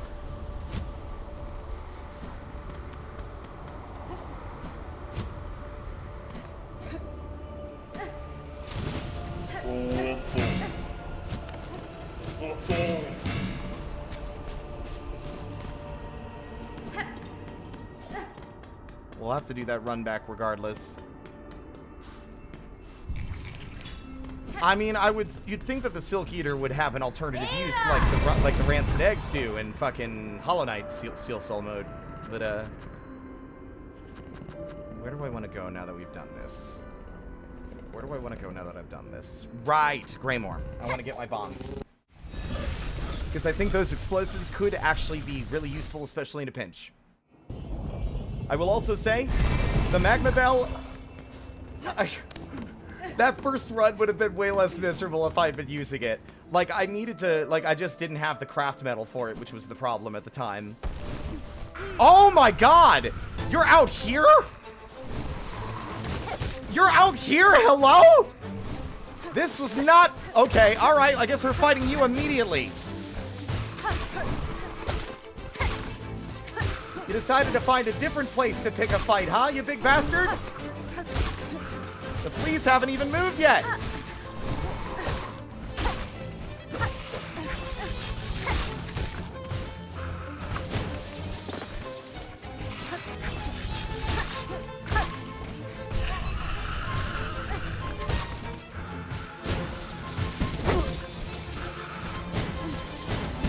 You fucker. Okay.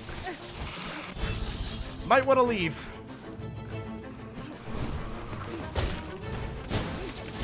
Okay, yep, I'm leaving. Sorry. As cool as that might have been, I'm not getting attacked here. I refuse. That is cool, though. I guess... Because... You know what? I bet I know what it is. I think that the enemies that take you to the slab start spawning now. And it makes the enemies in that area despawn, and I think it decides, have you killed Morwing yet? And if you haven't, the slab guys won't appear first. Morwing will, to be like, excuse you. I think that was cool. There are plenty of other open areas you could have fought Morwing. I was actually surprised it took that long for it to happen. If they're still there, I'm definitely going to fight them. It took me by surprise, so I don't like being surprised in my Steel Soul run. I'm fine fighting things if I have to. I don't like getting snuck up on. Why do you hate this patch? Why?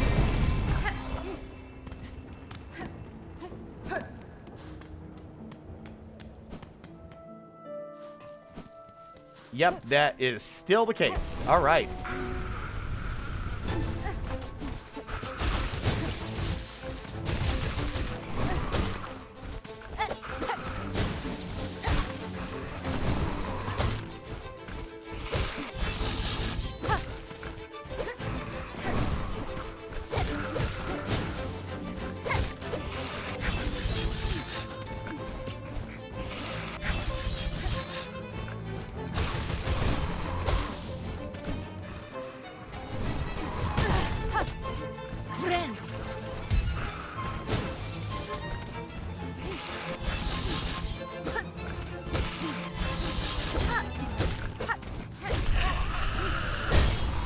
Shut up.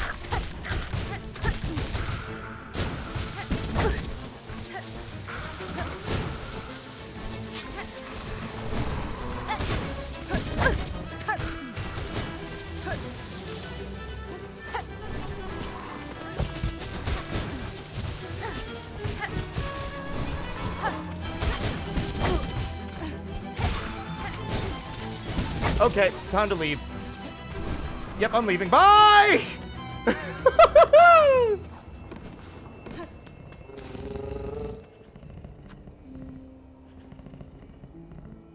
Hoxton, then you are not in a company of people that agree with you, because the game, I do not like. I genuinely did not like how much damage so many enemies are doing.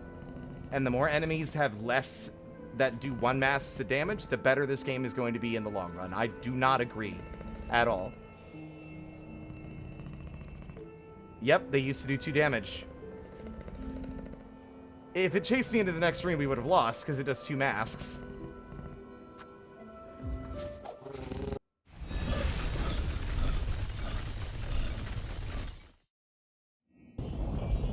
That fight's that's pretty dangerous. It's kind of an ass kicker. That's the one I was not expecting it to, like, flavor blast me quite so badly.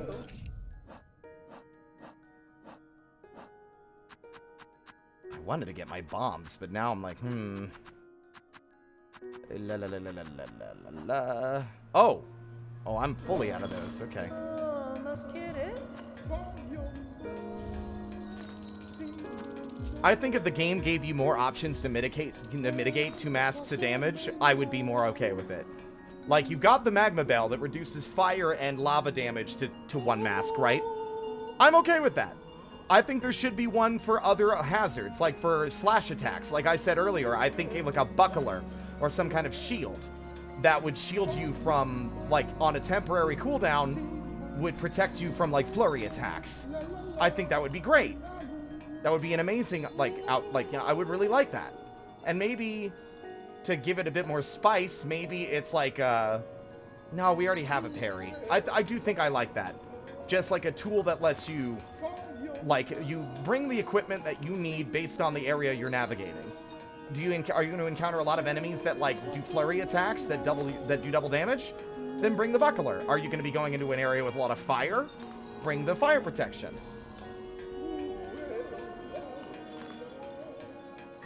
Hoxton, I'm going to say, just because, like, I fully suffered through this whole game, 100% of it, at its default state. I will tell you, I am more than happy if other people that came after me have less miserable of a time. Just because I had to suffer doesn't mean other people have to, and I think that's the mindset you should take. Consider it a badge of honor. You overcame it when it was harder. Now it's not. Not a big deal. I don't think it's a way you should judge yourself, or I don't think it's a fair way to judge yourself or other people and how they experience this game.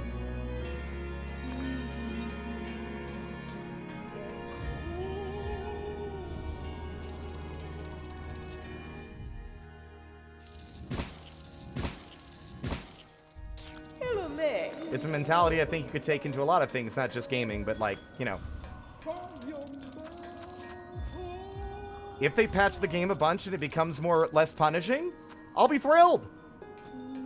And I'll have the badge of honor and the stream VODs to prove that I suffered through it before any of the quality of life was included. And you know what? That's more than enough for me. Yeah, and you can also roll the patch back if you're on PC.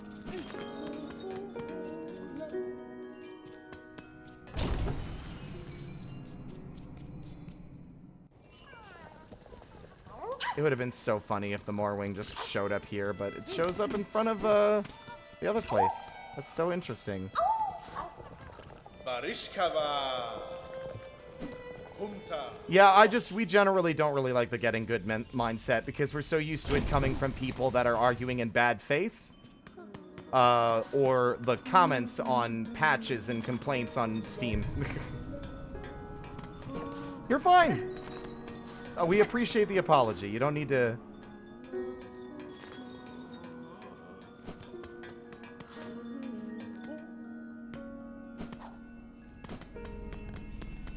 Alright, let's try this fucker again.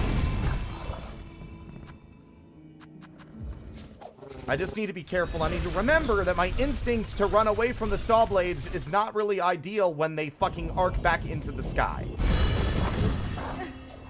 It's the same issue I often have with Lost Kin, where I will, like, dash or run away from them when they jump because I think they might do an attack.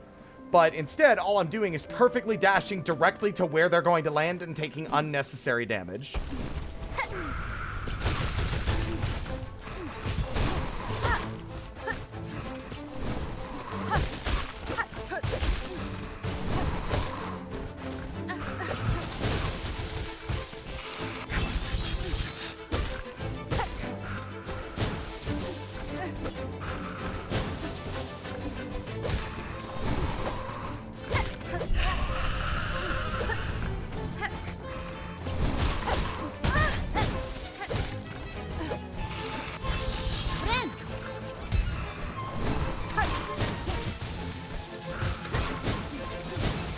Forgot they do it twice.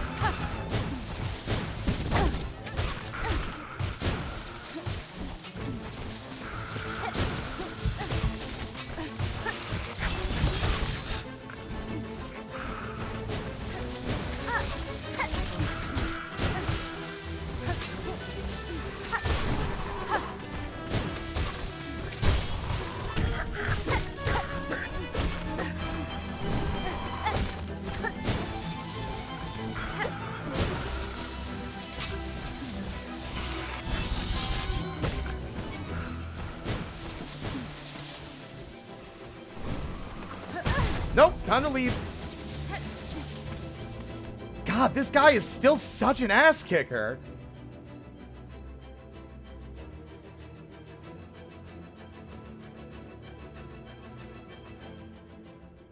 It is normal to find it here, but it only shows up here if you actually rescue all the fleas first.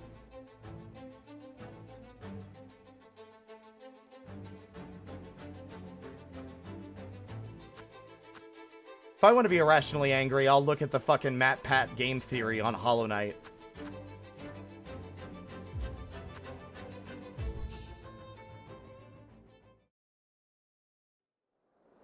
At least in this instance, the contact damage makes sense, because he's ramming into you, but I think a lot of enemies having 2 masks of contact damage is actually more punishing than fair, because a lot of Hornet's moveset requires you get really close and oftentimes run at the enemy to do like her dash attacks.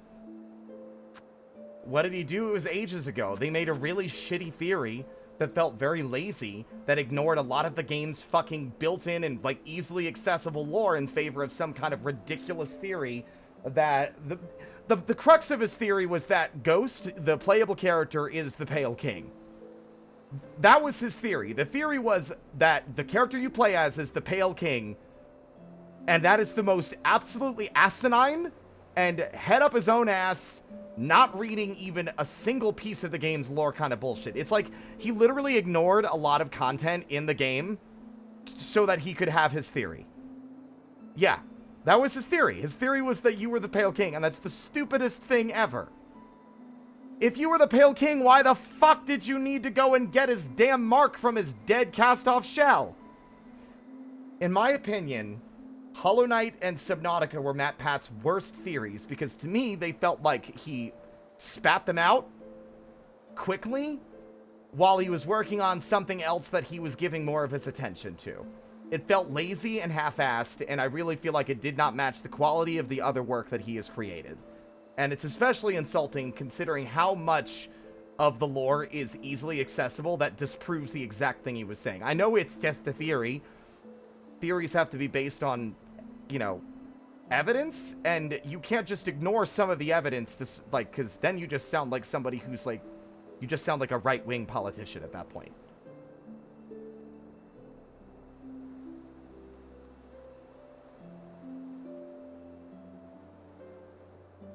He had a team giving him scripts? I didn't know that. So is that the reason why... That's funny. I wonder if that was the case with the Hollow Knight one, because that one... Then whoever did the research on that one just decided to ignore so much of the detail. I feel like because Hollow Knight and Subnautica are such large games, whoever was doing the theory on that just didn't dedicate enough time to getting all the information. And only got what they needed to support their theory. Yeah, you can't go full Senator Armstrong and made it the fuck up!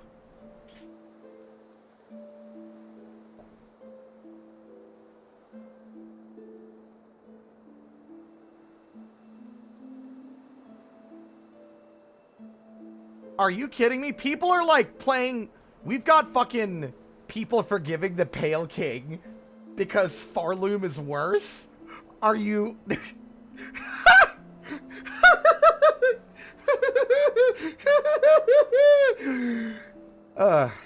Go outside. That's so stupid. That's so stupid. And so funny. Hey guys, I have some information for you. Just because one thing was worse doesn't make the first thing better. There can be two bad things. and said if one thing's worse, so the other thing was okay. Sweetie, honey.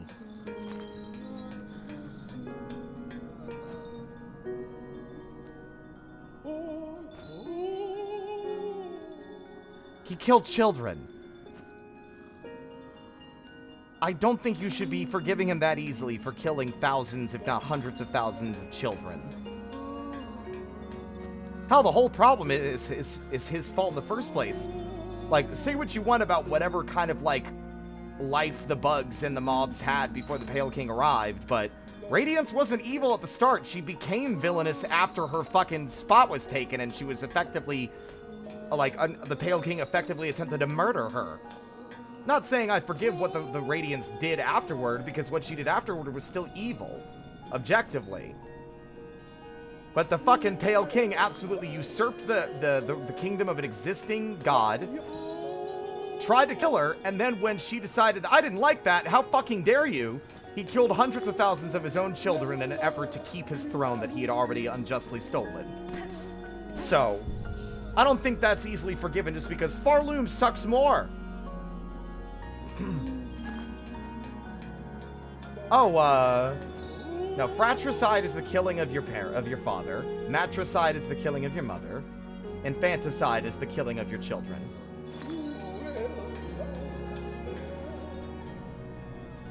Infanticide is, I think, specifically, like, you know, babies, but I still think that it counts in this instance.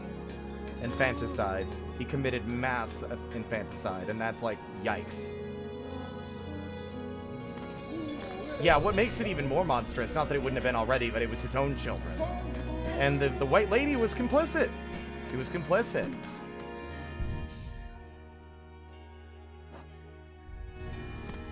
Okay. I think I can access most of this via... I don't think I actually have to fight the Morwing. I can just run by, and I think I might do that.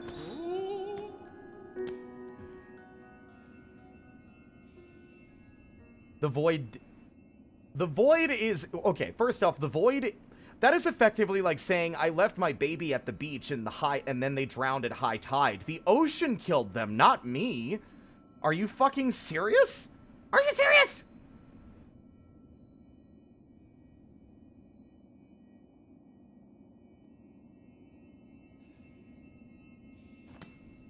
I mean, the saw blades, I think, are... I almost said a metaphor, which would have been the most, like, fucking ridiculous thing I've ever said. But my thoughts are that the White Palace in the dream is not how it existed when it was physical. Like, the saw blades are all, like, manifested in this dream space where basically the laws and rules and how the physical world are governed are ignored. Right? I always thought that the buzzsaws and everything were the Pale King throwing up a million defenses to protect himself, while he hid and cowered and regretted all of his poor decisions. Ada! The Radiance would navigate the White Palace easy. She can fucking fly. Honestly, if anything, I feel like she would get through it the easiest because there's plenty of wide open spaces for her to sift through. I always used to imagine that the Radiance was the one that put him there. Like, the Radiance dragged him and his entire palace into the dream as, like, revenge, as vengeance for what he had done. Trapping him in his own little, like, pocket that he could no longer escape. In the same way that the Dreamers pull the ghost into when you pass through the resting grounds. That's my theory and had been my theory for a while. Although other people have attested or argued that that wasn't the case and that he fled, I still think I like that idea better, that the Radiance managed to finally get enough of a foothold, maybe not a full one, but enough of a foothold to drag him and his palace into the dream, into a dream.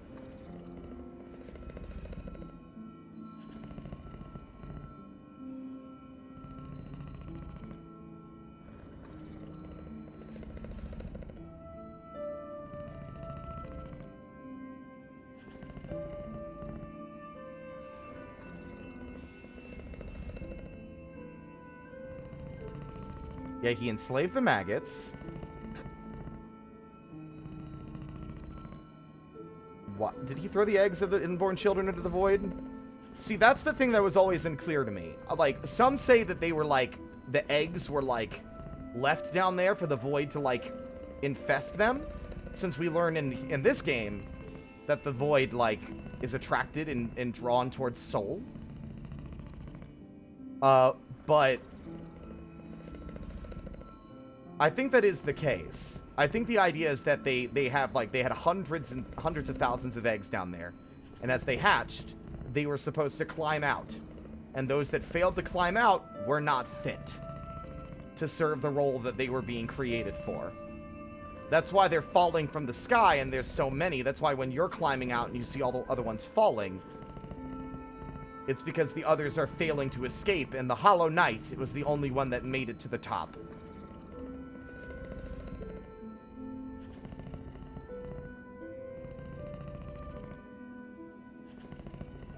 I never really registered initially that like, the birthplace was his egg, but I guess that, their egg, but I guess that makes sense.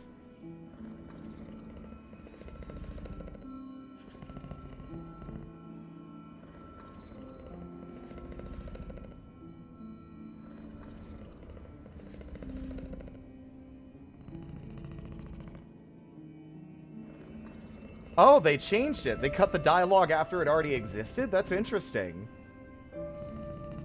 I wonder if it being removed means that it isn't canon. They never said that. They never try to confirm, like, they try to, like, let people interpret it as they will.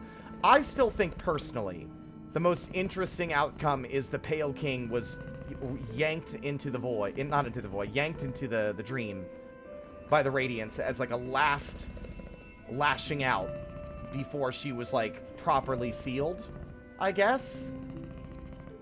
I don't know. Like, there's a lot of things that are nebulous and don't quite line up, mainly due to how vague and, the timeline just doesn't exist. We don't really know what the timeline of events, aside from the very bare bones, like, you know, he took over, Radiance didn't like that, he did the horrible thing with his children, he killed all his children, and then he got the Hollow Knight, trained them, locked them away. And then, at some point after that, the infection returned and the Pale King vanished.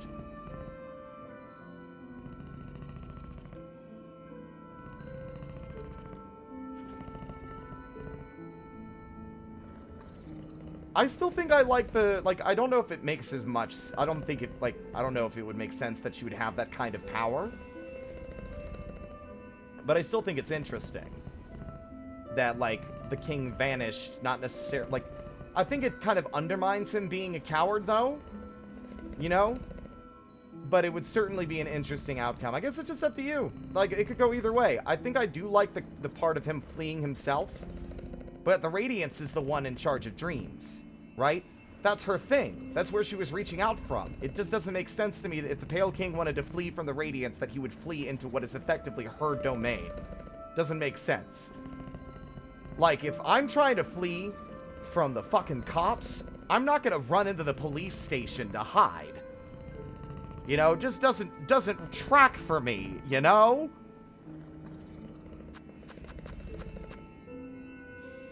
As like a hypothetical.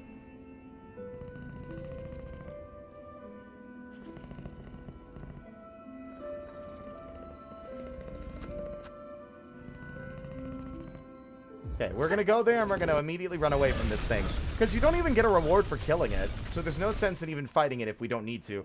That's the thing about a Steel Soul run. If you want to show off, by all means, we're doing Steel Soul, not Steel Heart, though. So if it's not required, then we do not do it.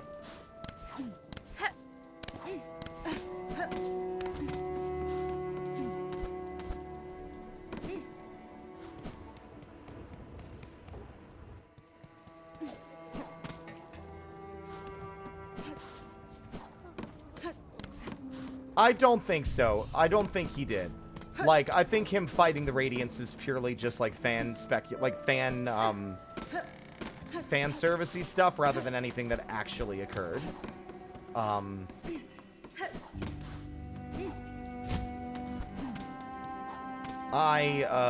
think there's a lot of ways it could go. I think it either could have been the Radiance lashing out in a last-ditch effort, or him fleeing to hide after everything he tried to do failed in the end.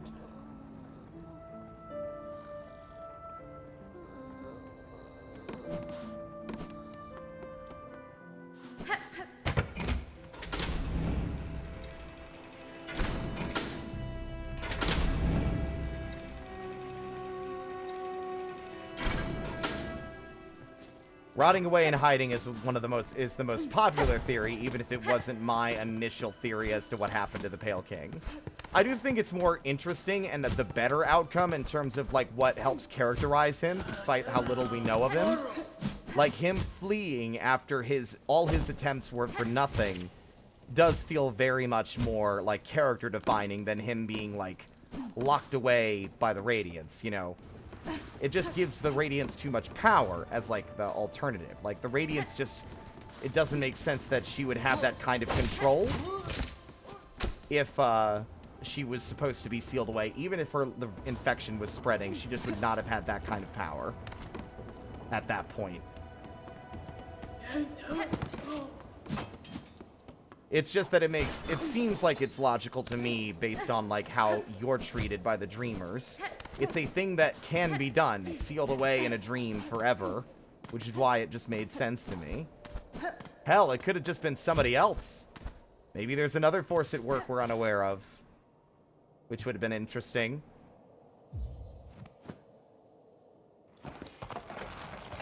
No, Ink, this is fun. Like, I like this. I often struggle to come up with, like, discussion, especially even if it's a game that I love, like Hollow Knight. Like, you've definitely thought about this way more than me, since you have, like, an entire comic you write, and this is stuff that you're... Like, I'm fixated on it, too, don't get me wrong, but it's definitely, like, my autistic special interest for my entire life has been the Mega Man Zero games. That's your autistic special interest, is fucking a Hollow Knight.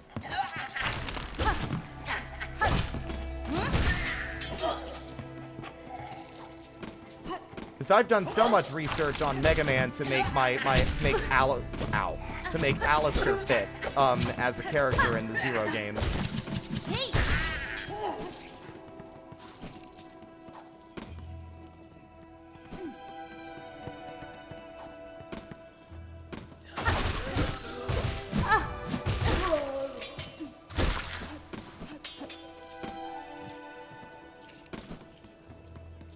How did that thing die so fast? Did I hit him already with the fucking...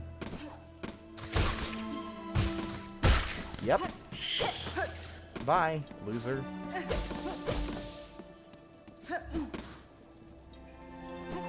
Yeah, that's the thing. That's what I did for fucking Zero. It's like, I want to make sure that his abilities make sense, that he doesn't feel like a self-insert, and like his origins are logical based on the game, the way the world is written, and the way the story is told, and the way like the world is supposed to function.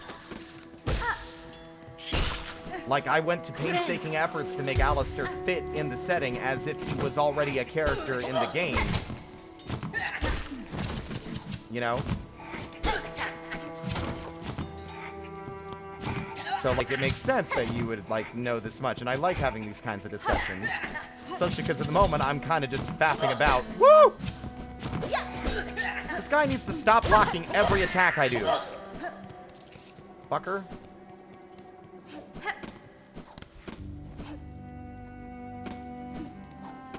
Like, we also have to understand that a lot of the higher beings in Hollow Knight, we should definitely be treating in a vaguely creation mythy kind of way. There's just a point where, like, trying to understand how they exist and function and trying to figure out their origin is just not going to happen. Because there comes, like, Dark Souls, I hate that this is what I always go to, but Dark Souls is a fucking fantastic example. All of Dark Souls' lore is built on, genuinely, without any kind of exaggeration, a creation myth. Before, in the beginning, there was nothing. Everything was gray.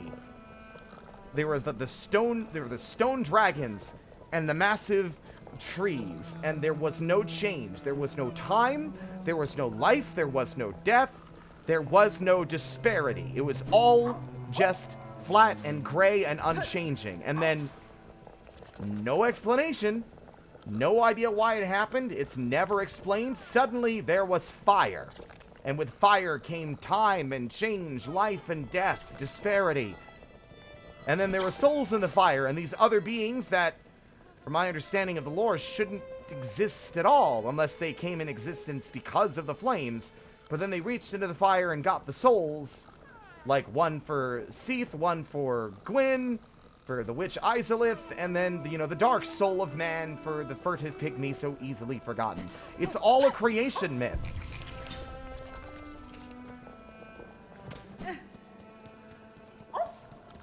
The Pale King, being at one point a powerful, massive, undying, ageless worm, and then, air quotes, dying and transforming into another being, and drawing bugs into his thrall, is also vaguely leaning into a creation mythy kind of thing. Where did the worms come from? How many more are there? Like, you know, trying to understand the power scaling of what is effectively a god. You know, this ain't Greek myth, unfortunately. And even in Greek myth, there's plenty of that kind of shit.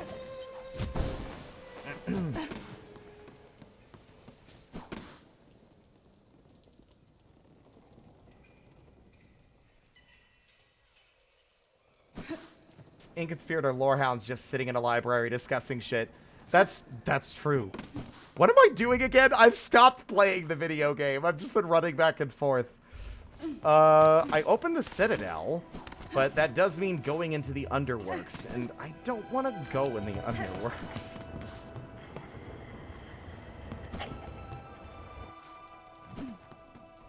Ink, could you do me a...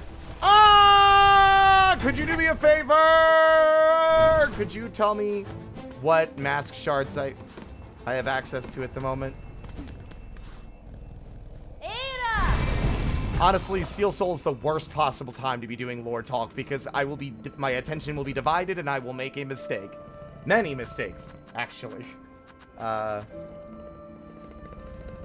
trying to think. I think now that we're in Act 2, the Bellheart should have some new quests, but I think you have to do the rest of the existing wishes first.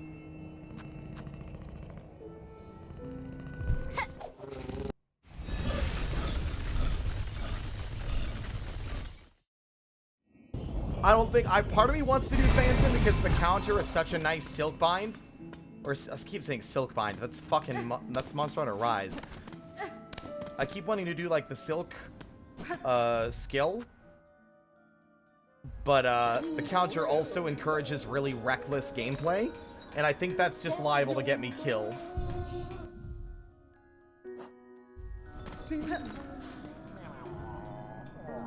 Fine, I'll do the damn Silver Bells.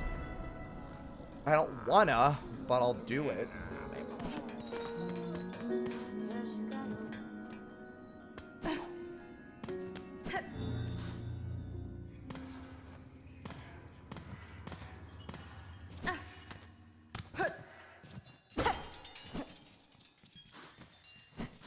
Oh, I forgot that opening comes from elsewhere in the bell heart or the bell vein.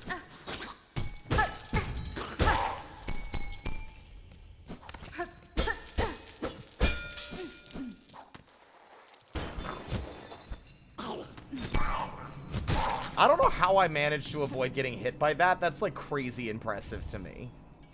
Like, that was bouncing back and forth. There is no real reasonable way I wouldn't get hit by it.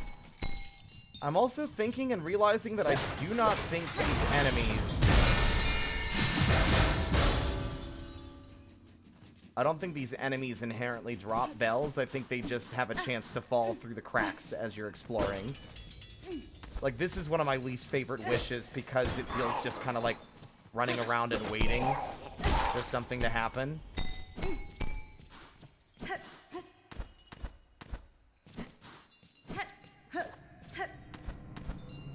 I don't know if they're set spawns, honestly. I wasn't able to determine that even when we were playing it the first time through.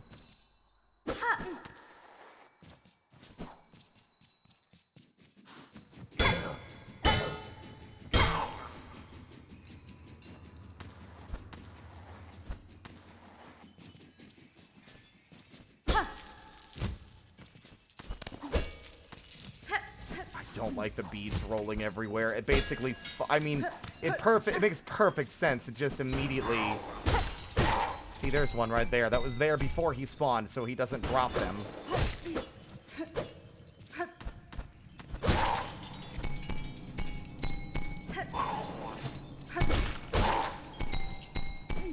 I think it would be interesting if the enemies did have a noticeably different bell on their head to tell you whether they were worth fighting or not. Oh! Fuck. Go in the hole. Blasted steps? I don't think I did, actually. Where is the mask shard in the blasted steps? Is that by Grandma?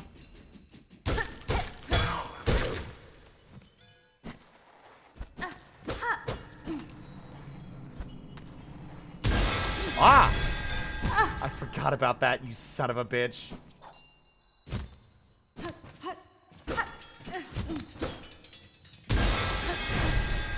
That's very deep nest of them to make the floor fall away like that. And that's back into the marrow. See, there's another one that was just on the floor. I'm wondering now if they are indeed just laying around in very set places. Whoa! That was weird. I didn't even mean to wall jump up there, but it was very interesting to see them just, like, very unnaturally suspended, waiting to drop. Oh my god!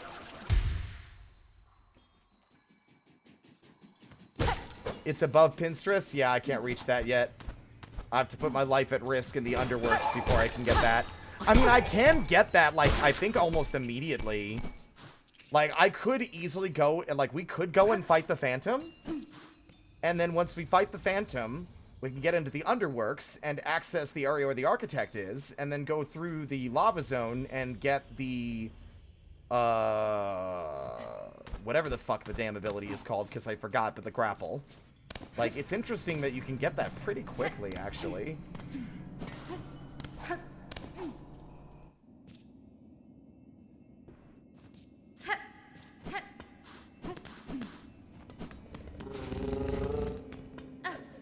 The one in Shellwood, I'm trying to remember, because I've already, I got the one that you get in Deep Docks. I got the one you get for dropping the explosive on the floor in the Far Fields.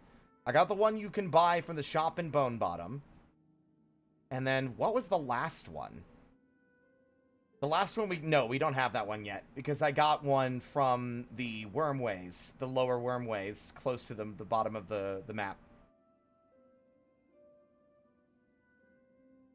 Guys, by the way, pull the brakes. I asked Ink. I don't need everyone in the chat all trying to guide me at once. One person is more than enough. Thank you.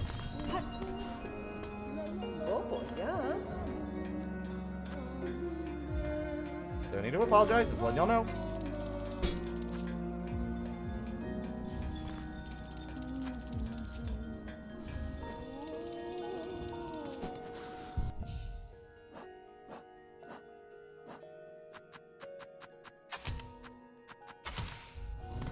God, you get so few of these bombs in the early game.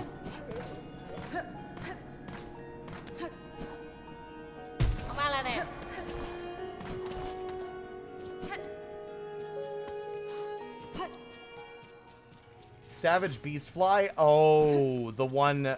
Oh, shit, I almost attacked you, my guy. Sorry to that.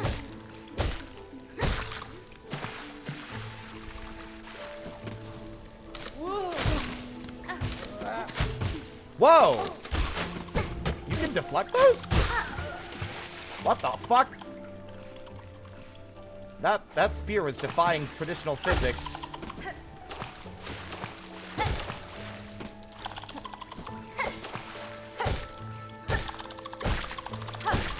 Also, for those of you who didn't know this, these little water striders respawn endlessly. They are a pain in the ass to kill since you can't slash them while in the water. But... and unfortunately, they drop 3 a pop, which feels worthless to me. Let me think. Where is the one in Shellwood?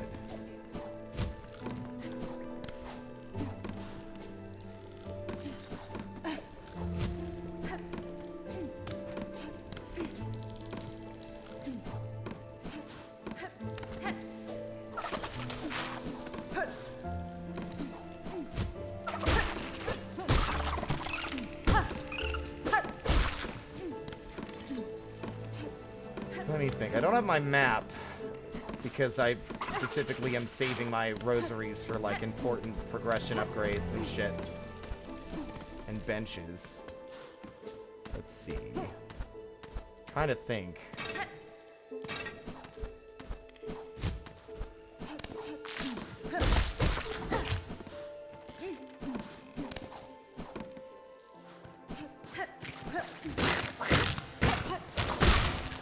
Bitch.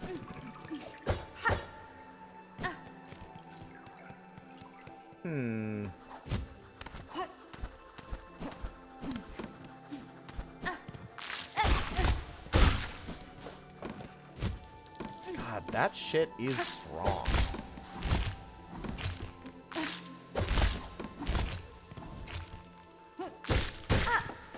Savage Beast Fly might be less terrible now that I have, you know, the fire resist thing. The problem is those fucking projectile spitting freaks that they fucking summon that I hate so much.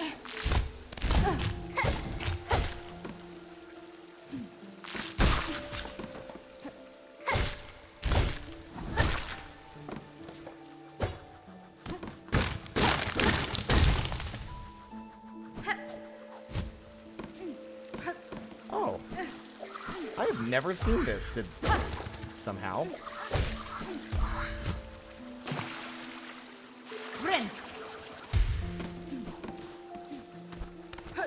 Alright, could you mind reminding me, Ink, where in Shellwood I'm looking? Because I admit I have forgotten the layout a little bit. Hell, I might be in the right place, actually, now that I'm thinking about it. This area feels vaguely like the place I want to be.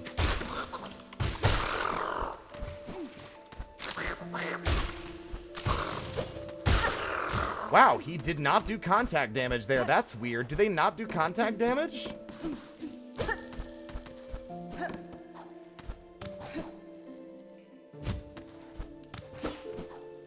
Do they only do damage when they're, like, attacking? That's interesting that is the case.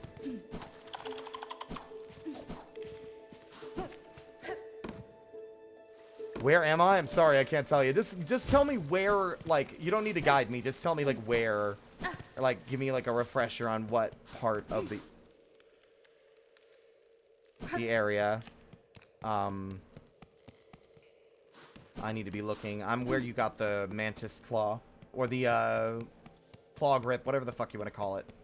Claw Grip's a boss in Mario 2. He's a dumb, ugly crab. Ow! Fine. He's not ugly. No, that's actually true. He is ugly.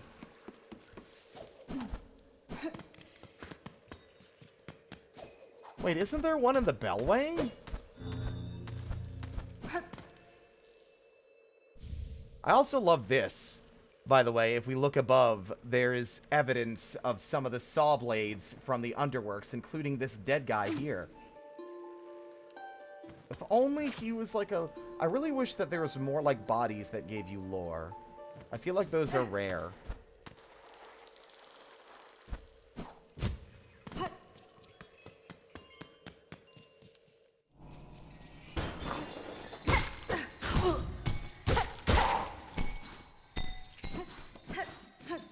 Oh my god, oh my god, oh my fucking god, nope. Just below the room the bench is in, gotcha. I feel like I took 2 hits there. Like, I took, like... I'm probably wrong on that front, but it certainly felt like I took way more damage than I think should have been happening there.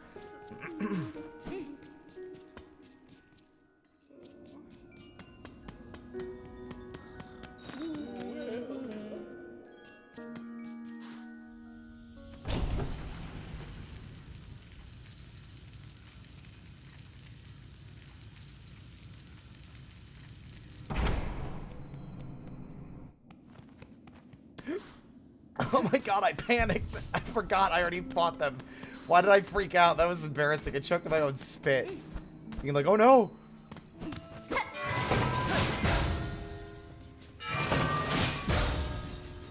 Bastard.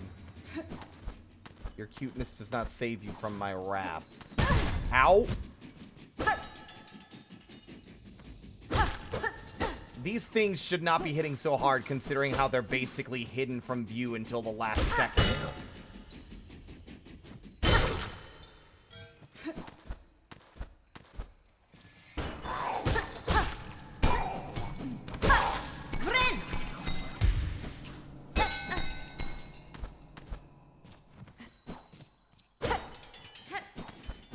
You motherfuckers.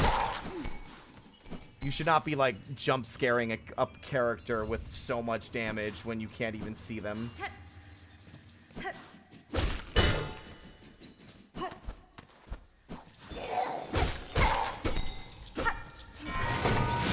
Yeah, there was the flea here and that was it. Alright.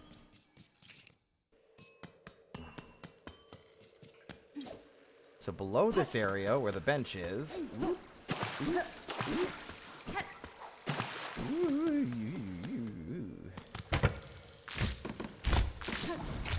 Ow, you little fucker.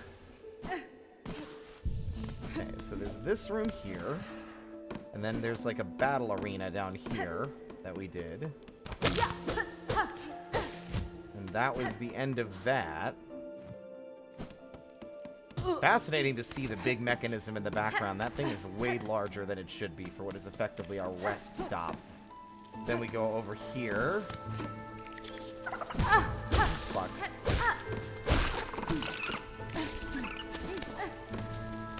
That's a dead end. And this is...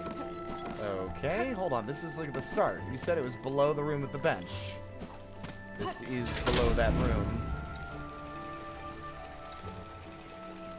I think it's in here.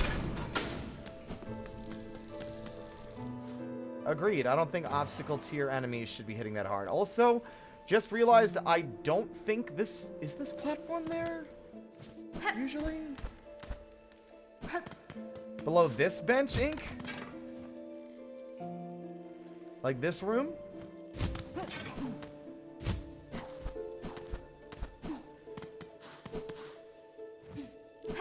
Why am I not remembering that? It's like they're so fucking metered out.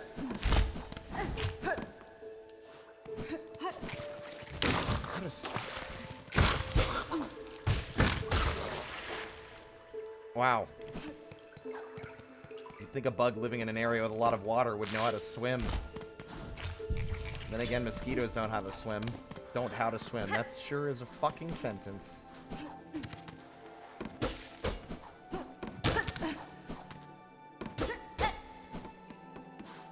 Below this room. Oh, I remember now. I remember now. Okay. There's like an obstacle course with all the stupid, like, pollen enemies that you have to do. You have to do like a pogo obstacle course. That's where it's at.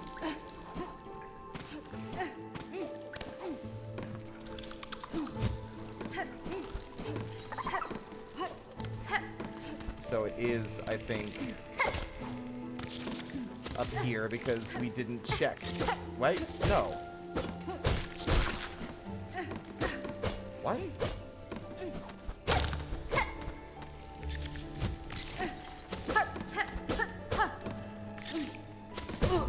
You little fuckers, I hate you.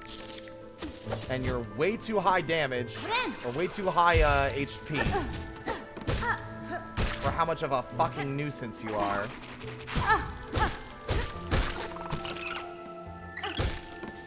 Okay, I'm sorry. I'm gonna have to look. Because I can't find this place. Let me look at Shellwood. The room with the bench is the tall room in the middle. So you're telling me in the big entry room. The big entry room.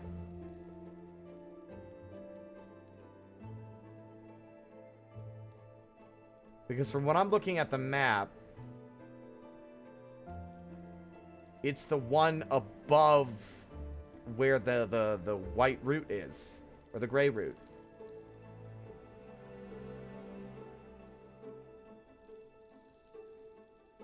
Ah, my fucking controller.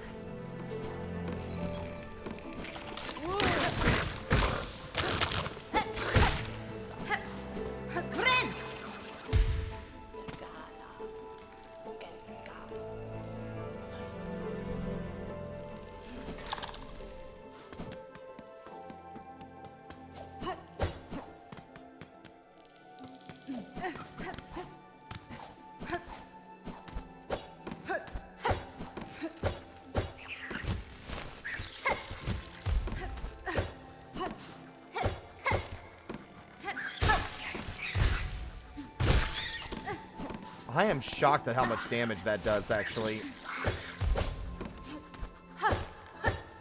Oh, come off of it.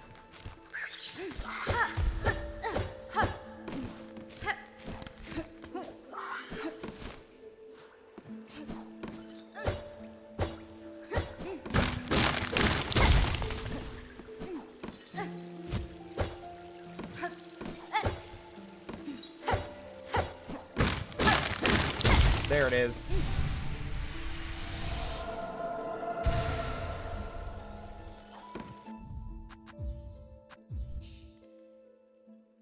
We still live, folks? Chat got real quiet. Y'all are fine to chill, by the way. I just want to make sure that my stream is not fucked up or something.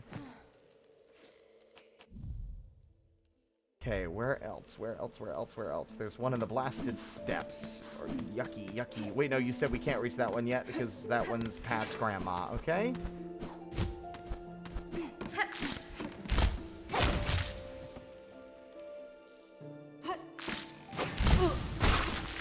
I do not know why that exploded, and it seemed to show the impact and then did nothing, actually.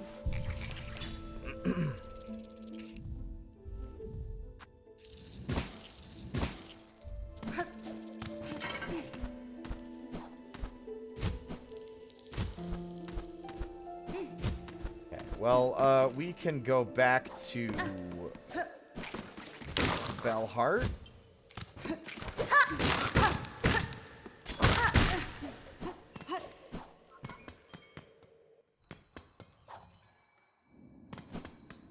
I'm so annoyed at this silly, stupid fucking... Also, that shortcut there makes no sense to me. Why is that locked? I guess it's the only way back out of the room.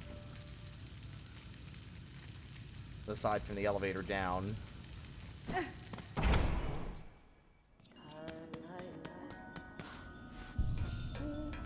what am I looking for? What was I coming back for? Right, bone bottom.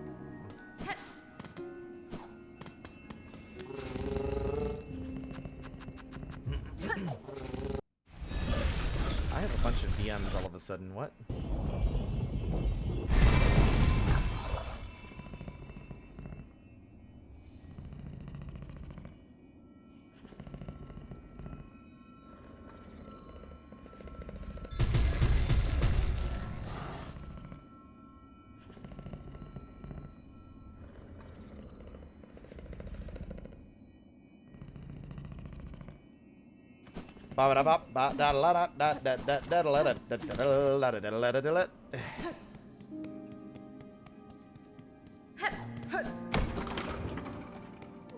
Okay, I think I had a reason for coming down here, and I think it was the fucking wish board, but I have to finish these ones before a new one shows up, I think. The terrible tyrant. Like, that's not what, like, fighting him is not worth the things.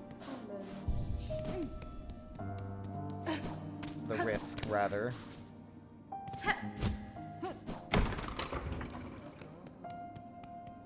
I think we only have one more mossberry to get all of them. Okay, I can't think of where else to get a mask shard.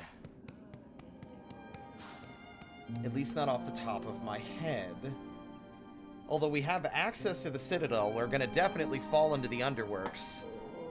And I know that there are some down there, but that area is also a fucking nightmare. I'll be right back. I need a peepus.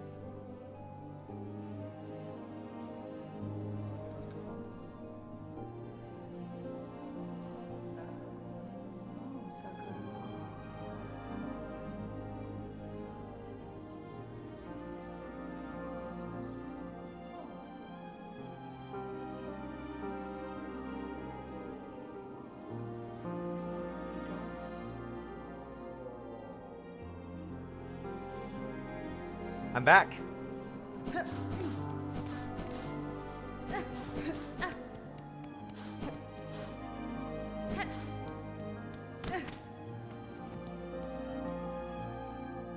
Also, there's something I haven't really understood yet still that I'm realizing.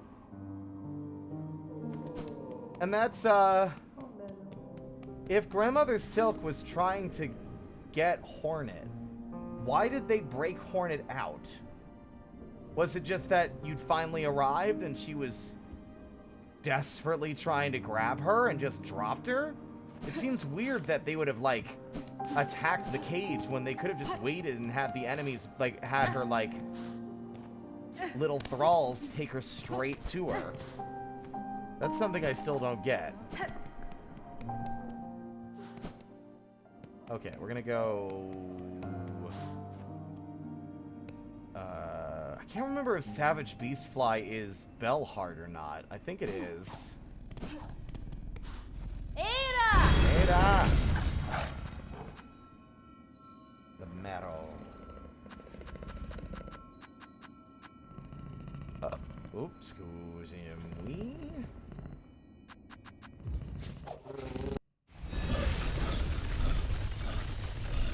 They feel like they're important, notably, considering they're also what guides you through the mist when you play songs for them. They do seem notable in that regard. There's a non-zero chance that there might be other forces at play that we are yet unaware of.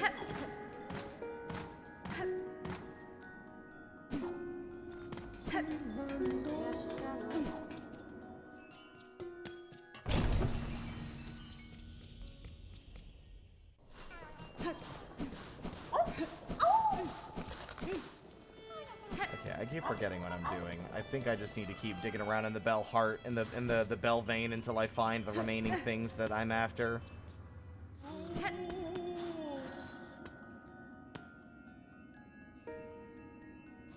It might be Lace. Because Lace... Does Lace also use silk? Because Lace is made of silk. I don't think Lace has demonstrated the ability to use silk.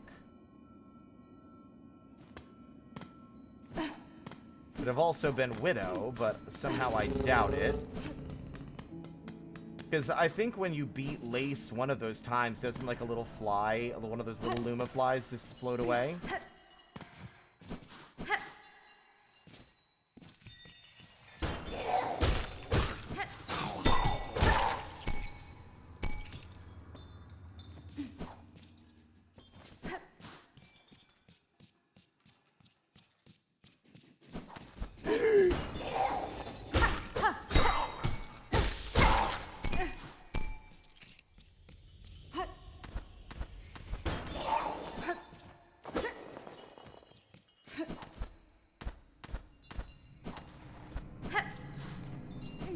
Shut up. Like, stop barking. Why do you have to constantly be such an annoying little bastard? Why can't you just be quiet?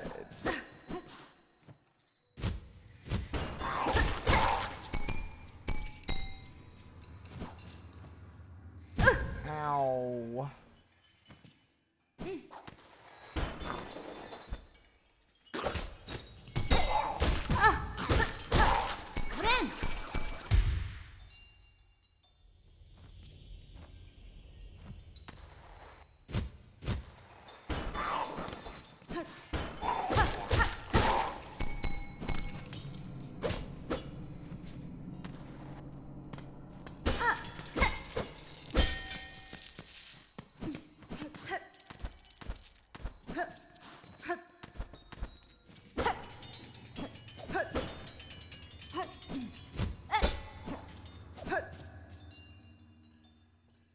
Do do do do do do do do do do do.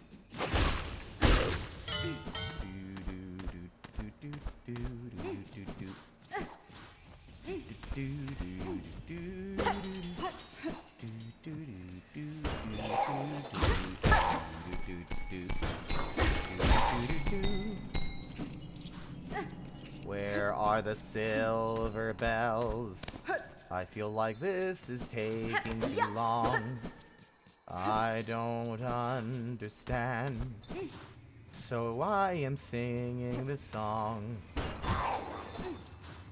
There's a bell. I have found it now. Yes, I know that. This is the me theme. I don't care because it also feels like elevator music. To wait to while you are standing around. Just waiting for something to happen. Friend!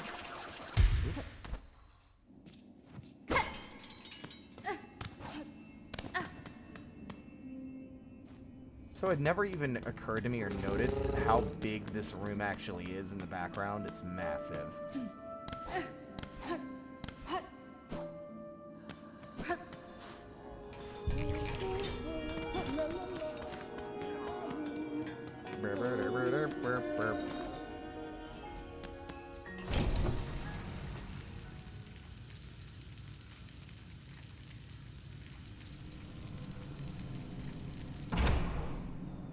Fuck me running. 1 second.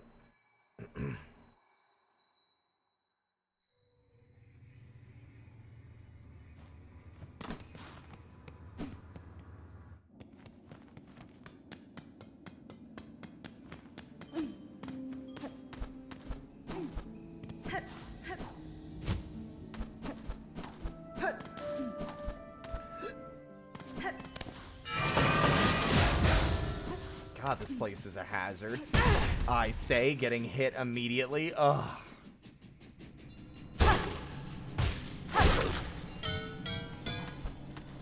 problem is there's definitely 2 of them, yep.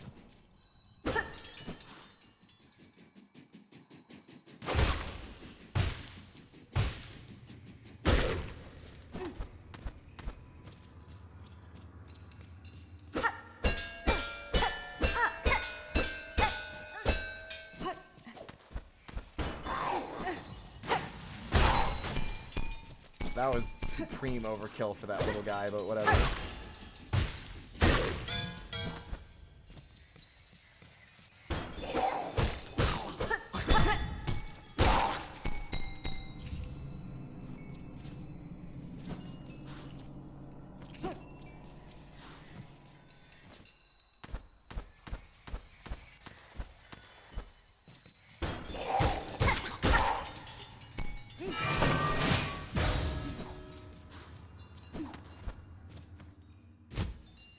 Be careful.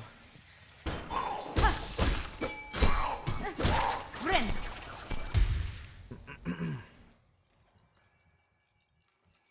Hello, Era.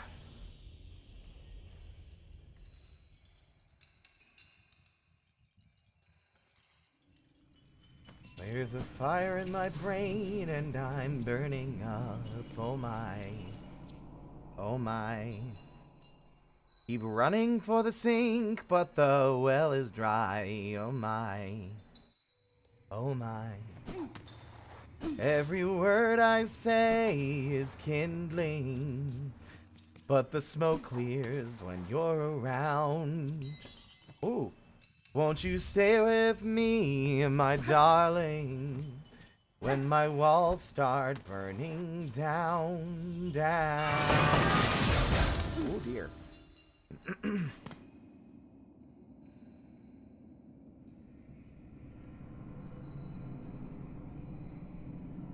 But that's 11 out of 12. Ugh. I don't know if they're in like designated spots or if they really are falling at random. It feels like they're just in random places. They expect you to run around and look for them. The house says my name like an elegy. Oh my. Oh my. Echoing from where my ghosts used to be. Oh my. Oh my. There's still cobwebs in the corners, and the backyard's full of bones. Won't you stay with me, my darling, When this house don't feel like home. When this house don't feel like home. Oh, ashes, ashes, dust to dust. The devil's after both of us. Lay my curses out to rest. Make a mercy out of me. Eh, whatever. One more. So, Aira, you beat the game? Sounds like you did.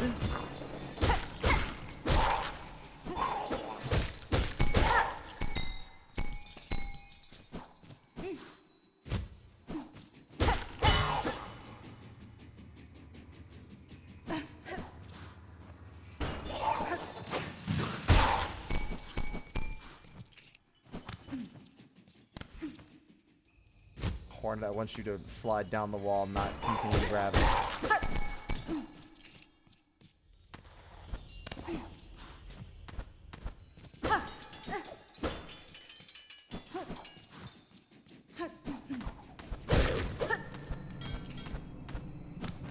I hear the shimmer of an item. There it is. Last one acquired. Let's get the fuck out of here.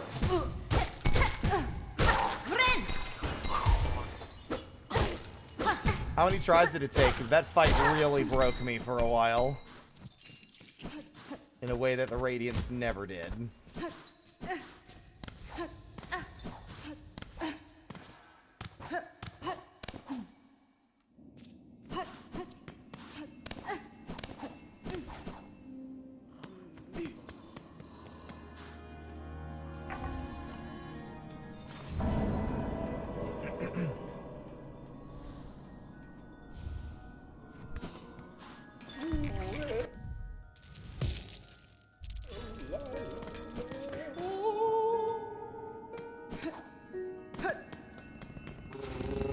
Hey, bucko, let's go to the blasted steps and do a little jig, haha, and then we'll come back.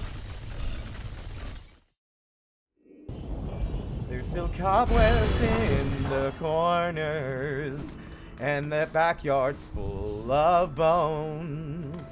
Won't you stay with me, my darling? When this house don't feel like home. When this house don't feel like home. Oh, ashes, ashes, dust to dust. The devil's after both of us. Oh, lay my curses out to rest. Make a mercy out of me. Really? I think the Coral Gauntlet was the least egregious of all of them. I like that one because you realize that there's a shortcut at the top, right? If you get through the first 3 waves, you can just drop like a stalactite and open a way all the way to the end.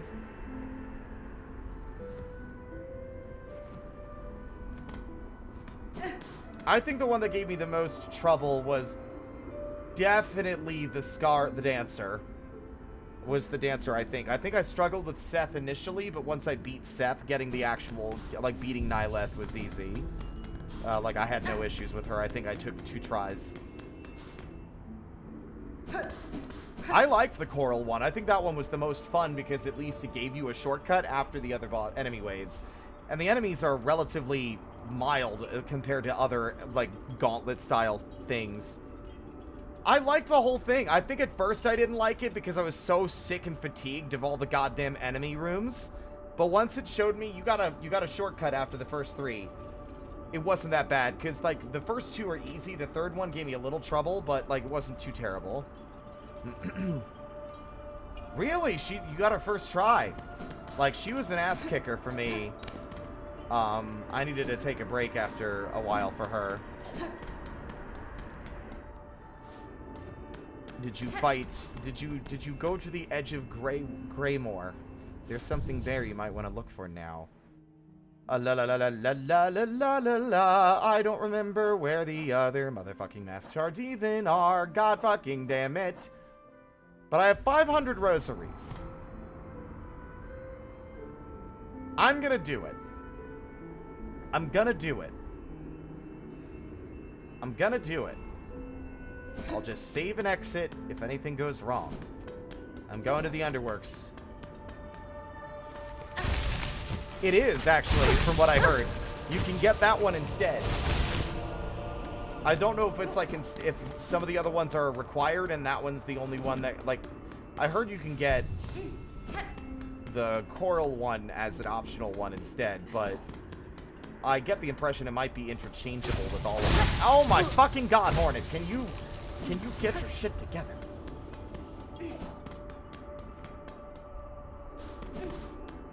Poison.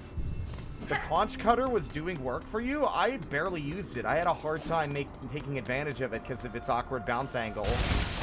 Oh my god, am I stupid? Am I dumb? Am I dumb?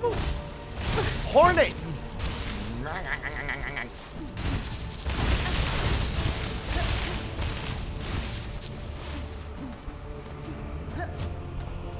You're embarrassing me, Hornet.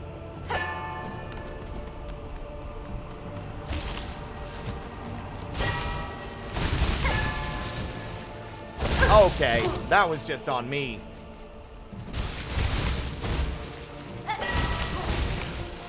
Had no one to blame but me for that one. I'm shocked this thing doesn't have like a song you can play for it.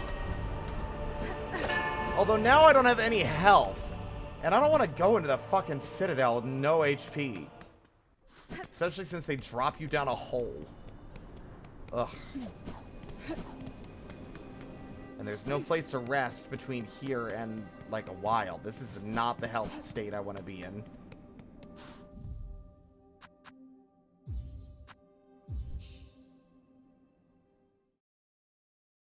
Okay, so it's like, if you use it as an airborne thing, it's kind of like using the,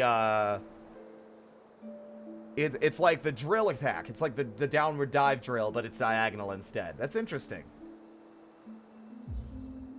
I mean, you can kill the worms. They just don't stay dead. There's too many of them. Did you know you could do that? Did you know you could kill the worms?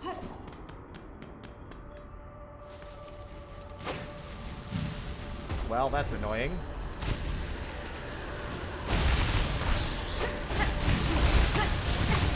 I don't even know if I succeeded there. I don't think I did. That's very annoying to me.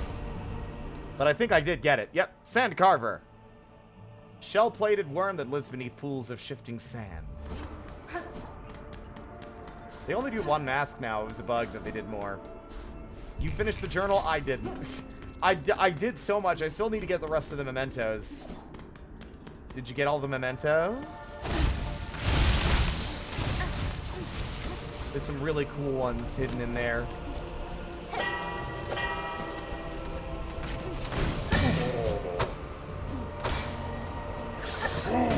Ouch. Oh my god. Once again, I have less health than I would like. Oh my god. Okay, I'm getting annoyed. Because I know the area I'm entering, and I don't want to enter it with anything less than full HP.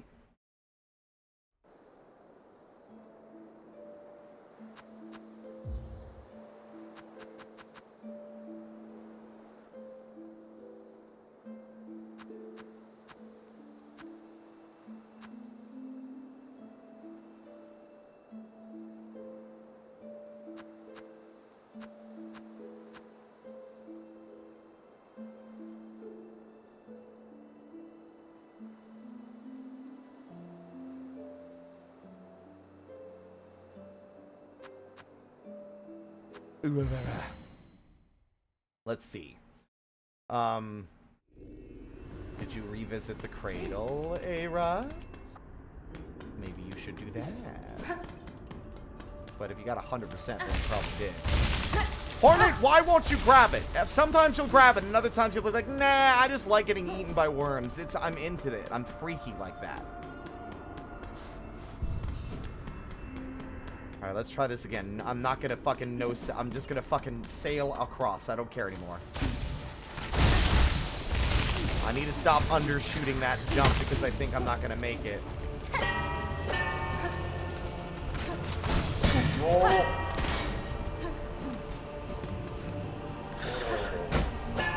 You little fucker, I'm gonna rip your stupid wings off and feed them to your ma.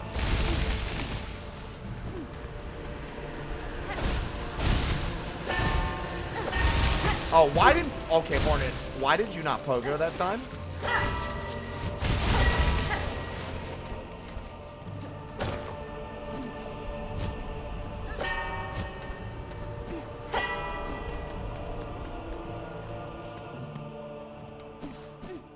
Oh no, there's more. There might be more up there. I don't know how much of it you poked around in.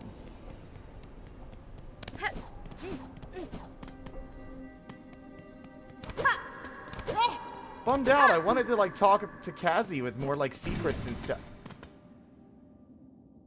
I don't like that it locks you in. I never noticed that before. It locks you in.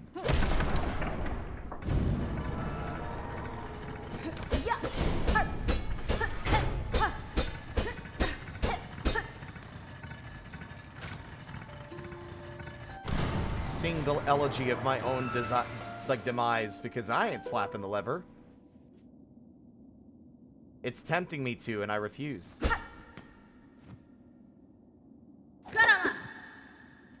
What if I don't? You're just gonna leave me in here? Stuck? Forever? But why?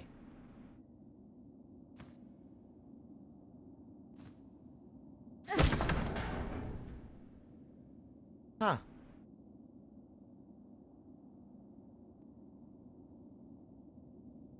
Oh, you should definitely go back up there. I won't say what. Unless you,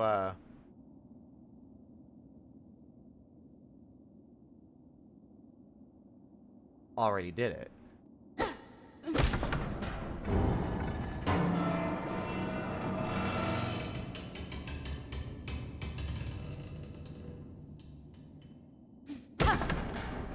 Well, what I'm saying okay. I'm trying to be vague and it's not working.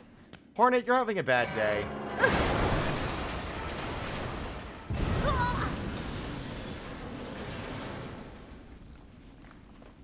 Did you get the memento up there? Is what I was trying to get at. How am I supposed to bind with no HP? I don't like this. I don't like being dropped to the bottom and having no health left. And I can't remember if... Okay, no, there are benches immediately. Okay. This is the point of no return. And we have now locked ourselves down here, so we might as well get comfy because we're going to be here for a bit.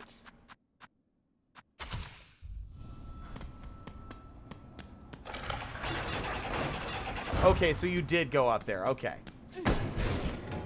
That's all I was trying to get at, because that's pretty well hidden, I feel like. And that's one of my favorite things. Nope, you gotta pay for them every time.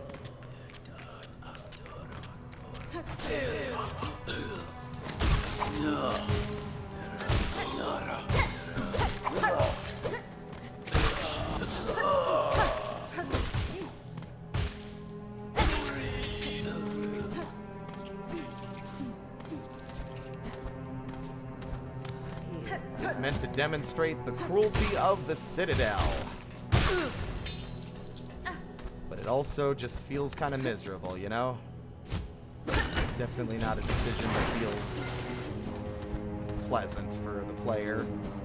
Especially considering how you're stuck down here until you make your way out. I get that it's supposed to be... That's how it's supposed to be. But, like, it's just so expensive.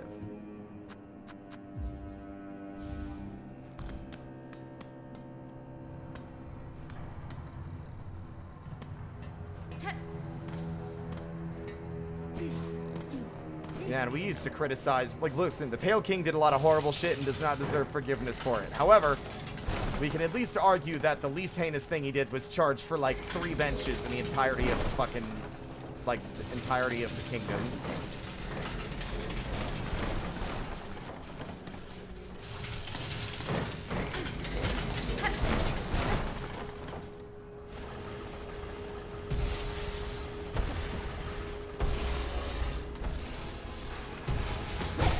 Bastard alert.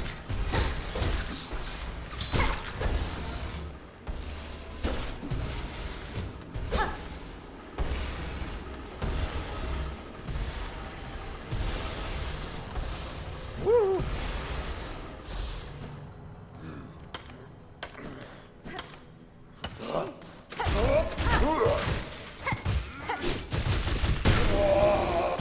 Look, you do 2 master damage, I will not fuck with you.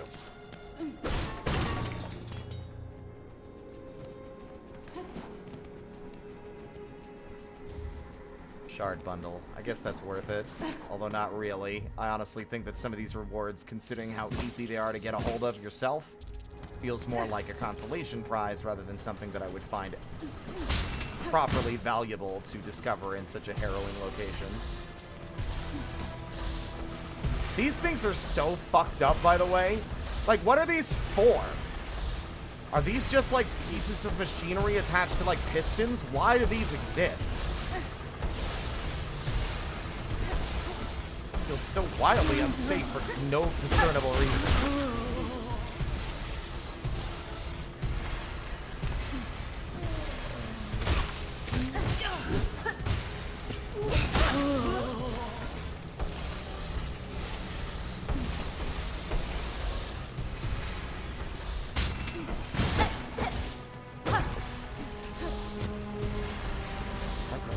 So small and they're so easily like used up, and there's no magnet. It just makes no sense to me. You fucking little fuck. These things are the things that are gonna end a Steel Soul run. It ain't gonna be like a dangerous boss. It ain't gonna be like a platforming challenge. It's gonna be you picking up something in a narrow tunnel and then a little fucker shows up and does 2 masks of damage when you weren't ready.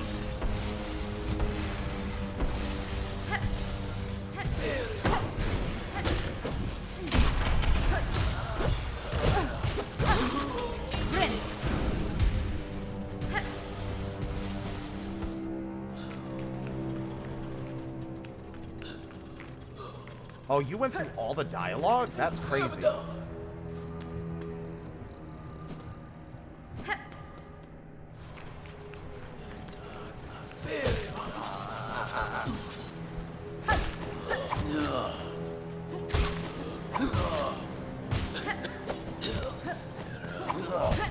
fucker. I keep on doing dive attacks and I don't want to because of the way that I move my fingers across the D-pad.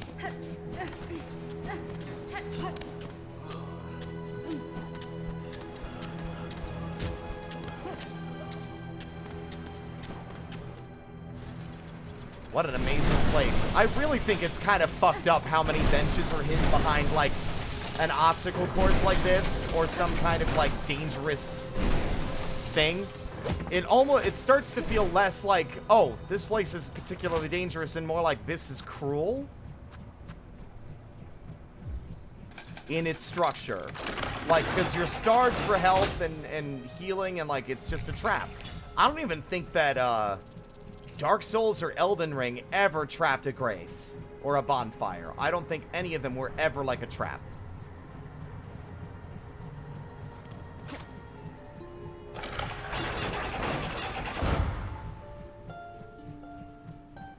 It would be amazing if playing music made them free. Something you'd have to test. Oh! Oh, I forgot you could get up here. I think this is a one-way, though. You can't get through to this side. You have to go through the other way.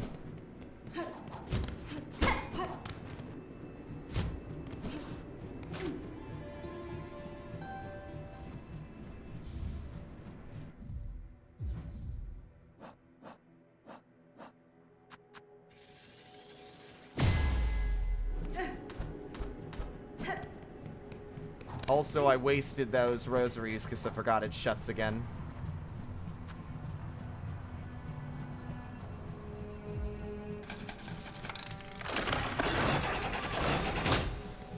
I'm the God Seeker now.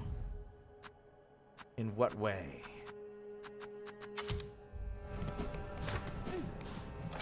Oh, right, this motherfucker. Insert 25 rosaries to have to be told that you suck. Speak now, thy confession will be heard. You have confessed a sin most grave and must by works cleanse yourself. Return to your task and work off cycle, neither eating nor supping until new cycle begins. I'm curious. I'm going to do one more.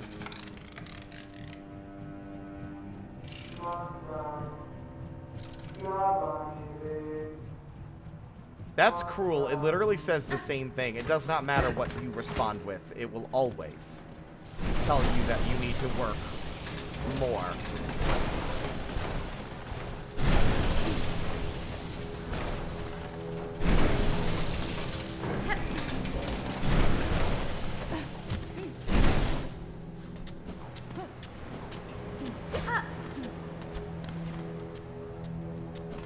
I think that this place is utterly and completely sealed off from below.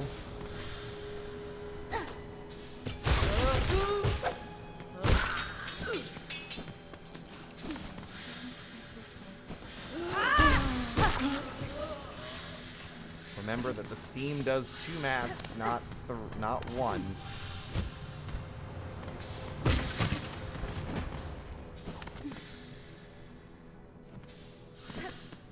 We definitely need to do lore chat at some point, Era. Just... Oh, right, this thing.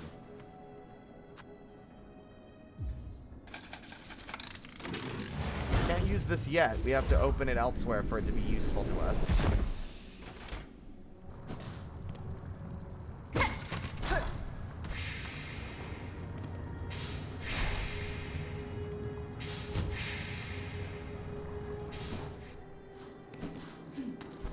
Oh, this leads to that. Nope, I'm not doing that enemy fight. Not in here.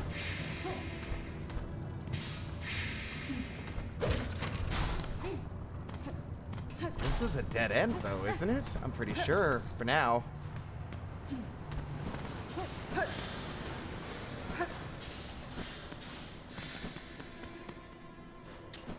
Yeah, I made the decision.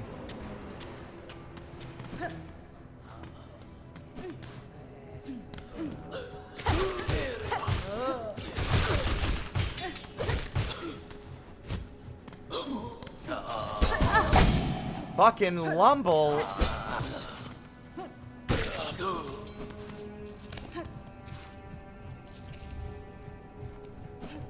Absolutely worthless. I mean, it's actually very distinctly worth something. It's just worthless to me. This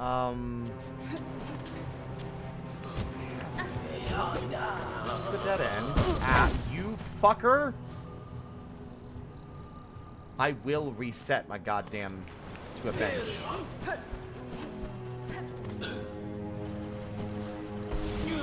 Nope. Yeah, I'm gonna reset to a bench. I do not like being this close to being one-tapped. All they have to do is hit me with their 2 masks of damage attack and then knock me into the fucking saws and I'm dead.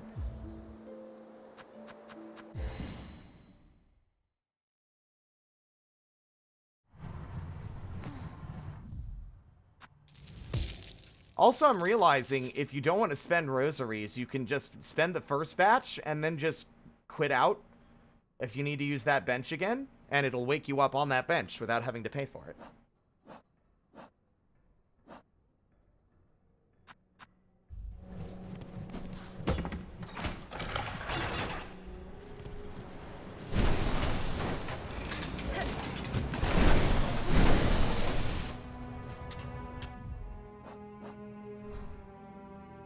Okay, so we fell down.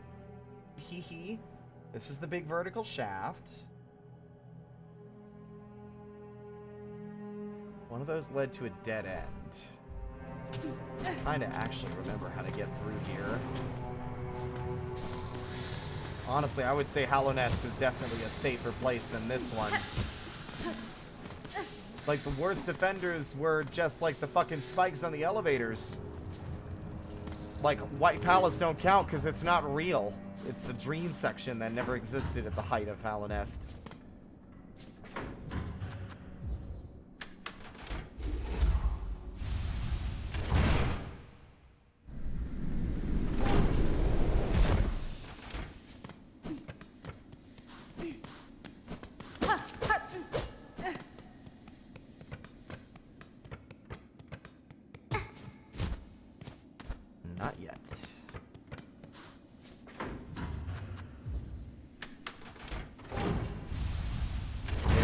cobwebs in the corners, and the backyard's full of bones. Won't you stay with me, my darling? Okay, so that is... We're at the bottom of... Yeah, the right room. I'm trying to think of where we go. This is my fault for not grabbing a map. I'm actually lost. Ugh. If you want me to do it, I'll fucking do it. Okay, never mind. I'm no longer doing it.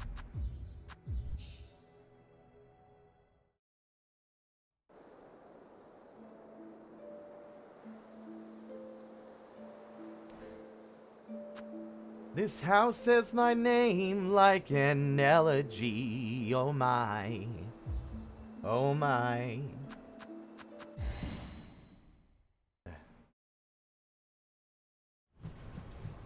Ugh, hold on. Echoing where my ghosts all used to be. Oh my. Oh my. There's still cobwebs in the corners, and the backyard's full of bones.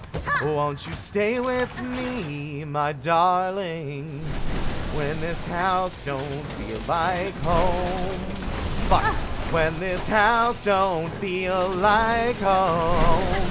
Oh, ashes, ashes, dust to dust.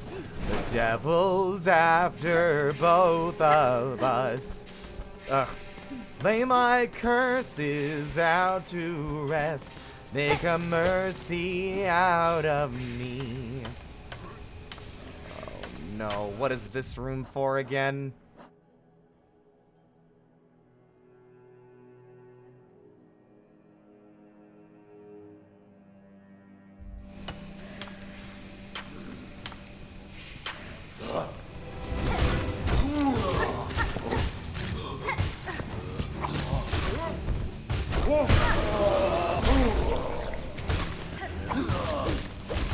There we go.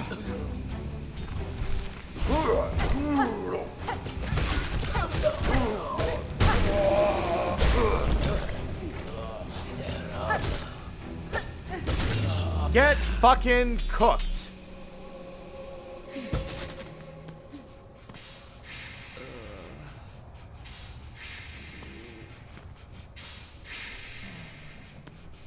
Could you imagine taking a bunch of damage in that room and then being killed by the steam afterwards?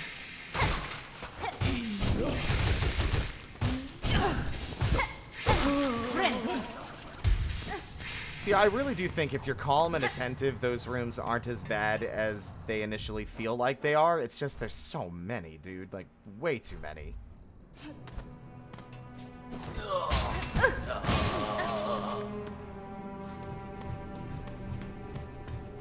Wait a minute. I think this is the way in, isn't it?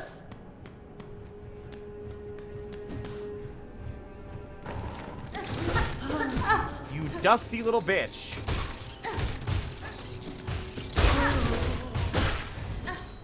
That fucking pincer maneuver is not cool, dude. I really do think these are the places you're the most likely to die on a Steel Soul. It ain't the saw blades, it ain't the fucking bosses, it's these narrow little tunnels filled with danger.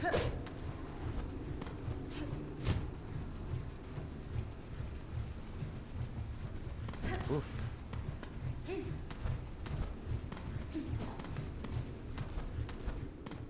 Right! We're here. This leads into the Citadel.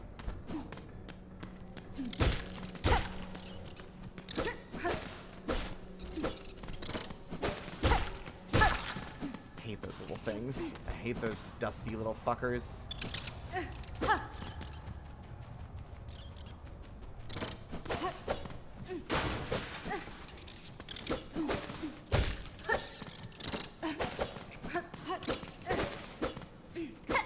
Like, this is obscene. Like, they should not be this fucking difficult to hit.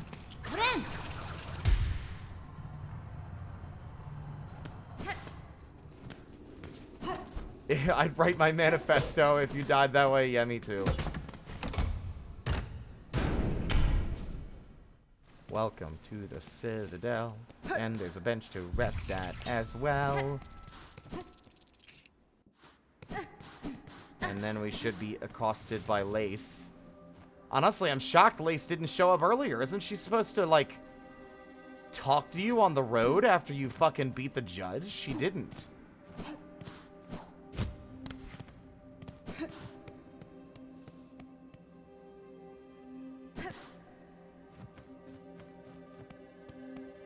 I think... Oh, wait, that's right. I think you don't get attacked and the Citadel is empty until you encounter Lace. It's like Lace effectively rats you out. Honestly, I wish that I could figure out exactly what the trigger is for that, because it would be super chill to be able to, like, poke around and get some of the area explored before she shows up.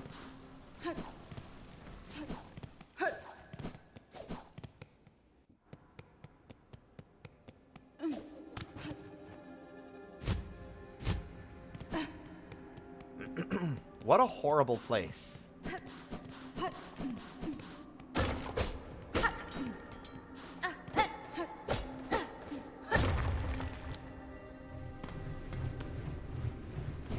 This area leads back to the front gate. If for some reason you feel that you are not ready for this fucking Citadel bullshit yet, despite the fact that it is not quite yet indicated any kind of danger since it's empty, although that's the suspicious part. I guess if you go in with Phantom, the Citadel's immediately filled with enemies, whereas like if you go this way, it's a lot quieter at first, which I kind of like, honestly. Lets you really take in the emptiness of the place and how it's like everything that everyone had thought about it was wrong. It was a lie. And then it's like, ha ha, hi, bitch.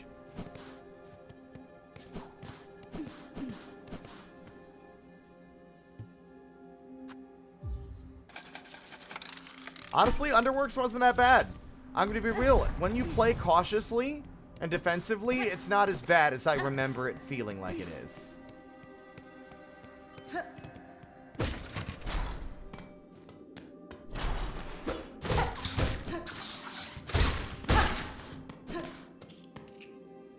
I used to work at an Indian restaurant. You said that last time. You already made the non-disclosure agreement joke. The setup was different, but the punchline was the same. Welcome on in either way, Walker. I think, yeah, once you enter the big lit up rooms, that's when Lace shows up. So I think once we enter here, she'll... Yep, you get the full scale of the place.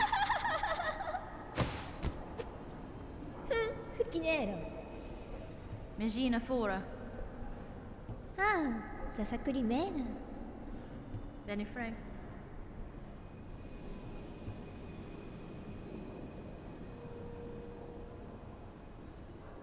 Buenera.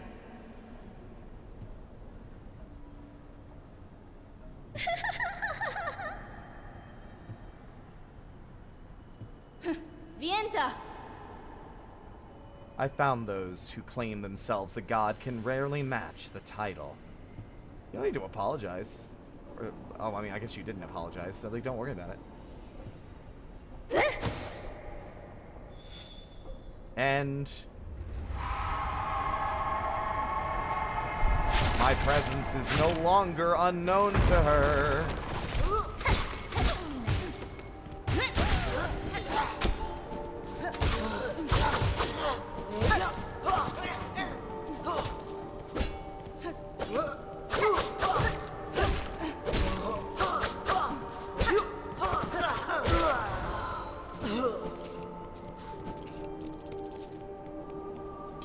Oh, that's White Ward, right. We do need to do a little bit of navigating before we can get to the Bellway.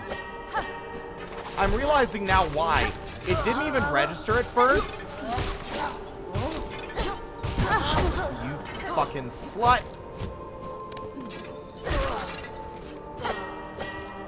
The reason that it waits is this is outside. I never even registered it. I thought it was just another big vertical interior. This is outside. This is like between the buildings.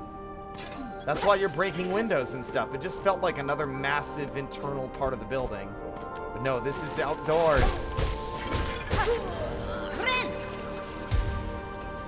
You can see it all in the background. It all became background noise after a certain point.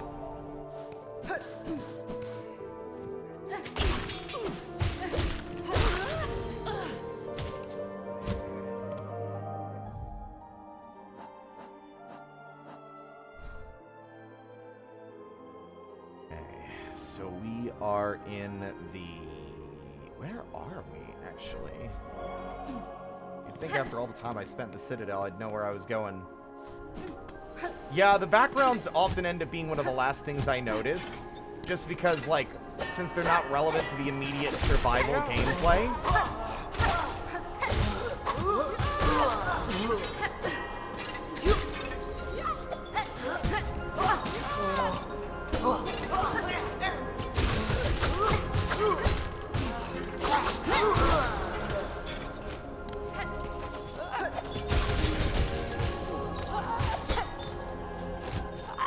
Fucker, I hate you so much.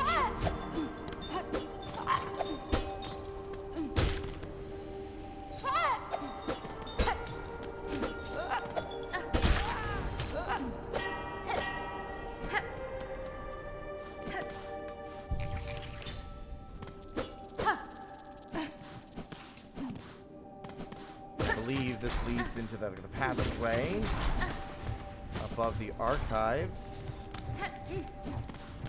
No, it leads to a room with an enemy that shouldn't be active yet.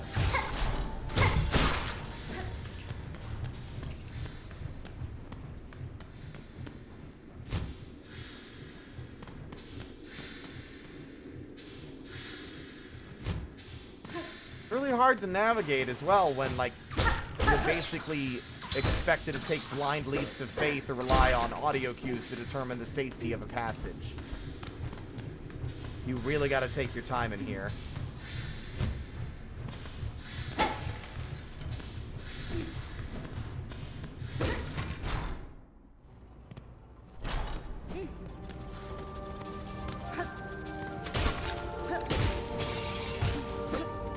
Interesting to me that the poison still works even if they're machines, which I'm not gonna really argue with.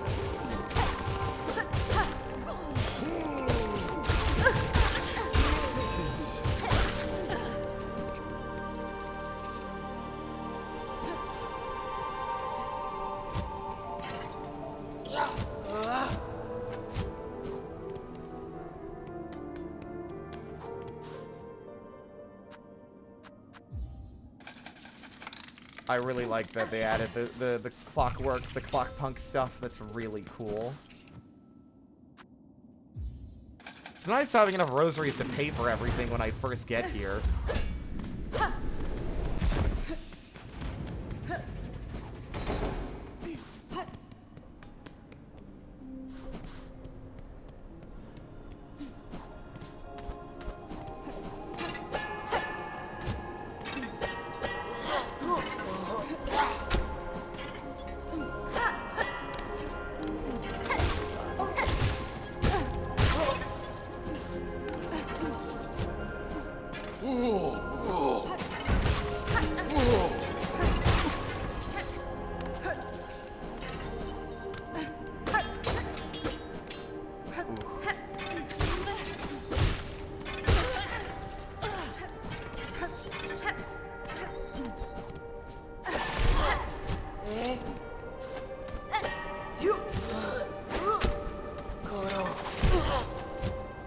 Cool, love getting knocked right back down again.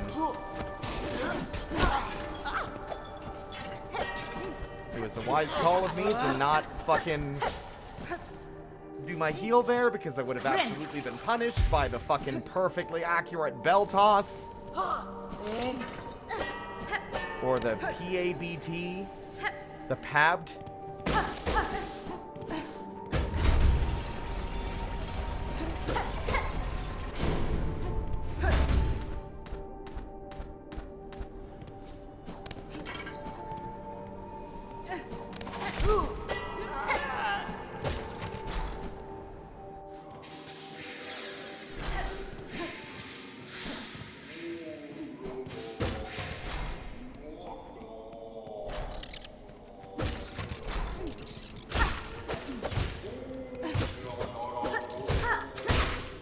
fuck? Sometimes it really feels like I'm trying to kill a fly by throwing knives at it.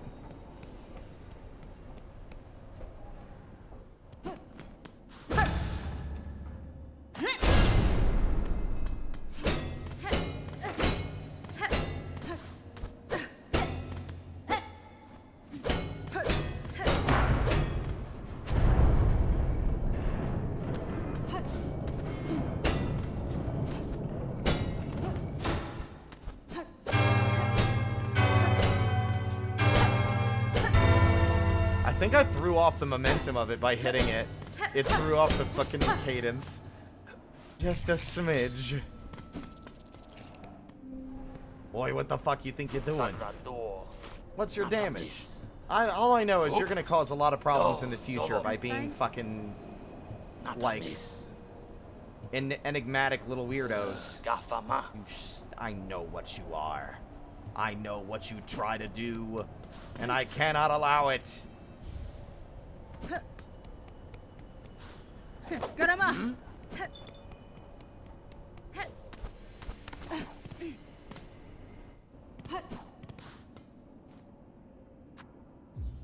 Well, that's a huge portion of our fast travel options already opened up. I know that you can get, I think you can get a mask shard in the White Ward. Blah, blah, blah, blah, blah, blah, blah, blah, blah, blah, blah, blah. We could also fight the Clockwork guys. They're not the most difficult fight, but they're also, it is still kind of scary. The prospect of fighting those guys when I'm not, like, comfortable yet. I need more health, I need more health, I don't have enough, I'm still at the basic 3-hit thing that I started with, and it sucks. This is really bad. I feel when 2 gay men end your Seal Soul run.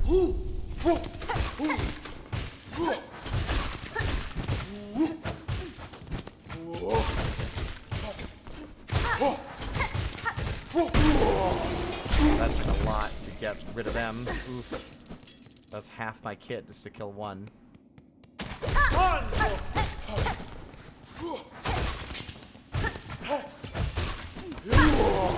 But if you mix them in, you do a lot more.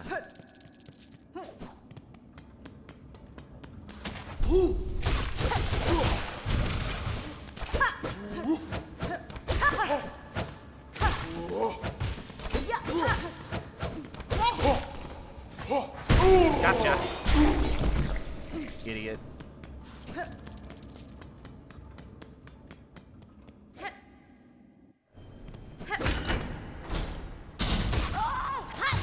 Fuck you.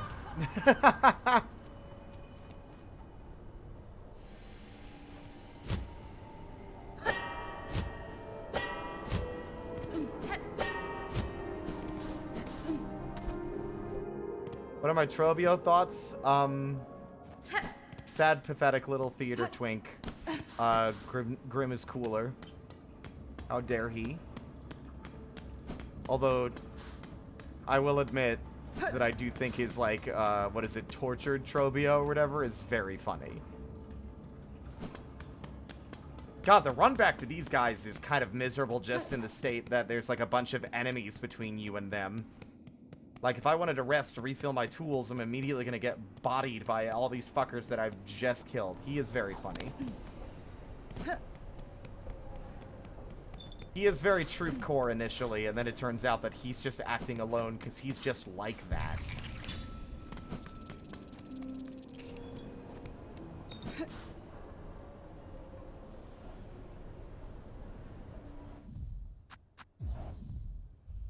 All right. Okay. Well, we could try fighting these boys. Except getting past this enemy, I feel like is not possible without getting hit. I don't have a double jump yet. So it's a lot more harrowing to, like, jump over their heads. And I don't want to hemorrhage all my goddamn tools just trying to get to the room.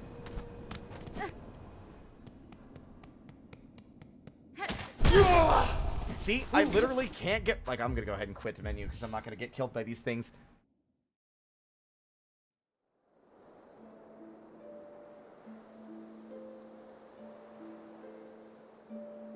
Let's see. You know what I could do, actually? I have to get back in, but now that I've saved and quit, I think it'll treat it the same way. I think Songclave ought to be here now. Yep. Gotta remember how to get into that area. I think you do have to beat them to get in.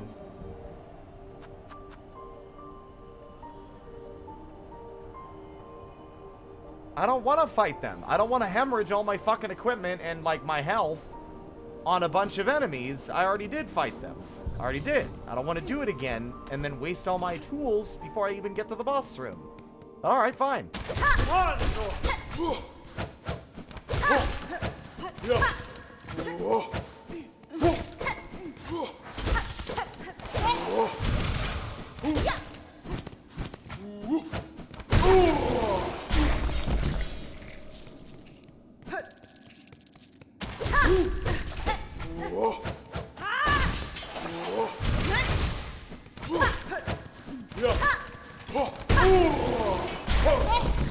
It's not that I lack the capability, it's that I lack the patience. I shouldn't have to.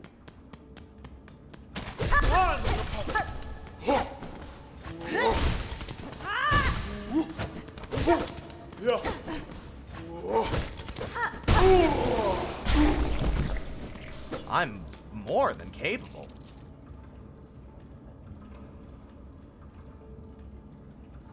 Yeah, I do not need tips. Thank you.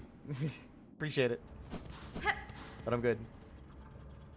Yeah, these guys were easy. I think I only died once because I forgot. Like, the biggest thing I need to remember with these dudes is that when they dash into the floor, they have a wider attack range than just their physical body. Tick, tock, goes the clock, and then we have some gay bots.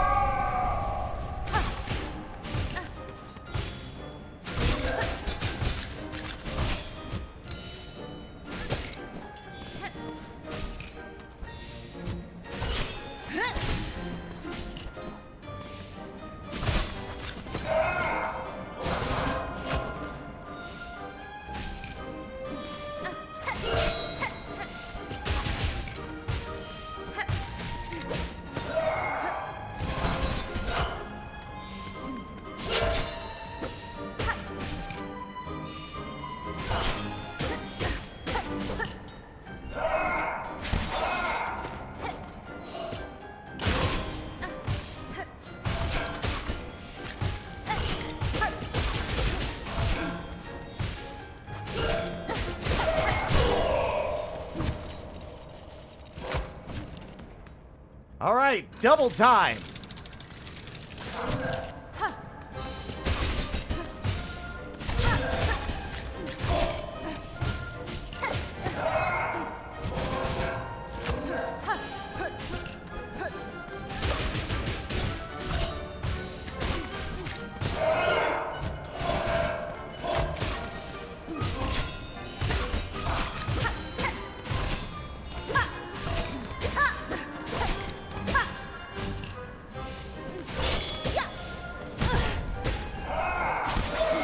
Good hit, fellas.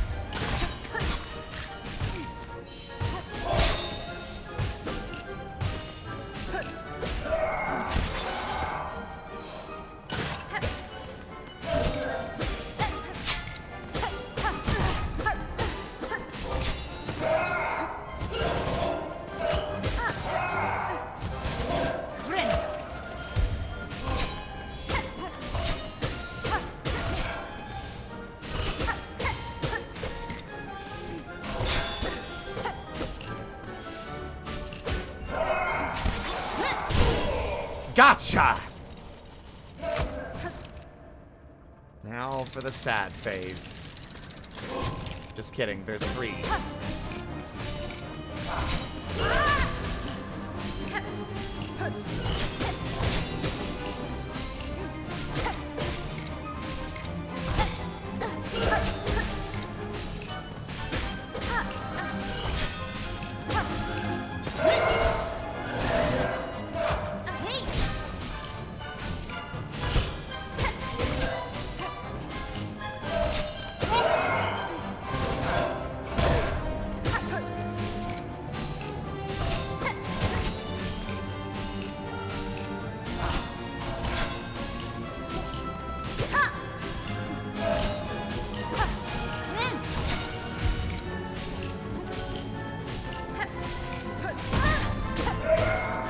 I don't see the particular reason this boss needs to do 2 masks either, if I'm honest.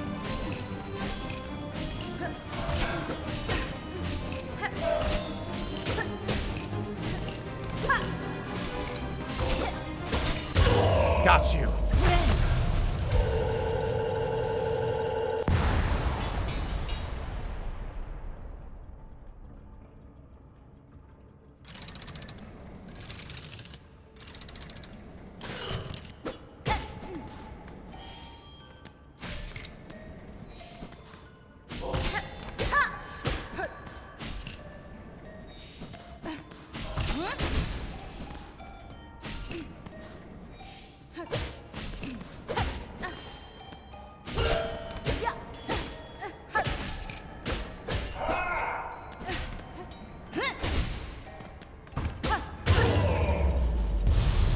Rest in peace, my friend. You're free.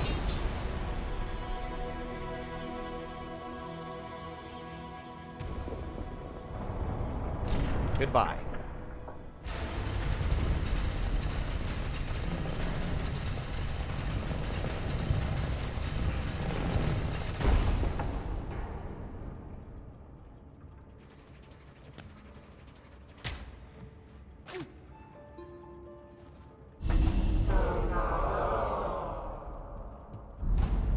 I did that first fucking try. I mean, it's Steel Soul, everything's a first try, but still. We didn't have to, like, bail out by saving and quitting, is what I meant. That fight's still fun. That's a fight I think if there's any fight that I really want to get super good at, aside from, like, Widow, it's that one.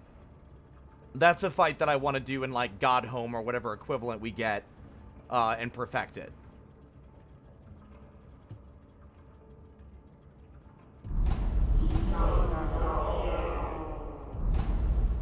The forum, I think, is the scariest part of this section for our Steel Soul purpose. We also made it pretty far. We're nearly there. Let's see. The only things that stand between us and our success now are the forum, the climb through the Clockwork Core, and, I believe just, like, surviving the central area, like the Whispering Vault. Because the vault is, like, I think the only thing that's actually guarded by a proper dangerous fight is the conductor's song in the, high halls.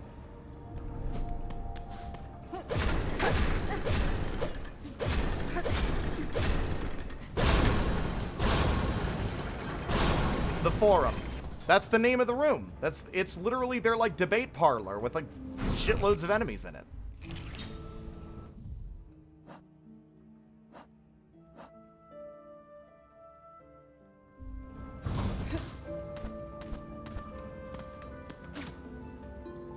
Wake up, maybe? No? No?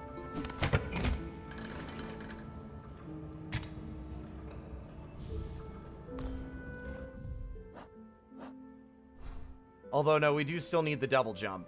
I'm pretty sure we can't get into Memoriam without it. Although, I don't think we need to go to Memoriam, actually, now that I'm thinking about it.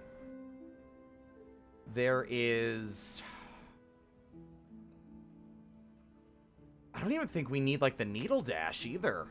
Like, I'm pretty sure we could actually beat this without the double jump. In fact, I think we could get up there to the top right away. There isn't a fight, as far as I can recall.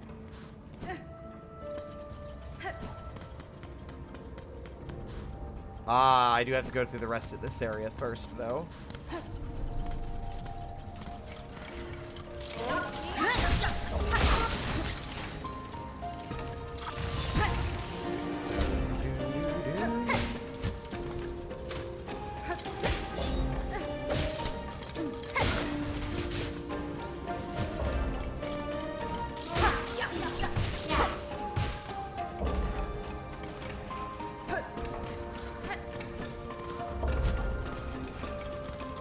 Oh dear. I did not want to fall off. Bye! See, the Luma flies. They escape the robots. They're definitely tied up with soul. Or at least it feels like it's almost akin to the soul of these robots.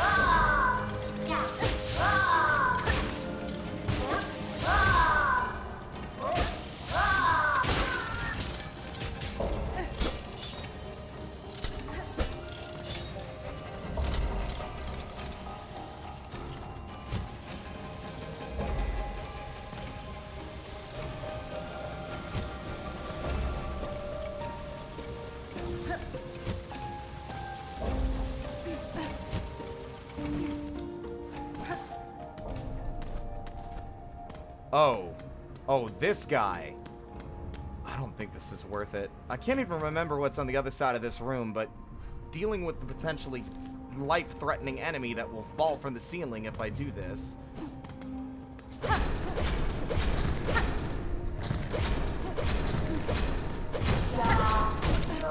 Bye.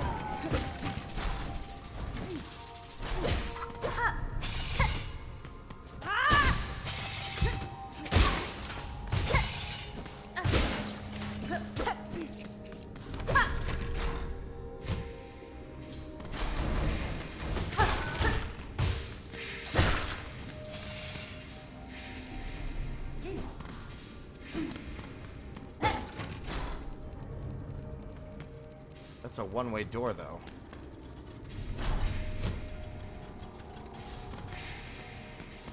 I'm deeply terrified of this room. That's the exact reason why.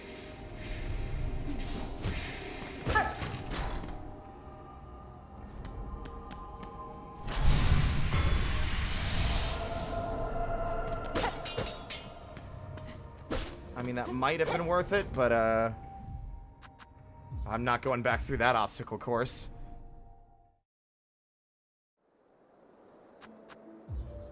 I think my favorite, like this, like I admit, I think this game's soundtrack is a lot more, like, has a lot more standouts that are recognizable to me. Not to say, by the way, and this is coming from someone who adores Hollow Knight's soundtrack, it's just that so much of it is ambient, while I feel like there's a few tracks in this one that are much more like, I immediately know what that is, you know, or just feel a lot more like stand out to me.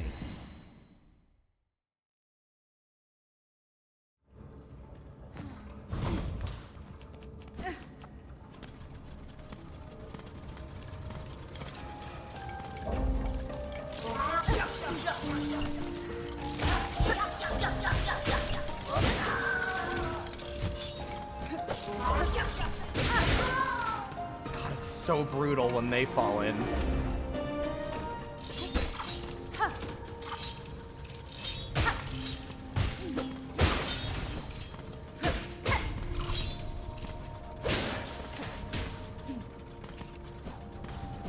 Isn't this the room? Yeah, that's the room with the battle, actually. I can't remember what's on the other side of this. We could give it a try. This one I remember liking, so we'll give it a shot. If we get too close to death, I'm gonna fucking bail.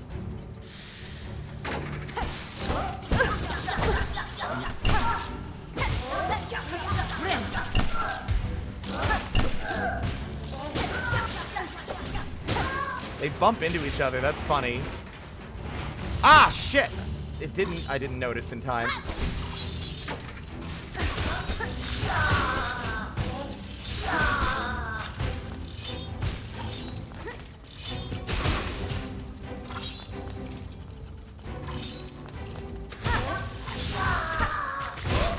this thing is way too durable for how far, like how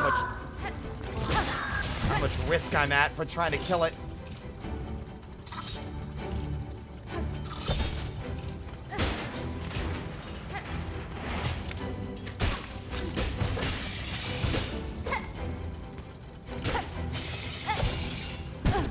Oh my god, are you kidding? Nope, that's 2-tap.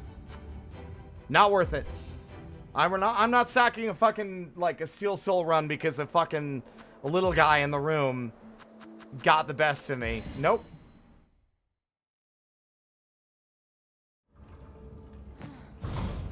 I will admit, playing through this again with the level of caution I'm approaching this does mitigate a lot of my initial annoyance, because the game does expect you to play it differently than Hollow Knight. I still don't think that excuses all of its fucking blemishes, but it makes some of the more, like, some of the stuff, like, at least a fairly large amount of my initial complaining can be attributed to, like, impatience and attempting to play it the way I'm used to rather than the way it wants me to. Still has its flaws, for sure. Like, some pretty big ones that, honestly, I'm only really able to mitigate by specifically saving and quitting instead of taking the L.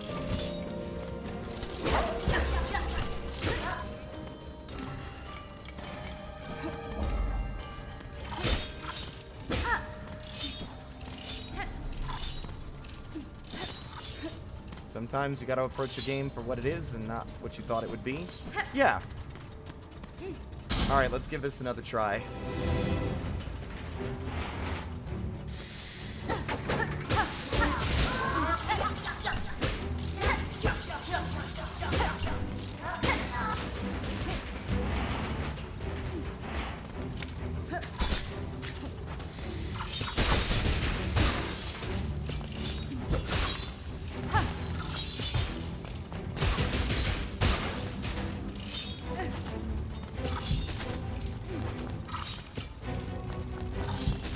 Damn it.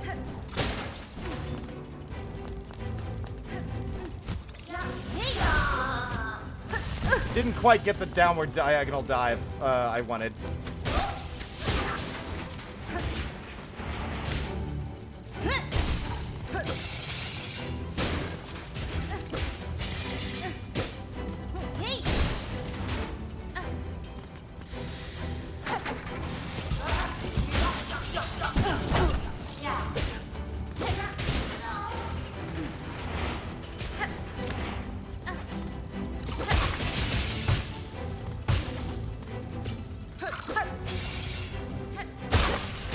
I'm not even sure what hit me that time.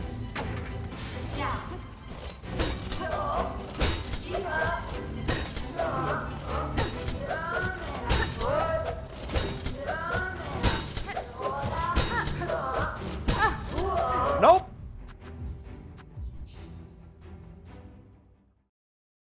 Fuck me running, man. I like that room a lot. That's one of my the few actual, like, combat rooms that they force you in that I genuinely like.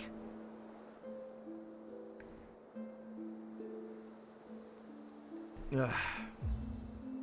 I can't remember what's on the other side of it either, and unfortunately I burned through all my tools before I could get reasonably far into that experience, before I could get to the threatening parts. These ones were really doing work, these ones less so. But that room's a bit too risky for me right now. I don't feel the need to go back in. We're gonna try and open the shortcut to the main path.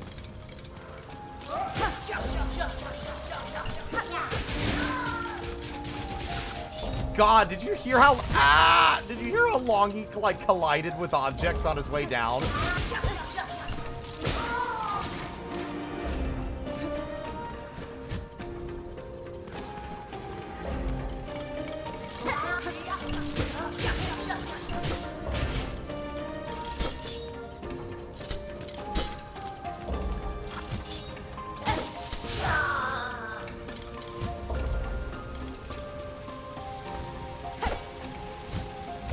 I meant to do that.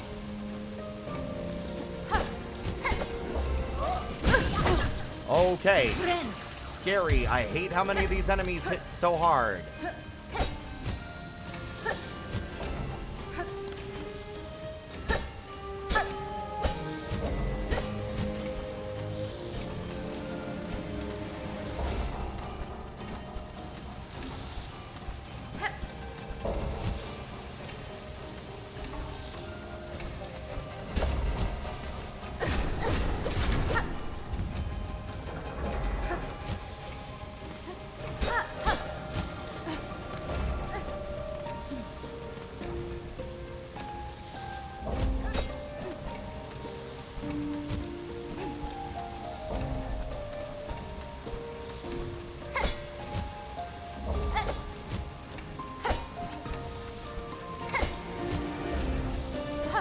Fuck me running, come on.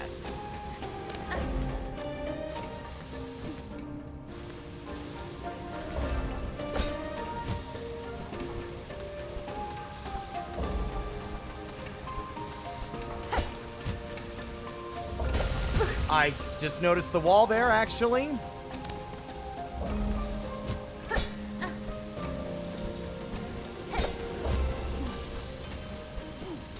Okay.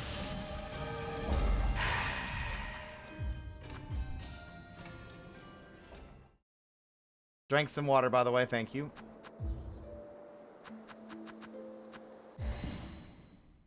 I think the true actual wall will be... I wouldn't even call it a wall. Like, at this point, the way that we're approaching it makes... Like, I mean, yeah, I'm playing cautiously as hell, but...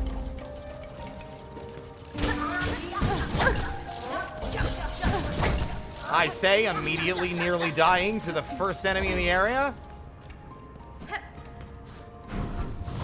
Honestly, I really think that pitch I gave earlier, Buckler that reduces the damage of slashing and flurry attacks to 1, would be an amazing item.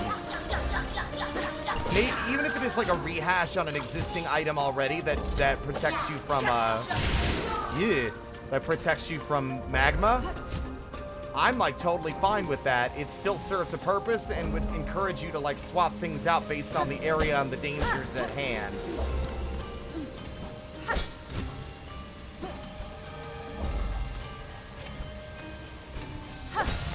I am better at this than I am demonstrating at the moment with my fucking piss poor gameplay. Why? Why are you making the tink noise, indicating I did actually hit it with my nail, but then punish me anyway? I'm getting increasingly annoyed, and I think that's a sign that we're gonna start taking too many risks.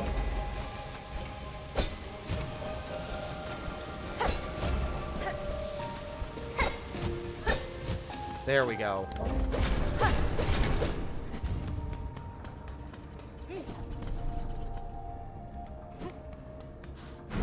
Hi, Sekwar.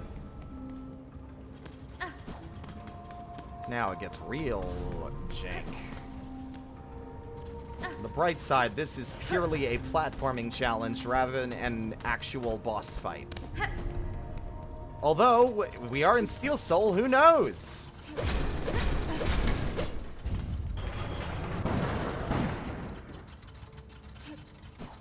I'm still not entirely sure what that did, if I'm being real with you. Oh, no, you do need the grapple. Oh, right, because you need the grapple for that obstacle course. I thought you could skip that. Nope, I guess not. I think the double jump is also required, now that I'm thinking about it. I still don't know what that was that I just did.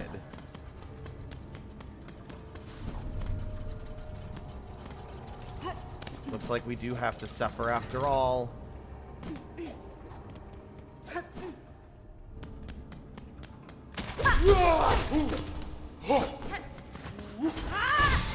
No!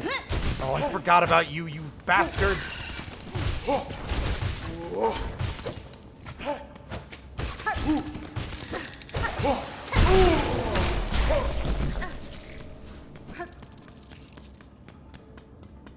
I hate how they're like random. You don't even get to predict them.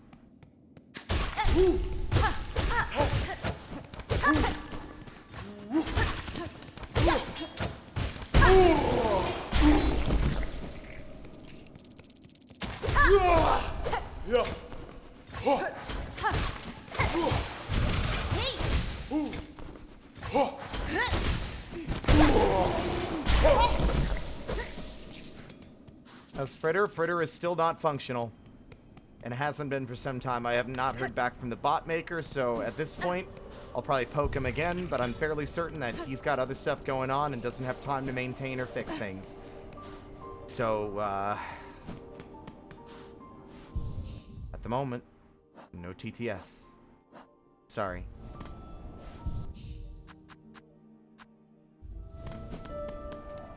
Let's see.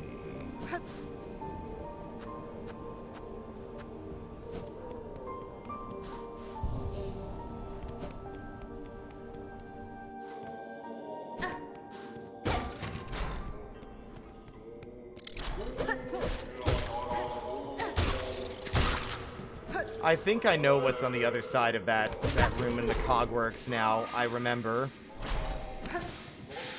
it's absolutely the pale oil I need for the upgrade of the nail. I do have to do that room.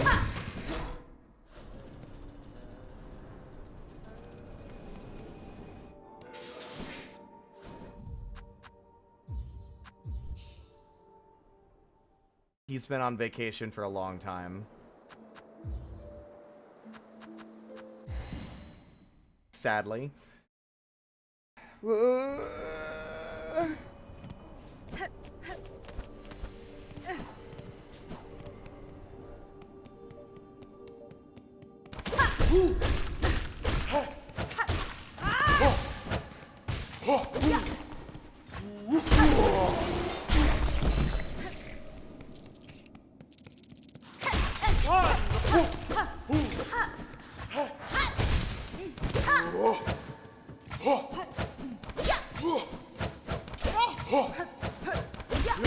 Continued countering, it makes me sick.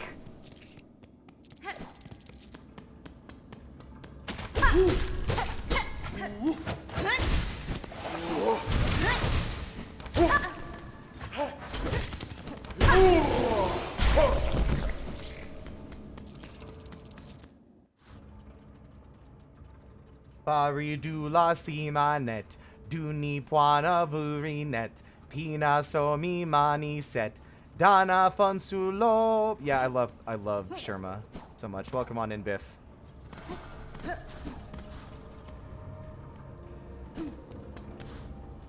I think it's live on console, but I think it's still beta on PC. Unless they pushed it out in the last several hours, which is also a possibility.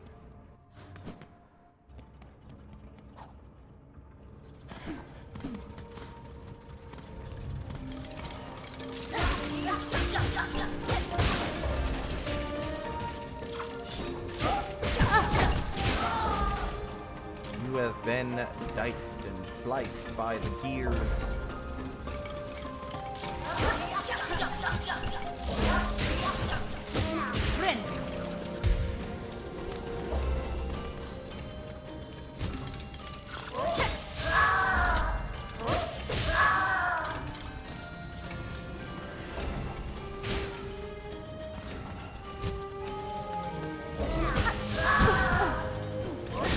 Oh, the steam does... Wait, no, that shouldn't have done 2 masks. Why did that do 2 masks? The steam is supposed to be one of the fire... Like, why is... Wow. I thought the magma belt protected you from all sources of heat damage, which included steam. I just realized it doesn't. God damn it.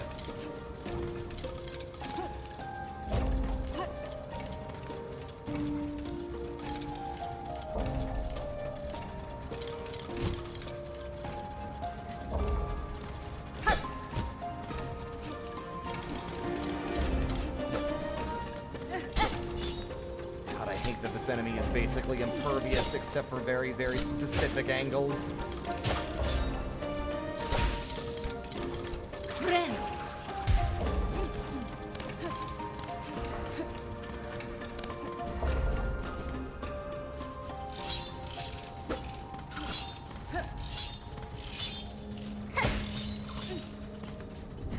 All right. Don't panic. Stay cool and calm and collected.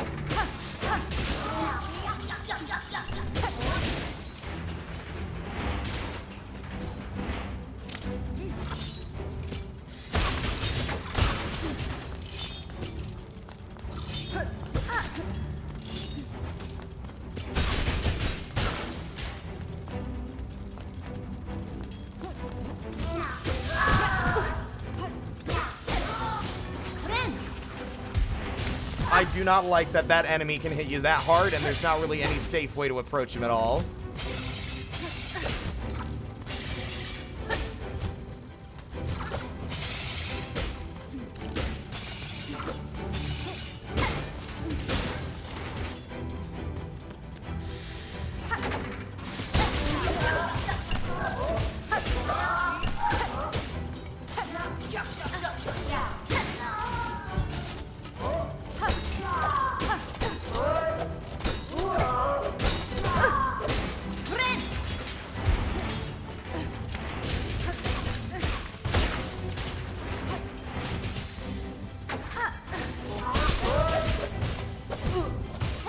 Gotcha!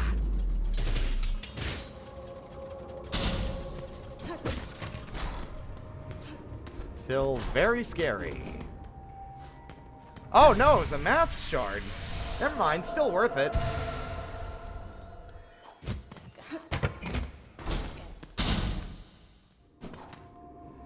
Could have sworn it was also... Alright, I could have sworn... Wait, what is that then? Oh, enemies still spawn in that room even afterward? Interesting. Interesting, interesting. Okay. Where the fuck do I go to get that again? I'm trying to remember. Oop.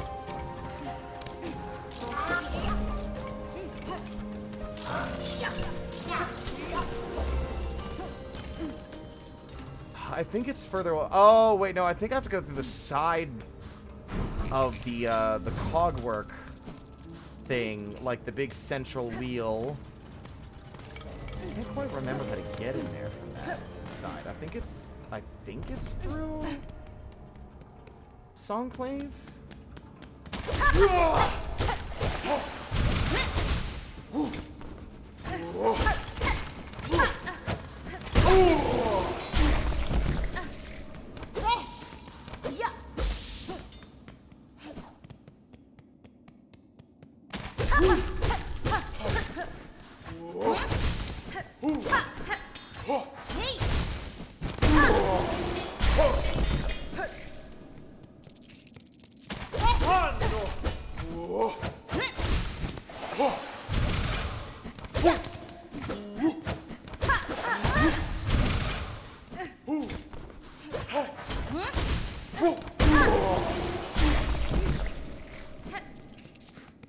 That bead was going places. It wasn't even rolling. It was just sliding across the linoleum.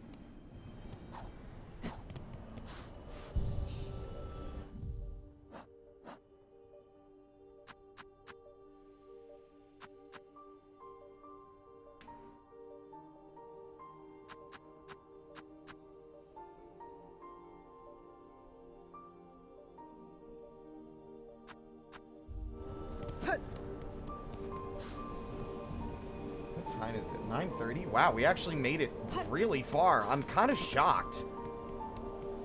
That fucking run where we just perfectly no-hit Widow was pretty sick, though. Easily the highlight.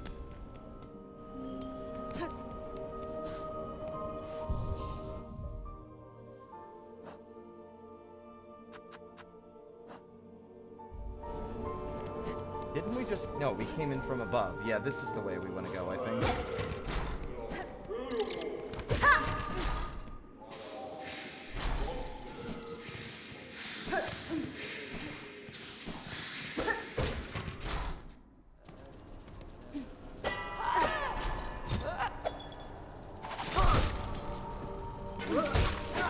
Oh, fuck me. How did...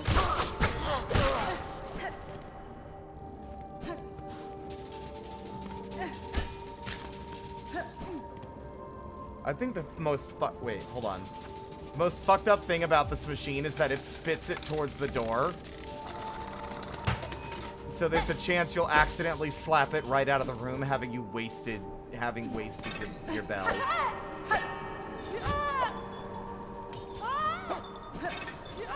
Your perfect shots are bullshit, and you should feel bad for being a cheater and an aimbot.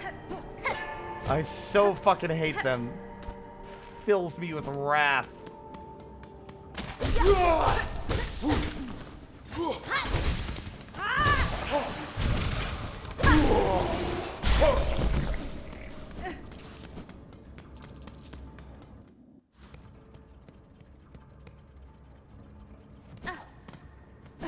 Yeah, we needed to reload like twice just because like sometimes you make mistakes, but like the actual successful run, we didn't get hit a single time.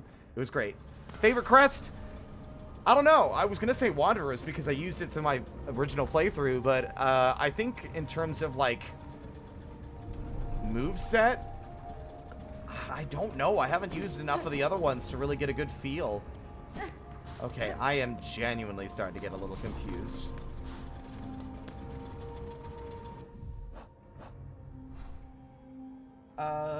We're coming in through there.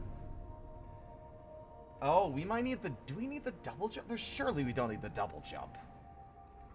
Where is the room with the pale oil again? The worst crest? I want to say the beast one. It sounds cool in theory, but its pogo is, like, really weird and takes... Like, I'm sure you could get used to it and it wouldn't be bad at all. But the pogo is bad, and the healing isn't as much as you ought to get for what is effectively expecting you to play super aggressively. You don't get enough health back for the aggression they're expecting you to, like, demonstrate. Favorite? I think the Architect one is cool, especially because you can get away with some neat stuff with the lifeblood with that. But,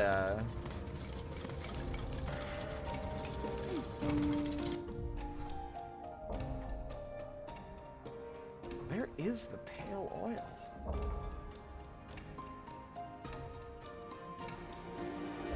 Oh, that's annoying. I'm also getting a little fatigued, I think, and that's usually a good sign we should probably stop instead of me taking risks and losing the run.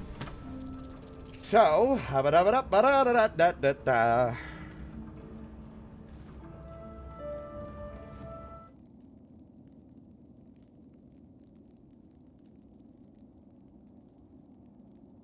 the thing, I'm not actually, like, of course it would be game breaking. I just think that it's not healing enough. If it's expecting me to play aggressively, it should be giving me more than the health it's giving back. I died.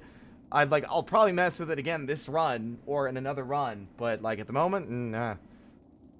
Honestly, the game should give you an option to start with any of the crests you want once you've unlocked them all. Like, as an optional game mode, like, pick your crest at the start, which I think would be cool.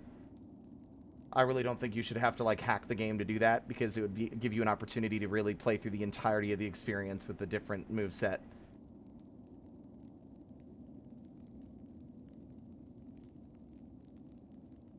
Let's see. Who?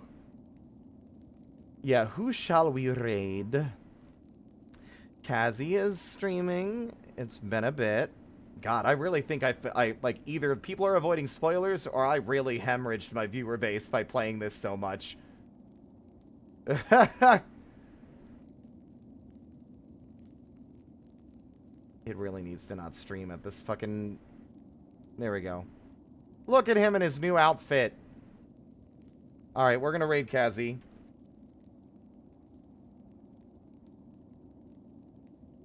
Our raid message will be here to cause mischief. Depending on how I feel tomorrow, we'll do more. Yeah, it's just a little bit of a new outfit on his end, yeah. Also, don't forget, like, hopefully by mid-October, the new 3D model, the Jester, it will be ready to go.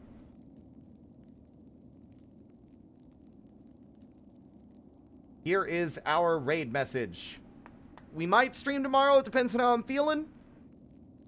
We're kind of off and on this month. Whoa, that stretch made me lightheaded. But, thank you all so much for watching.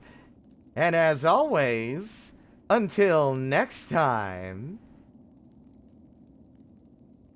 stay out of trouble.